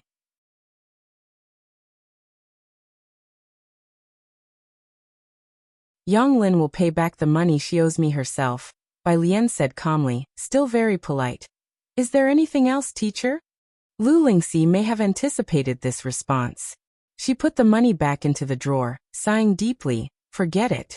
I'll give it back to her. You better head home. Bai Lian noticed the teacher's use of ta, and returned to her class, leaving with Pu Xiaohan and others. What did Lu Mom want with you? Pu Xiaohan asked Bai Lian curiously. Yang Lin had dashed off right after class for her part-time job at the milk tea shop. Bai Lian started to fib. She asked if I was under a lot of pressure. It's definitely a lot of pressure with only 90 days left, Pu Xiaohan believed without doubt. Feeling a bit melancholic. After the exams, we'll be in different cities. Today was Monday. After writing homework in the milk tea shop for a while, Bai Lian packed up her bag. Why are you going home so early today? Pu Xiaohan looked up. With an indifferent shrug, Bai Lian threw her backpack on and stood up, her loose hair casually framing her eyes, her tone lazy. Yeah, got something to do. Purist Street. Mao Kuan was helping the store manager carry stock, his blonde hair accompanied by a towel over his shoulder. The boss, while lugging beer, looked worriedly at the bruise on his face. Did you get into a fight? Stop carrying, I'll do it. I fell on the stairs. Mao Kuan quietly moved the beer inside. You think him a fool. The boss didn't believe him for a second. Seeing Bai Lian saunter slowly by, he said to her, always fighting, and now he's trying to fool me. Dressed in her blue and white school uniform, with her black bag slung over one shoulder, Bai Lian blinked, gazing earnestly at the boss, her expression innocent and voice sincere. He really did fall. I watched him fall. The boss hurriedly turned back. Look at you. How can you be so careless? Mao Kuan.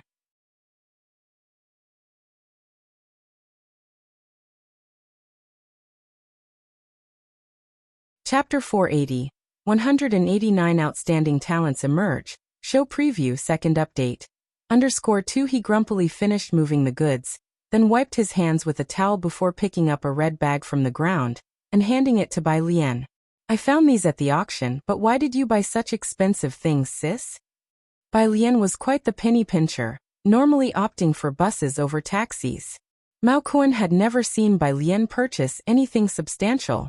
This was her first time buying something so expensive, and it was 2 items at that. 20,000 apiece. Opening the bag, Bai Lian glanced inside. There were 2 pieces of jade, square in shape around 4 to 5 centimeters each, with some slight imperfections, uncarved. She took out one piece and held it up to the streetlight, squinting. The clear base with water-like inclusions in the jade made her complexion appear cool and pale.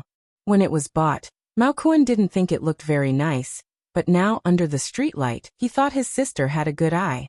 Where are the tools? She asked. It'll take a few more days, Mao Kuan replied.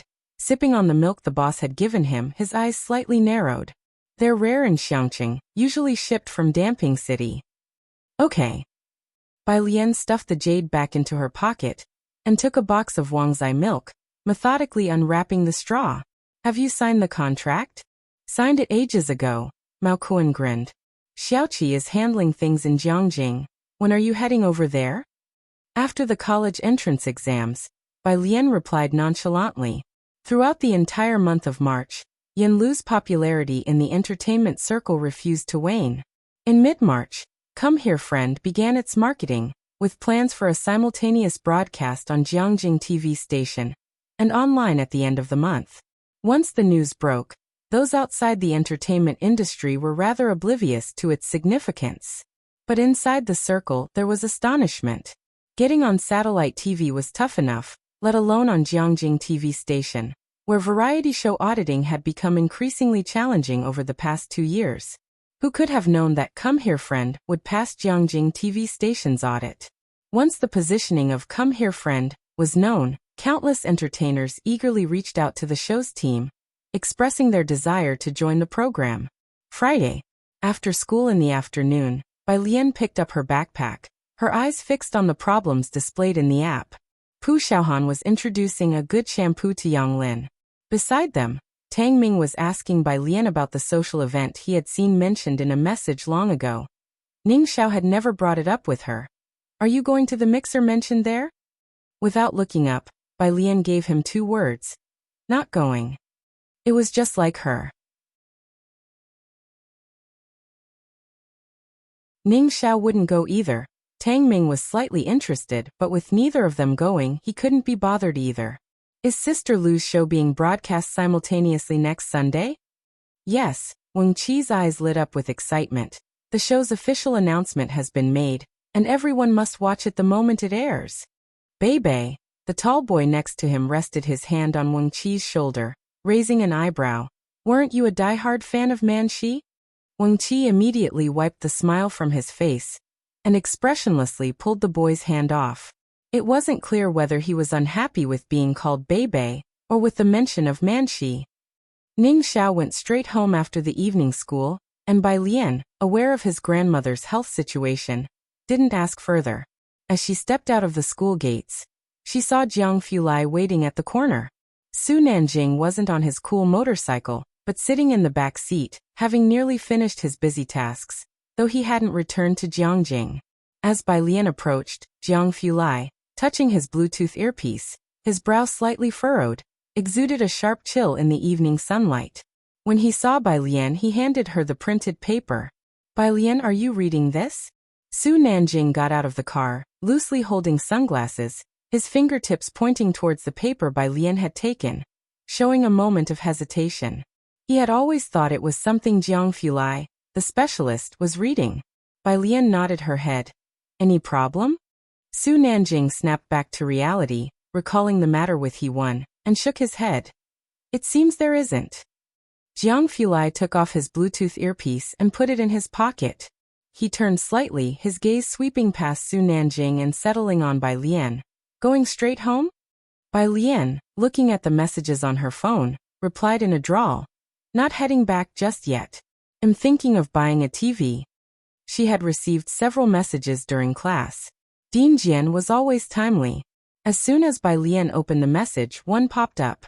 No new songs this month. Bai Lian, soon. She continued scrolling through her messages.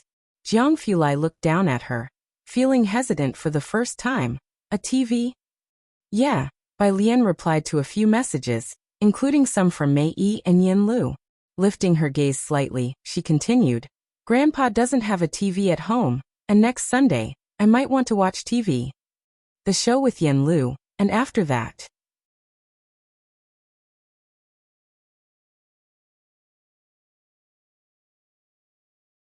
Chapter 481. 189 Outstanding Talents Emerge. Show Preview, Second Update. _3 There was also Daong. Ji Hung liked to listen to the radio. He didn't have a TV at home. Next to him, Su Nanjing reacted quickly.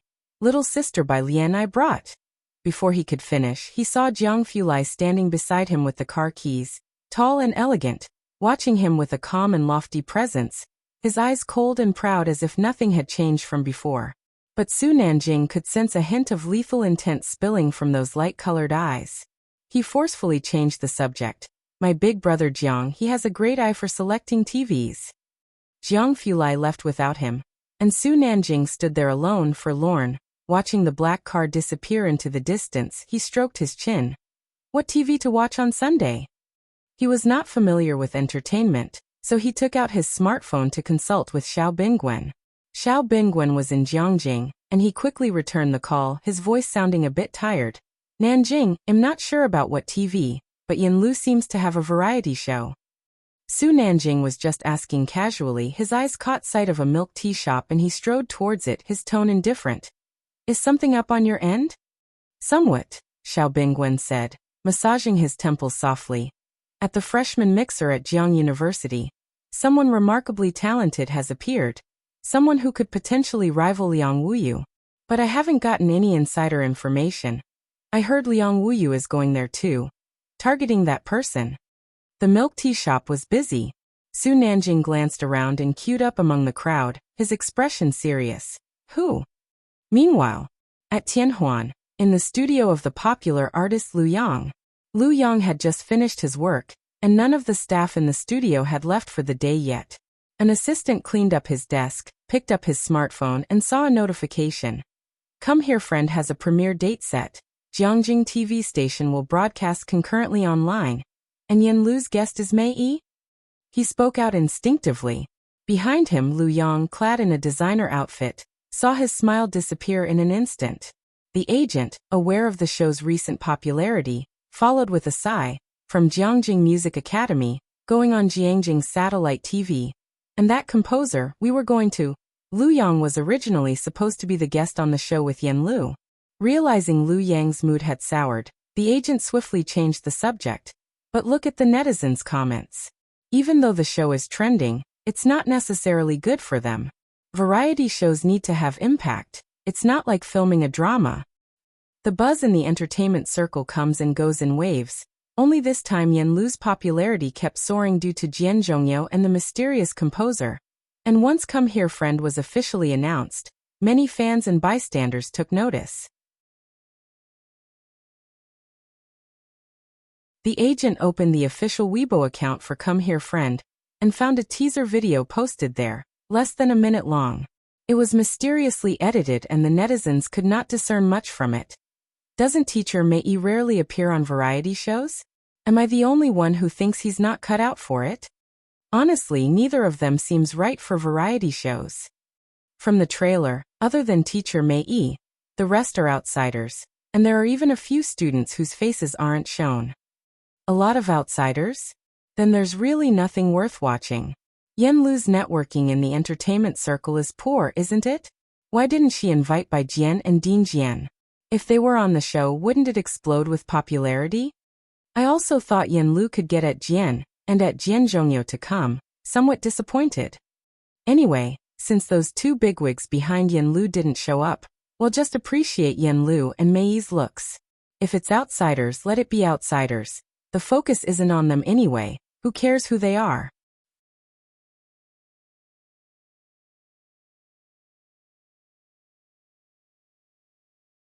Chapter 482, 190 Lian and Mu family's true prodigy _1 suppress each other. Look, Lu Yang's agent shrugged nonchalantly. Netizens all say there's nothing worth watching. Yes, netizens say there's nothing to see. But they didn't say they wouldn't watch. Given Yen Lu's and the show's increasing popularity, as long as the two of them didn't make any major mistakes, the program's heat would still be very high. Most importantly, Yen Lu's arranger, Jian Zhongyo, was a true master of art. And the lyricist and composer who hadn't appeared yet, although not yet seen, had a name that resonated through the music world. Lu Yang looked down and slowly fastened his buttons, saying nothing. He had debuted with the persona of a noble son, and at the time Yen Lu was being criticized all over the internet. The studio worried about affecting his image, and after weighing the options, they decided to give up on this opportunity. My fault, the agent stared at the phone side. I shouldn't have let them make that call. It's too rare to receive charcoal in snowy weather, to form such a modest but precious friendship. Now all they could hope for was that Come Here Friend would not become a huge hit, so that Lu Yang and his heart could feel a bit better. As soon as Come Here Friend was officially announced, the buzz didn't die down. All the major video self-media were riding on this popularity, analyzing what the refined Mei Yi and the cold beauty Yen Lu could possibly do together. Xiangqing Electronics City. Bai Lian took off her coat, wearing only a Chinese button-up shirt. After getting out of the car, she stretched languidly, casually looking for the elevator sign. On the other side, Jiang Fulai took the car keys. This way. Bai Lian had already walked to the middle. She lifted her chin towards the left, her voice lazy, having seen the elevator around the corner. The phone rang, still that call from Jiangjing. If it wasn't for the fact that the caller was from Jiangjing University and in a way, belonged to the same lineage as her, Bai Lian was a little tempted to block the number. Classmate. The man's voice on the other end of the phone was already helpless, having tried to persuade her for so long to no avail. His eyes darted around. We have a top 10 app commemorative gift. Can I have an address to send it to you? Bai Lian waited for Jiang Fulai to come over, smiled. No need. Ah, the voice on the other end sounded disappointed. It's a unique cultural creation of our first president, a little copper figure. The first president. Bai Lian's hand tightened, unsure if it was the person she was thinking of. Can I pick it up myself? Ah. The person was not accustomed to this request, paused. Oh, that's fine, I'll give you the address. He quickly repeated the address, then added. Is it too long or too complicated? Haha, I'll add you on WeChat and directly send you the detailed address.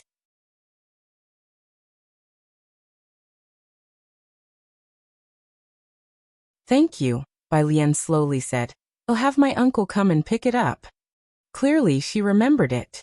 The other person. On Friday evening, there were more people in the electronics city than usual. When Bai Lian and Jiang Fulai stepped out of the elevator, they attracted quite a few stares. Both had straight backs and were exceptionally stunning to look at. You too, the salesperson saw them coming in, and even though they were in a mall, it felt like she was suddenly dazzled by sunlight, and said with uncertainty, Are you here to buy a TV? Bai Lian wore a Chinese button-up shirt with blue school uniform pants, a white earbud in her left ear, and loosely held a Huami phone in her hand. Upon hearing the question, she smiled politely at the salesperson and nodded. Yes. Jiang Fulai followed behind her without a word. His daily life was dull, accompanied most often by books and computers, spending much of his time in the laboratory. He kept his brows restrained, his usual aloof demeanor. The salesperson was captivated by Bai Lian and led her to the TVs, making introductions as they went. Because of their distinguished presence, she subconsciously directed them to the high-end area. Bai Lian glanced at the prices, tilted her head slightly.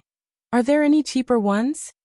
The salesperson was momentarily stunned, then quickly guided them to another section. These are considerably less expensive. Bai Lian nodded, looking at the TVs without showing much understanding. Behind her, Jiang Fulai picked up a nearby brochure. His fingers were long and well manicured, and after casually flipping through a few pages and examining the specifications, he put it down. The resolution is too low, it won't do. Next one. This one is too small, not suitable for your grandfather's house. Refresh rate is too low. It doesn't even support HDR, why buy it? At first, the salesperson was enthusiastically introducing TVs to Bai Lian, but eventually, she couldn't get a word in edgewise. If it weren't for Jiang Fulai's intimidating presence, she might have cursed out loud. Enough with the chatter, Master Jiang. Bai Lian glanced at him. Then she pointed to a TV that Jiang Fulai hadn't berated too harshly. Thank you, this one will do. Jiang Fulai just followed behind her, his gaze shifting towards a nearby bestseller priced at 9,999 that he thought was passable. After all that picking, he felt this one was acceptable.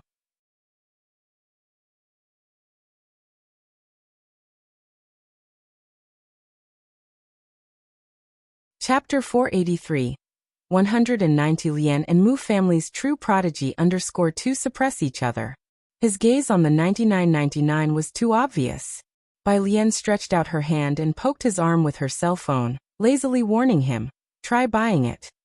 Jiang Fulai struggled to take his eyes off it. After buying the TV, Bai Lian brought it back. Ji Heng was embroidering flowers in the yard when he saw Bai Lian enter with a cardboard box, with Jiang Fulai lazily trailing behind her, a black backpack slung over his arm. What's that? Ji Heng put down his needle. A TV. Bai Lian placed the television set in the living room, cleared the tobacco and a heap of messy wires off the left cabinet, along with the big cabbage plush pillow, and moved them onto a nearby chair, preparing to set up the TV there. Ji Heng followed behind, took a look, and brought the pillow back to his room. His living space used to have few possessions: cooking utensils, furniture, tobacco, and a tobacco pipe. Now the living room was filled with puzzles belonging to Jiang He, odd pieces of disassembled electric motors and copper wires that Bai Lian had brought home, not to mention the plush pillows. There was even a small machine in the storehouse a while ago. Ji Heng felt that his courtyard was about to explode with stuff. Uncle Ji. An embroideress walked by and upon seeing smiled. Alien bought you a TV. Now your home will be lively. I've long said you should watch more TV when you have nothing to do. With his tobacco pipe in hand, Ji-hung grunted in agreement as he watched Jiang Fulai flip through the manual, connecting the TV to the network. Ji-hung's place used to have no internet until Bai Lian, worried that young people would be bored without it, made sure to wire the courtyard. Now it certainly came in handy for setting up the TV. Bai Lian wasn't too good with such electrical things, so she watched Jiang Fulai do the setup. Operating the TV wasn't difficult. After installation, Jiang Fulai switched the TV on. While Bai Lian was out getting something, he casually activated all the annual memberships, about 6 of them. Bai Lian came back with 2 backrests made by Ji-hung, only to find Jiang Fulai putting away his phone. She set down the chairs. What are you up to? Nothing. Jiang Fulai bent down, slowly picking up the remote control. If she knew he had purchased memberships that almost equaled the price of the TV. Jiang Fulai cleared his throat, then called Ji-hung over to teach him how to use it. Evening. After Jiang Fulai left, Bai Lian was busy in a small room next door. Outside, Ji-hung was video calling with Ji Xiaojun, showing off the living room TV. Shen-qing peered over and saw an advertisement playing on the TV on Ji-hung's side. Dad, did you get a TV? Alien bought it. Ji-hung blew a smoke ring, a faint smile on his face. She has a friend whose variety show is airing next Sunday. Make sure you guys watch. On the other end of the phone, Ji Xian's face also rarely showed a smile. The butler and a middle-aged man with gold-rimmed glasses sat opposite, not interrupting the family gathering, quietly listening about Bai Lian having a friend in the entertainment industry, though it didn't seem like a big deal to them. It wasn't until Ji-hung asked him that the butler looked up and spoke to Ji-hung. Mr. Ji has great talent. Why did you let him go study art? As he spoke, the butler seemed somewhat regretful, because Ji Xiaojun was very smart, almost catching on to things instantly. Ji-hung didn't respond, but Ji Xiaojun spoke up. I liked art myself. I understand, it just feels like a pity. If you had grown up in the Mu family, you could have had access to the best resources, the butler said, sighing. Perhaps you would have worked on research with Mr. Mu Qiong. Mr. Mu Qiong? Ji Xiaojun and Shen-qing heard this name for the first time. Mr. Mu Qiong is the only son of the second master, a rare genius appearing once in 100 years in the Mu family, the butler said with bright eyes. He skipped grades all the way, started his doctorate at 22, a Mensa member. Back then our Mu family had such glory. He didn't continue after that. Ji Xiaojun knew about the young generation of the Mu family almost being completely gone, and didn't ask further. Shen-qing picked up the phone, changing the subject. Dad, where's Alien? She took the phone to her room to talk with Bai Lian, and Bai Lian's voice faintly came through. Aunt, can you and Uncle help me pick something up tomorrow? After the others went in, the butler turned to Ji Xiaojun. Why doesn't your father want to come to Jiangjing? He was asking about Ji-hung. He want leave. Ji Xiaojun closed a file and paused, then added, but that was before. What do you mean? The butler sat up straight. You know, Alien. My dad has never bowed his head for anybody over these many years for my sister. But she is different.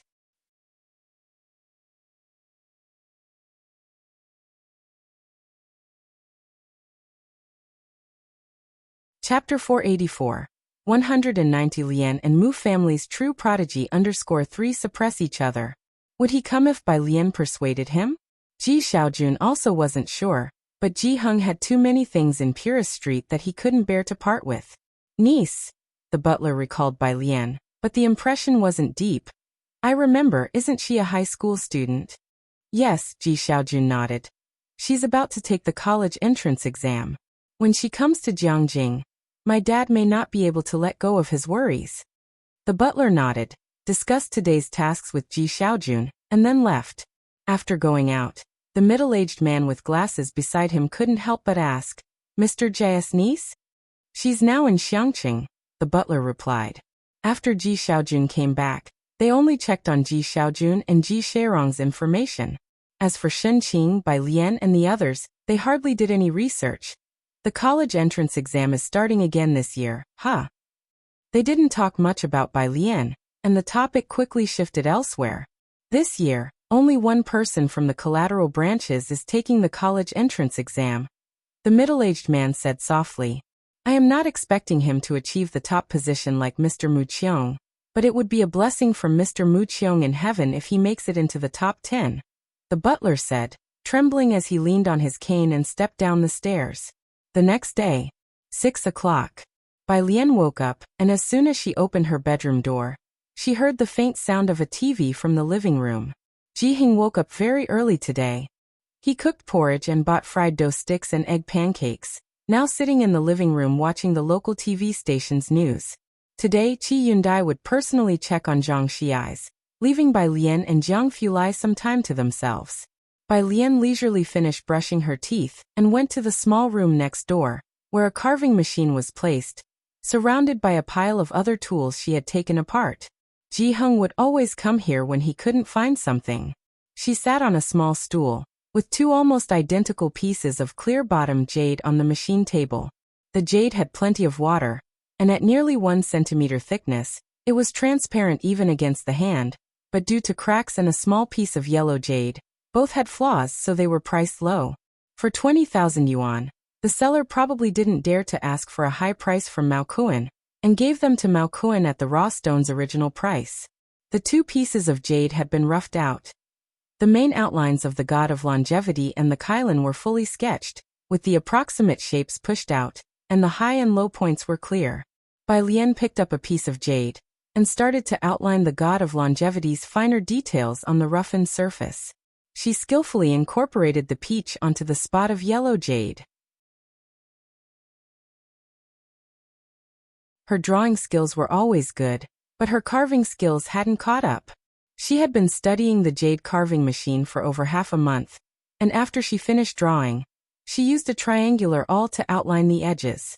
Bai Lian's drawing looked pretty, but the carving turned out to be passable at best, not particularly attractive.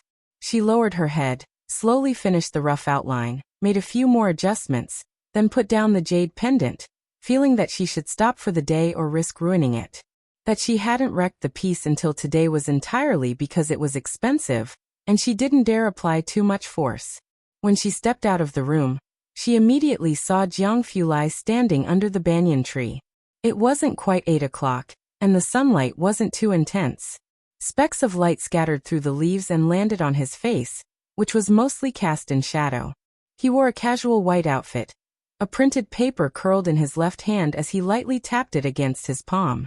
I didn't see you come out, he said with his back to the sunlight, standing under the shade of the tree, speaking at a leisurely pace. I thought you might have forgotten while watching TV. He looked at Bai Lian, his light-colored eyes concentrating, but since he didn't see her, he had come to find her. Bai Lian was rarely late. After saying a word to Ji Hung, she left with Jiang Fulai. After they left, the aunt by Ji Hung's side smiled and spoke with a bit of emotion. Uncle Ji, look how great Xiaojiang is, an alien too. When little Shen was sick, you saw how she was even steadier than you. If my own child could be 1% as worry-free as they are. Ji Hung put down his needle, heard the words, and just smiled without responding.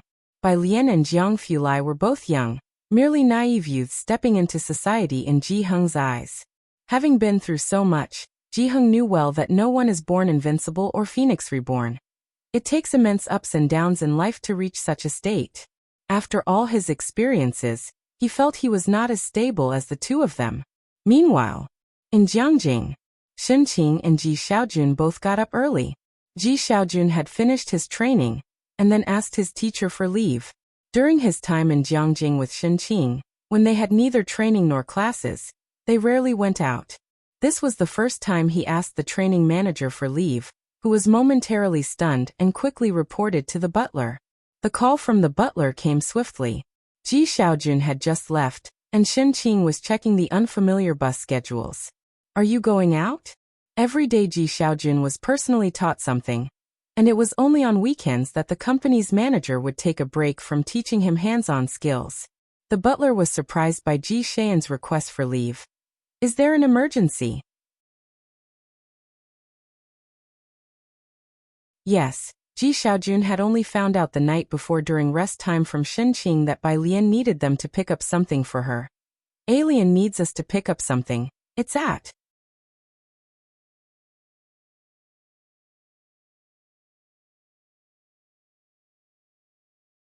Chapter 485. 191 On behalf of Alien goes to Jiangjing University. Broadcast, second update. _1 on the other end of the phone. The butler looked up at the curtain hanging in front of the door. He slowly let out a breath.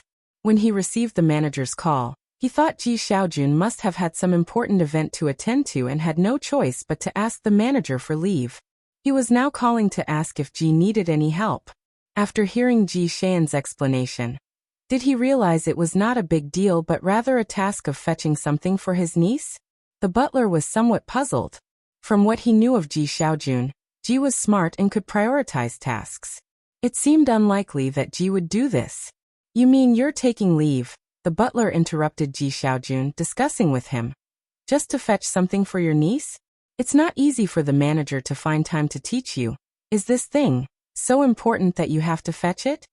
Alien rarely asks for my help, Ji Xiaojun explained. Unable to persuade him, the butler said, All right, then come back early. After hanging up the phone, the butler looked towards the direction of the curtain, from behind which an aged voice asked, Ji Xiaojun? Yes, him. The butler put his phone back in his pocket, leaned on his cane with one hand and placed the other on his chest, bowing slightly in a very humble manner. He took leave to fetch a package for his niece. Actually, Mr. Ji is quite intelligent. The aged voice answered indifferently, then fell silent. He didn't ask what Ji Xiaojun went to do, nor did he inquire who the niece was. After what the Mu family had been through with Mu Qiong, who else would dare claim to be smart? Others couldn't hold a candle to the late young master Mu Qiong in the eyes of the old master. The butler, with his head down, didn't wait for further instructions. He bowed slightly and left quietly. The Chanan line. Xinqing and Ji Xiaojun got off the bus. Xinqing looked across at Jiangjing University's quaint gatehouse with many people taking photos. Are you sure it's here? Could Alien have made a mistake? Don't know. Ji Xiaojun looked down at his phone, which displayed his conversation with Bai Lian, and he read it again. Chanan District 556 Zier Avenue, First Campus Administrative Building, Room 303 on the 3rd floor. Below it was a phone number. He led Xinqing across the street, looked up at the address beside them, and confirmed it was number 556. Ji Xiaojun rarely messaged Bai Lian. Is your thing at Jiangjing University? Alien. Yeah, Alien. What's up? Nothing much. Ji Xiaojun silently put away the phone and approached the security guard. After checking their IDs and visitor log, the guard warmly let them in. You two are heading to the complex building, right? See that bus stop in front.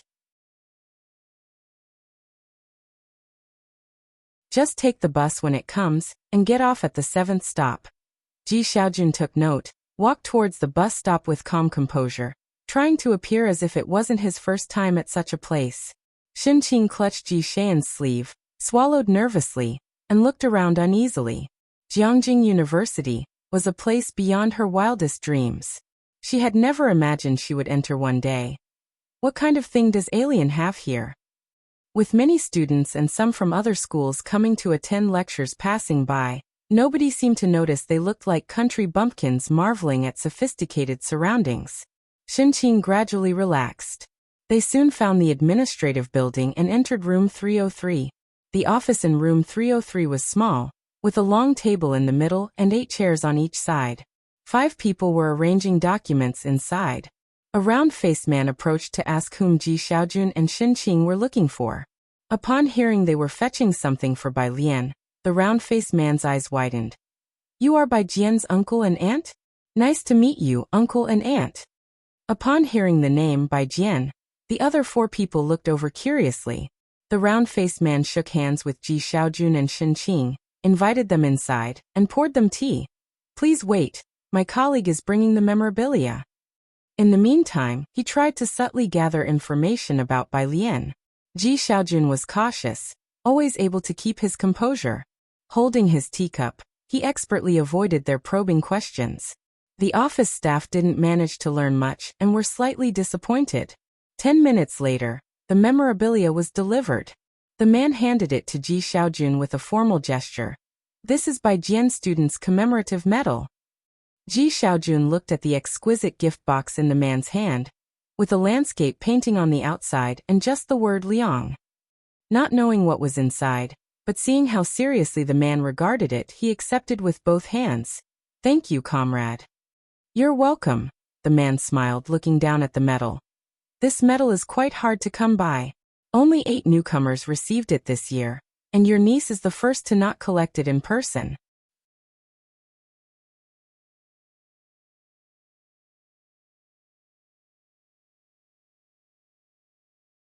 Chapter 486. 191 On behalf of Alien goes to Jiangjing University, broadcast, second update. _2 Upon hearing this, Ji Xiaojun was even more surprised. In his mind, he wondered, what kind of medal had Bai Lian actually received?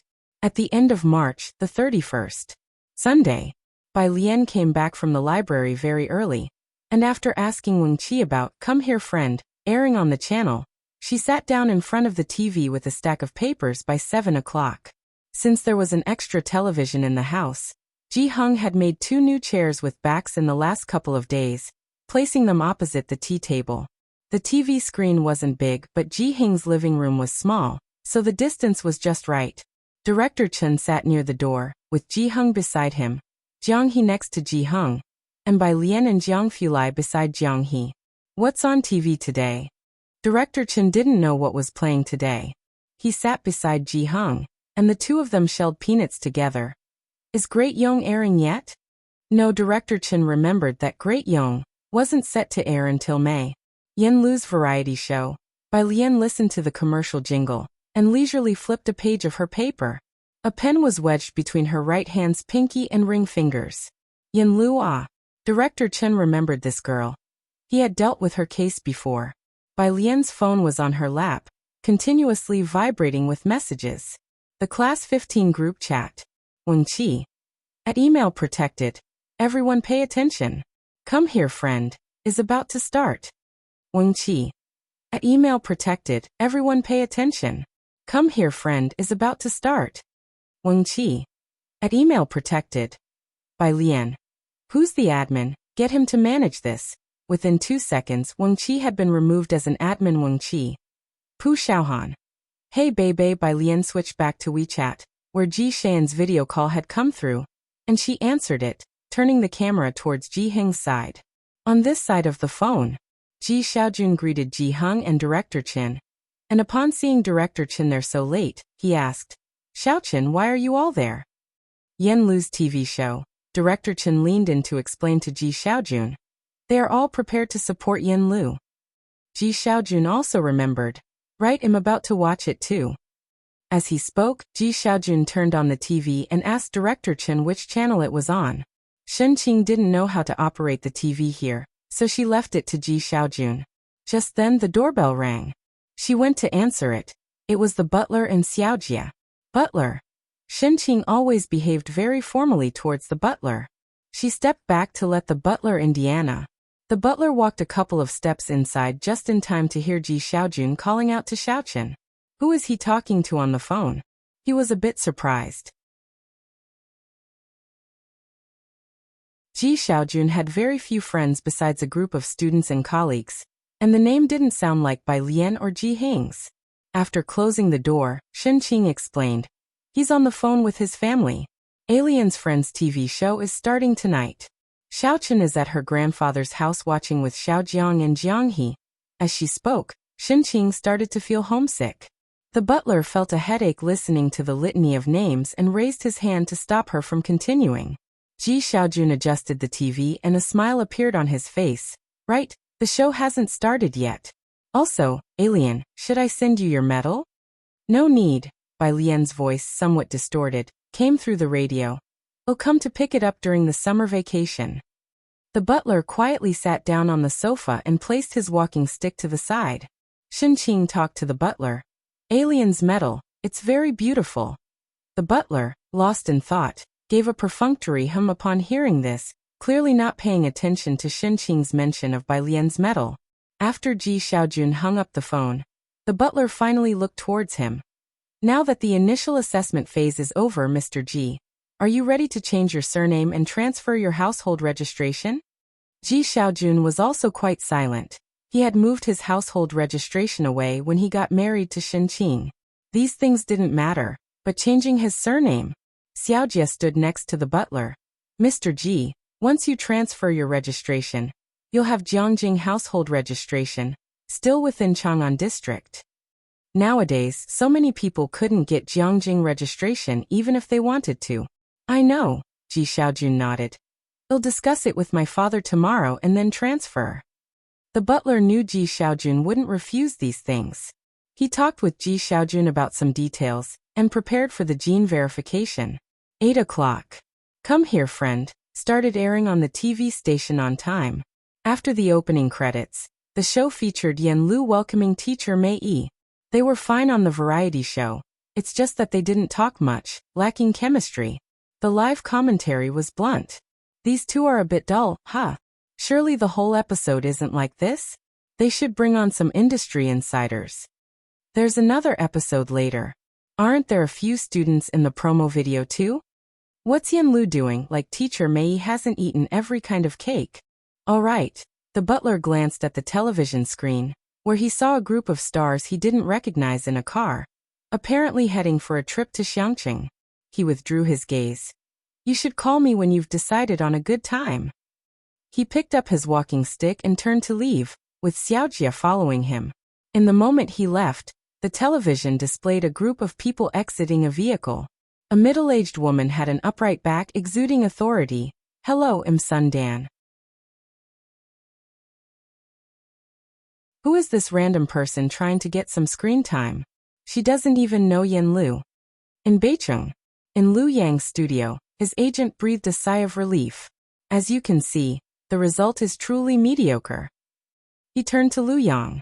Lu Yang was reading a script with his head down and glanced at the computer screen without saying anything. The agent chuckled and relaxed his back. His greatest fear was that this variety show would also blow up, but it seemed that there was little chance of that happening. Until looking back at the TV again, just a minute later, the direction of the live comments shifted. Wait, Sundan? Oh my god, Qiandu came back. It's really her. What's the meaning of this? The agent frowned, quickly took out his phone, opened Qiandu, and searched for Sundan. The first page that popped up was all about her. The ID photo matched the person on the TV screen exactly. The agent, reading the introduction below, was completely stunned.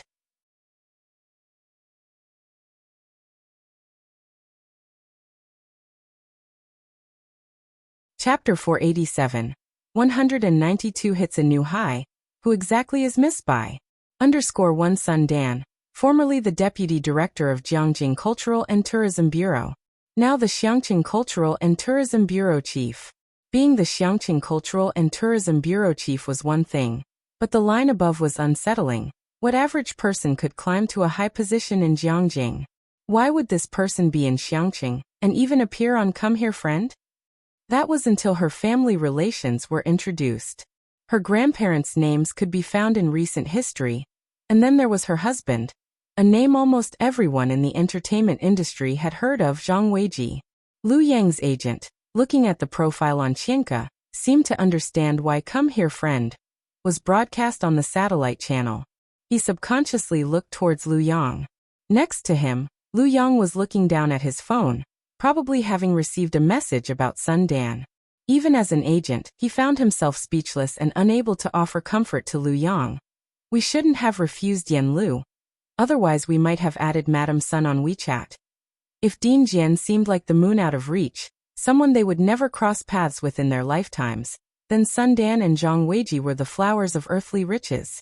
Not to mention Yan Lu herself, with the show Come Here Friend cuddling up to the powerful leg of Jiangjing TV station. Was the wealth that awaited in the future even in question? Lu Yang's lips pressed together, his facial lines extremely stiff, his heart filled with regret and frustration to the point of nearly suffocating. Brotherly is still okay, a nearby assistant murmured. The one who should regret the most must be Enqi.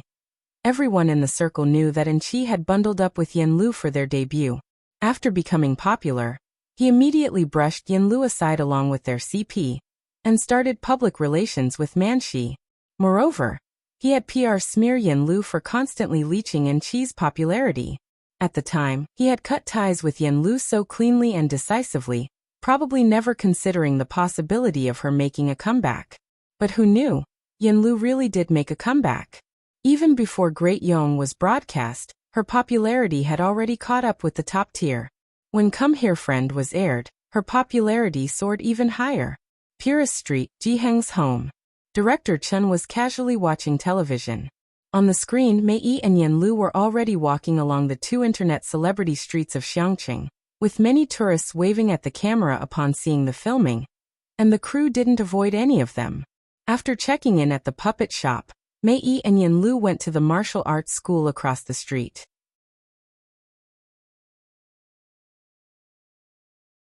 As soon as the door opened, they saw a group of bare-chested people practicing various weapons on the left, and the camera gave a close-up to a man wielding a long spear, his arms tanned and muscled, with sweat dripping down along the lines of his muscles.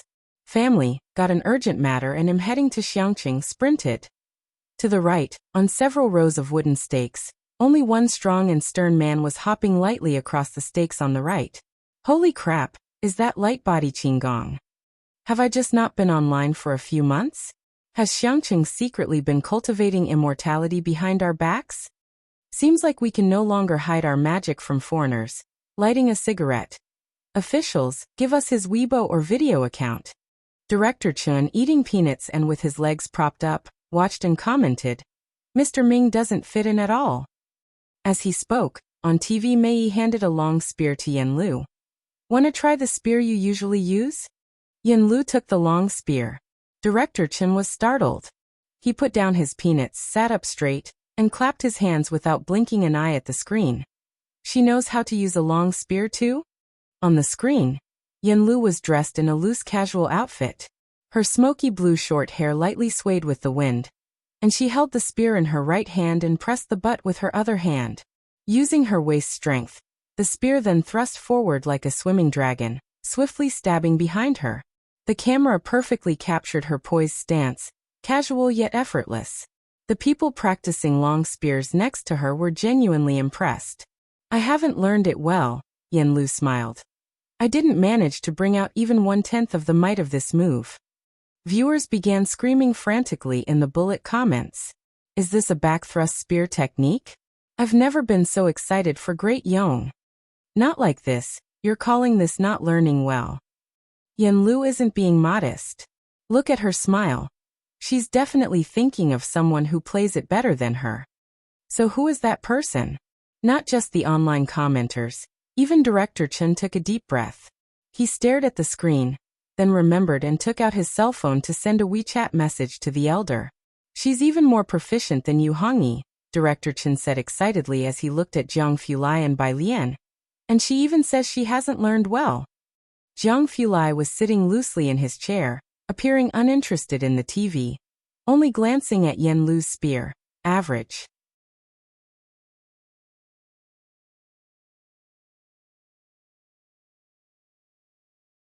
Chapter 488, 192 hits a new high. Who exactly is Miss Bai? _2 Bai Lian collected her gaze leisurely, offering no particular comment. She just lowered her head to look at the message on her phone. It was from Mao Kuan. Sis, for the April 18th auction, my godfather has reserved an invitation for you. Every time there was a major auction at the White Tiger auction house, Mao Kuan's side would provide Bai Lian with a VIP card. Most of the time, Bai Lian would sell it for a high price. Any auction that Mao Kuan personally reported to Bai Lian was very important. Bai Lian received. Beside her, Director Chen silently withdrew his gaze. After a series of commercials, the variety show resumed, and evening approached. On Purist Street, that little path, Yanlu and Mei Yi were going to watch some fighting. I can't find any information about fighting venues in Xiangqing online. Who's the miss speaking next to Yanlu? Her voice is so nice. Why didn't she show her face? Her voice is soft. She is not wearing a mic. Is she a friend of Yanlu? The barrage decreased significantly until the crew arrived at Bachter Street. Many shots were not permitted to appear, leaving only a small portion of footage. Everyone saw the words Bachter Street, under the night sky, and the Qinglong bar glowing with a dim light. Xiao's half-red hair made an appearance, as did a group of tough-looking men and women of various skin colors on the street. Barrage. Why are they blurring out the legs? Why do most people only appear from the waist up? This person glanced at the camera. Why do I feel like he wants to cuss me out? The audience also realized something was amiss and began to question soulfully. Hey, where exactly is this? The show continued to air, and Come Here Friend quickly snapped up several trending searches in advance. Jiangjing TV station. Sudden urgent trip to Xiangqing. Where is Bachter Street? The first episode of the program ended just as they reached the fighting venue.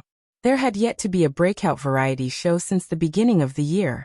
Come Here Friend was the first to rank in several hot searches right after its debut, skyrocketing viewers' curiosity to an all-time high. Once an issue becomes hot, countless fearless people will delve into it. News about Bachter Street had already begun to disseminate in secret. After the variety show ended, Jiang Fulai took Jiang He back home. Jiang He's cabbage backpack was still aside, and Bai Lian picked it up to hand it to Jiang Fulai. Jiang Fulai hooked it with a finger, looking disgusted but didn't throw it away. He looked at Bai Lian and paused slightly. I'm going back to Jiangjing tomorrow. Tomorrow? Yes. Jiang Fulai withdrew his gaze, his long bangs drooping down. Bai Lian nodded in acknowledgement without saying much. Is Jiang He going back with you? Jiang He kept his head down and remained silent.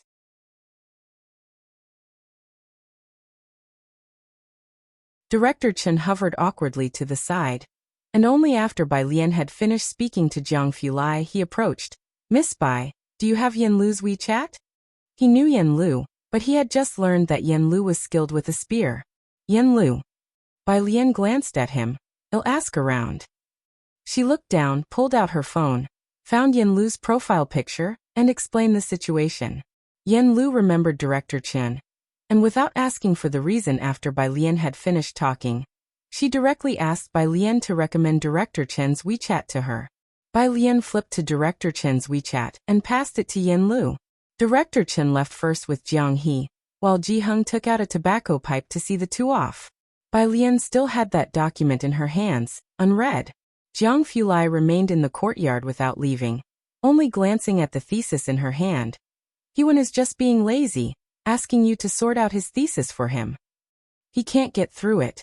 Bai Lian leisurely made an excuse for Hewan. Everyone else can get through it, so why can't he? Bai Lian knew this was not a good time to speak up for Hewan. She took a few steps and stopped under a banyan tree, a large lamp overhead. Bai Lian slightly tilted her head, revealing a pair of beautiful almond eyes. Deep and dark, these eyes always held a lazy indifference as if nothing mattered to her. Before she could speak, Jiang Fulai bent down, his arms casually extended, and his palms gently rested on her lower back. The shade of the banyan tree cast shadows over his face, and he tilted his head down, his hair brushing past her ear as he spoke in a lazy tone. I'll be back on Sunday.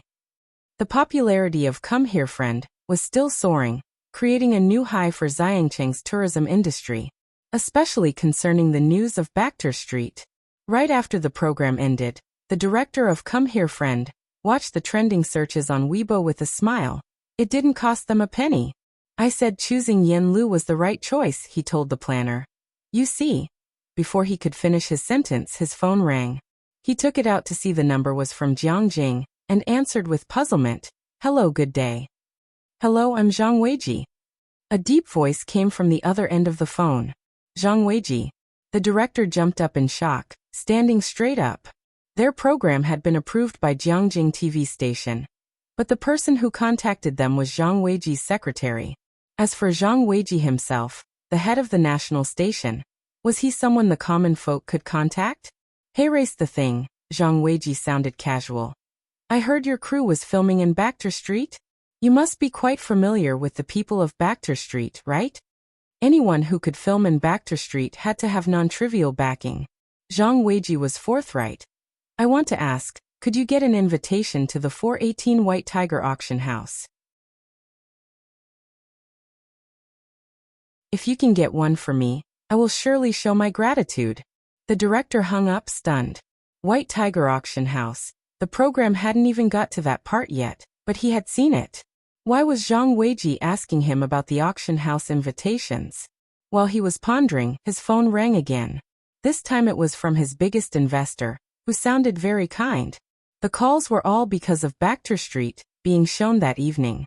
In that brief moment, the director received calls from countless bigwigs in the industry. Finally sensing something was off, the director came to a delayed realization. Hold on, exactly who is Yen Lu's friend?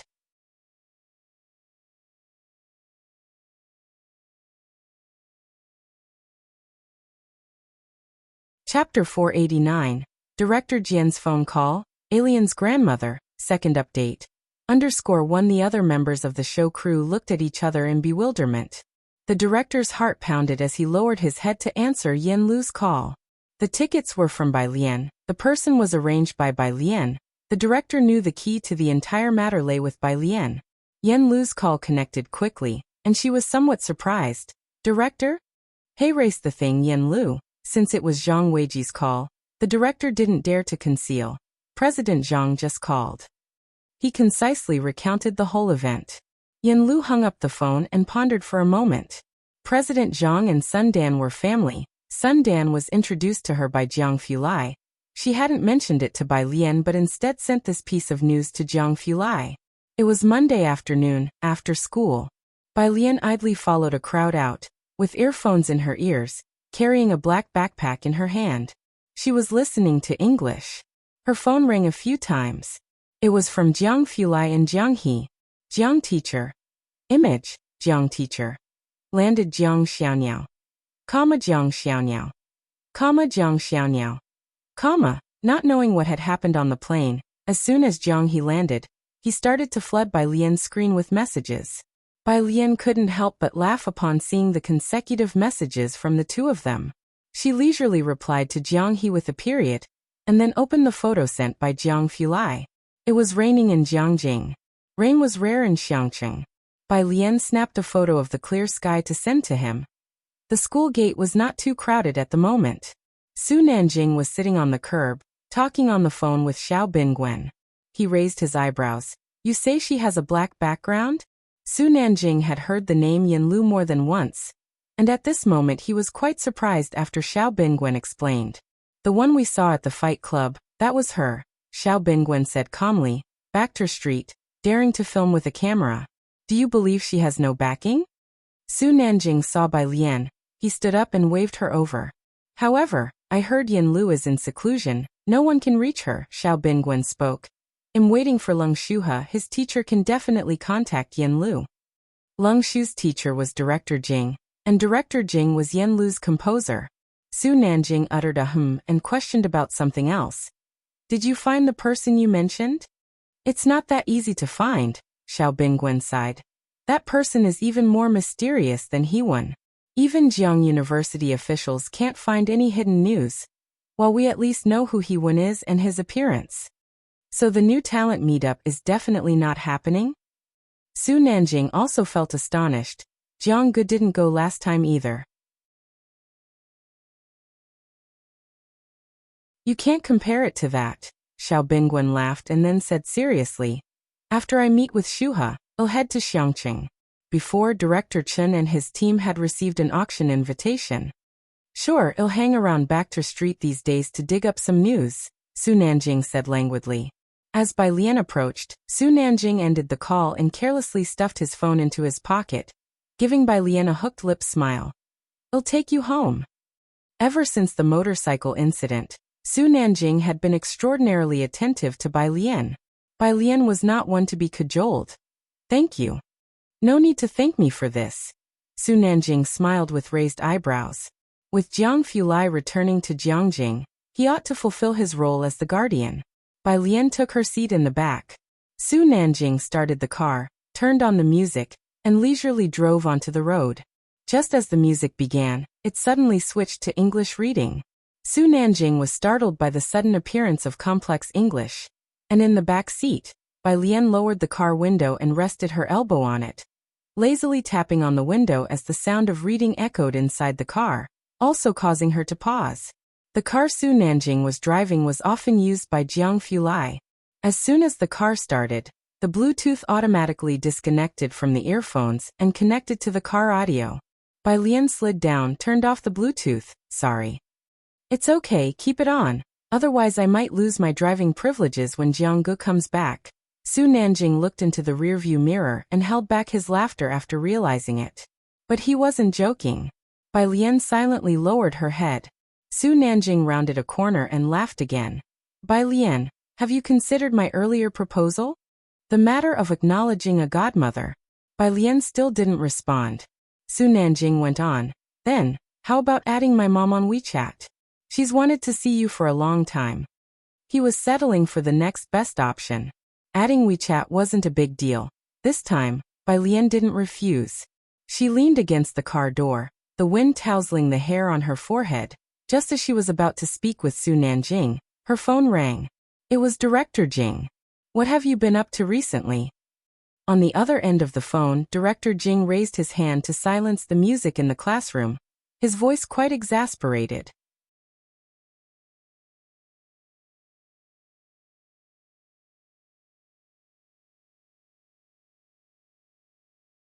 Chapter 490. Director Jian's phone call. Alien's grandmother. Second update. _2 A bunch of people were trying to get information from him in a roundabout way. That included Old Master Chen.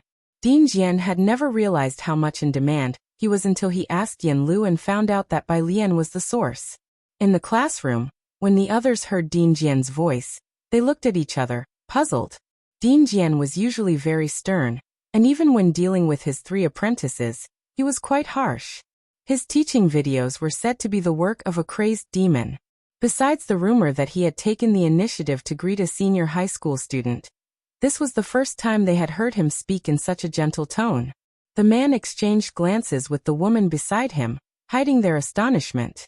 Bai Lian raised her eyebrows. She put her bag aside and said languidly, "No, get over it." Dean Jian was somewhat speechless, but this was Bai Lian. "Okay, I'll get over it. So where's your new composition? I've been waiting for over a month." "It's coming soon." Bai Lian fobbed him off with the same 2 words. "Can't you show some respect for your talent?" Dean Jian was exasperated. Bai Lian had this natural talent and she wasn't using it. He felt sorry for her. Bai Lian realized the questioning was a pretext. Pressuring her to turn in her composition was the real motive. She brushed him off with a couple of casual remarks and hung up the phone. Dean Jian looked down at his phone. Forget it, he looked at the 5 or 6 people in the classroom, his expression returning to its usual seriousness. That's all for today's lesson. He took his phone and left. In the classroom, the woman wearing a camel-colored knit stood up. She picked up her scarf. "Senior brother, who do you think our teacher was just talking to on the phone?" With that attitude, the man picked up his guzheng, his eyes deep. "The new composition must be that composer he's working with, I suppose." Leng Shuha took a deep breath. "I think so too." On Bai Lian's end, she had just hung up the phone. The light was red, so Su Nanjing glanced in the rearview mirror and casually asked, "Who was that?" The tone didn't sound like it was Jiang Fulai or a classmate. An old friend.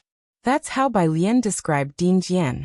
"You seem to have a really good relationship with your old friend." Su Nanjing tapped his fingers on the steering wheel.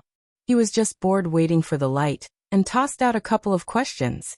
The light turned green, and he drove off. Soon they arrived at Purist Street. Bai Lian thanked him and got out of the car. Looking through the car window, Su Nanjing saw a bleached blonde guy crouching at the corner of the street.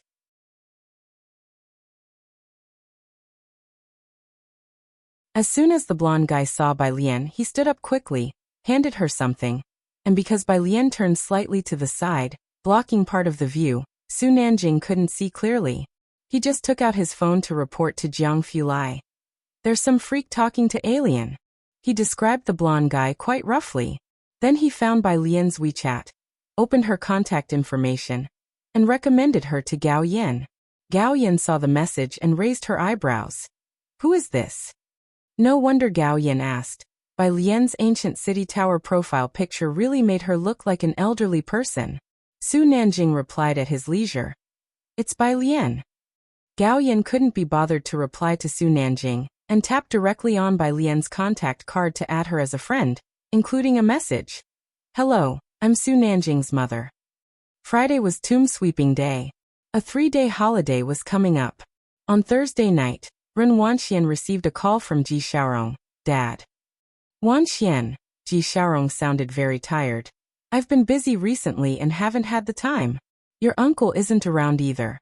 Tomorrow is tomb sweeping day. Could you go and pay respects to Grandpa with me in my place? Ren Wanxian was still doing her homework. She didn't want to waste any time. Dad, I still need to visit Grandpa. Wanxian. Ji Xiaorong's voice was rare in its sternness. Ren Wanxian merely uttered an "oh." The next day, early in the morning, Ren Wanxian got up, her expression not very good. At the dining table, Ren Qian glanced at her. If your dad asks you to go, just go and see. In past Qingming festivals, Ren Wanxian had never gone back once, and Ren Qian would not let her go back, but today Ren Qian seemed to be softening. After all, the Ren family was no longer as grand as it had been, and the Su family was there too. Ren Qian didn't want that relationship to fade. Reluctantly, Ren Wanxian changed her clothes and went to the Ji family's home. Upon reaching Purist Street, she got out of the car with disdain, but her gaze caught sight of a black business car on the other side. If it was any other day, Ren Wanxian would definitely ponder why such a vehicle would appear here, but today she wasn't in the mood to pay attention. Walking on the cobblestones of Purist Street, she reached Ji Heng's home, complaining about why the Su family hadn't moved Ji Heng to a different place. When she knocked on the door, Ren Wanxian moderated the disdain on her face, as Ji Heng opened the door from inside. Grandpa, Ren Wanxian walked in casually, her eyes scanning the courtyard's stone table and chairs, but she didn't sit down. Instead, she said to Ji Heng, "My dad told me to join you all for the memorial ceremony." She behaved very politely. Ji Heng was dressed in a black outfit today, holding a tobacco pipe in his hand. He stepped to the side, looking at Ren Wanxian, who was wearing a pink foundation garment dress. The cut was delicate, and she had 2 red ladybug hairpins on her head. A particularly meticulous miss dressed in splendid and beautiful clothing. Meanwhile, Bai Lian came out holding a zither. Bai Lian was dressed in a linen-colored buttoned-up shirt with black ice silk trousers below, her hair still simply up with a wood-colored hairpin, in her usual plain style. When Bai Lian saw Ren Wanxian, she did not speak. Ji Heng had mentioned the night before that Qingming festival required attending a memorial service. Having been in this world for so long, Bai Lian had only ever seen Bai Kaiming's ancestral temple. She had never seen her grandmother's spirit tablet, and nobody in the Ji family mentioned it, except for the elusive Ji Xiaorong, and her grandmother whom she had never heard of. As for Ji Heng, there were so many valuable fabrics at home that Bai Lian could recognize. She wouldn't ask if Ji Heng didn't mention them, just like Ji Heng wouldn't pry into Bai Lian's affairs. The grandparent and grandchild knew each other had secrets, and they kept an unspoken understanding. Bai Lian wasn't curious about what Ji Xiaorong was doing. She was just curious about the grandmother whom she had never seen or heard of. Was she finally going to see her today? Ji Heng looked back at Ren Wanxian. He struck an old-fashioned match and lit his pipe. The place for the ceremony is quite far, and there's a long mountain road. Can you manage? Hearing that it was far and involved a mountain road, Ren Wanxian's expression changed. But she remained silent, her hands grasping the hem of her dress. You should go back, Ji Heng said. His voice was muffled as he looked down with turbid eyes. Alien has a good constitution for climbing mountains. Your health isn't as good as hers. His implication was that she could skip the visit. Ren Wanxian felt secretly delighted, but her expression showed hesitation. Is that okay? But my dad said. I'll talk to your dad. Ji Heng exhaled a ring of smoke, murmuring softly. Don't worry, it's fine. Okay, Ren Wanxian took out her phone, stifling her eagerness. Then Grandpa, shall I head back first? Be careful on your way. Ji Heng waited for her to leave the yard, then raised his head and spoke to Bai Lian in a deep voice. Get ready, we'll leave shortly. He turned and went back into the room to fetch the items for the ceremony. Okay, Bai Lian nodded, watching Ji Heng's retreating figure thoughtfully. At the Purist Street intersection, Ming Dongheng saw Ji Heng and Bai Lian carrying chrysanthemums and a variety of items. and promptly got out of the driver's seat, the back door of the car opening automatically. Miss by Elder Ji. He did not say what he was there for, but his meaning was clear. Ji Hung glanced at him, pondered for nearly a minute, and ultimately did not refuse. Thank you. He and Bai Lian got into the business car. Elder Ji, where to? Ming Dongheng buckled his seatbelt, looking into the rearview mirror. Ji Hung gave an address in a low voice. Ming Dongheng turned on his phone to input the address, and upon seeing the destination he froze.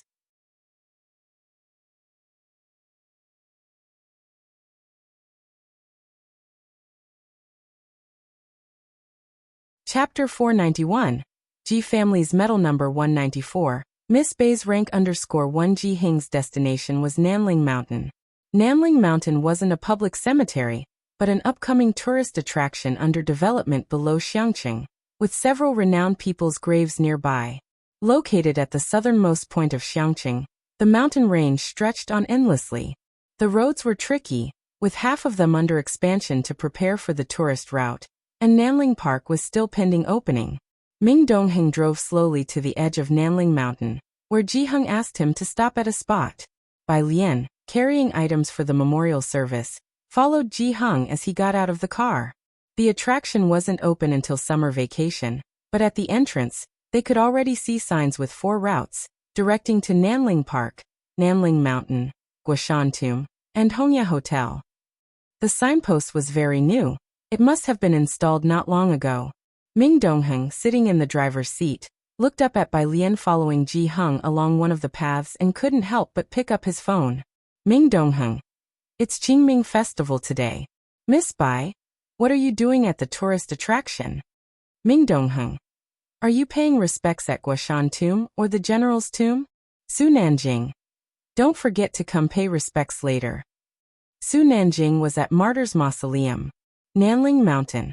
Ji Hung hadn't taken Bai Lian to the tourist attraction, but led her deeper into isolation along the mountain paths. The route was challenging, but Bai Lian tread easily, and Ji Hung's breathing remained steady. They walked for about 15 minutes. Finally, Bai Lian saw 3 tombstones. Ji Hung stopped in front of the last one, which was the only one with an actual grave. The other 2 were cenotaphs. The tombs looked well tended and clean, without a single weed, suggesting someone had been regularly maintaining them. I brought Alien to see you. Ji Hung squatted down, brushing off the barely visible dust on the tombstone. You probably haven't seen her. As he spoke, he looked towards Bai Lian with an unfamiliar gentleness in his deeply furrowed eyes. Come, let her see you. Bai Lian stepped forward, reading the inscription on the tombstone. The tomb of Ji Wanxin. Was this her grandmother? Bai Lian placed down the chrysanthemums in her hand, bowing respectfully. Such a tender name. Ji Hung kept silent. Kneeling before the grave, he burned an embroidered handkerchief with lilacs on it, waiting until it was entirely consumed by flames. Then he took out from the basket some alcoholic drinks and 3 cups, placing them neatly in front of the 2 other tombstones, pouring the liquor to the brim, and poured a cup for himself as well. You can call them Grandpa, he quietly said to Bai Lian, sitting casually to one side, drinking with the 2 tombstones. 20 minutes later.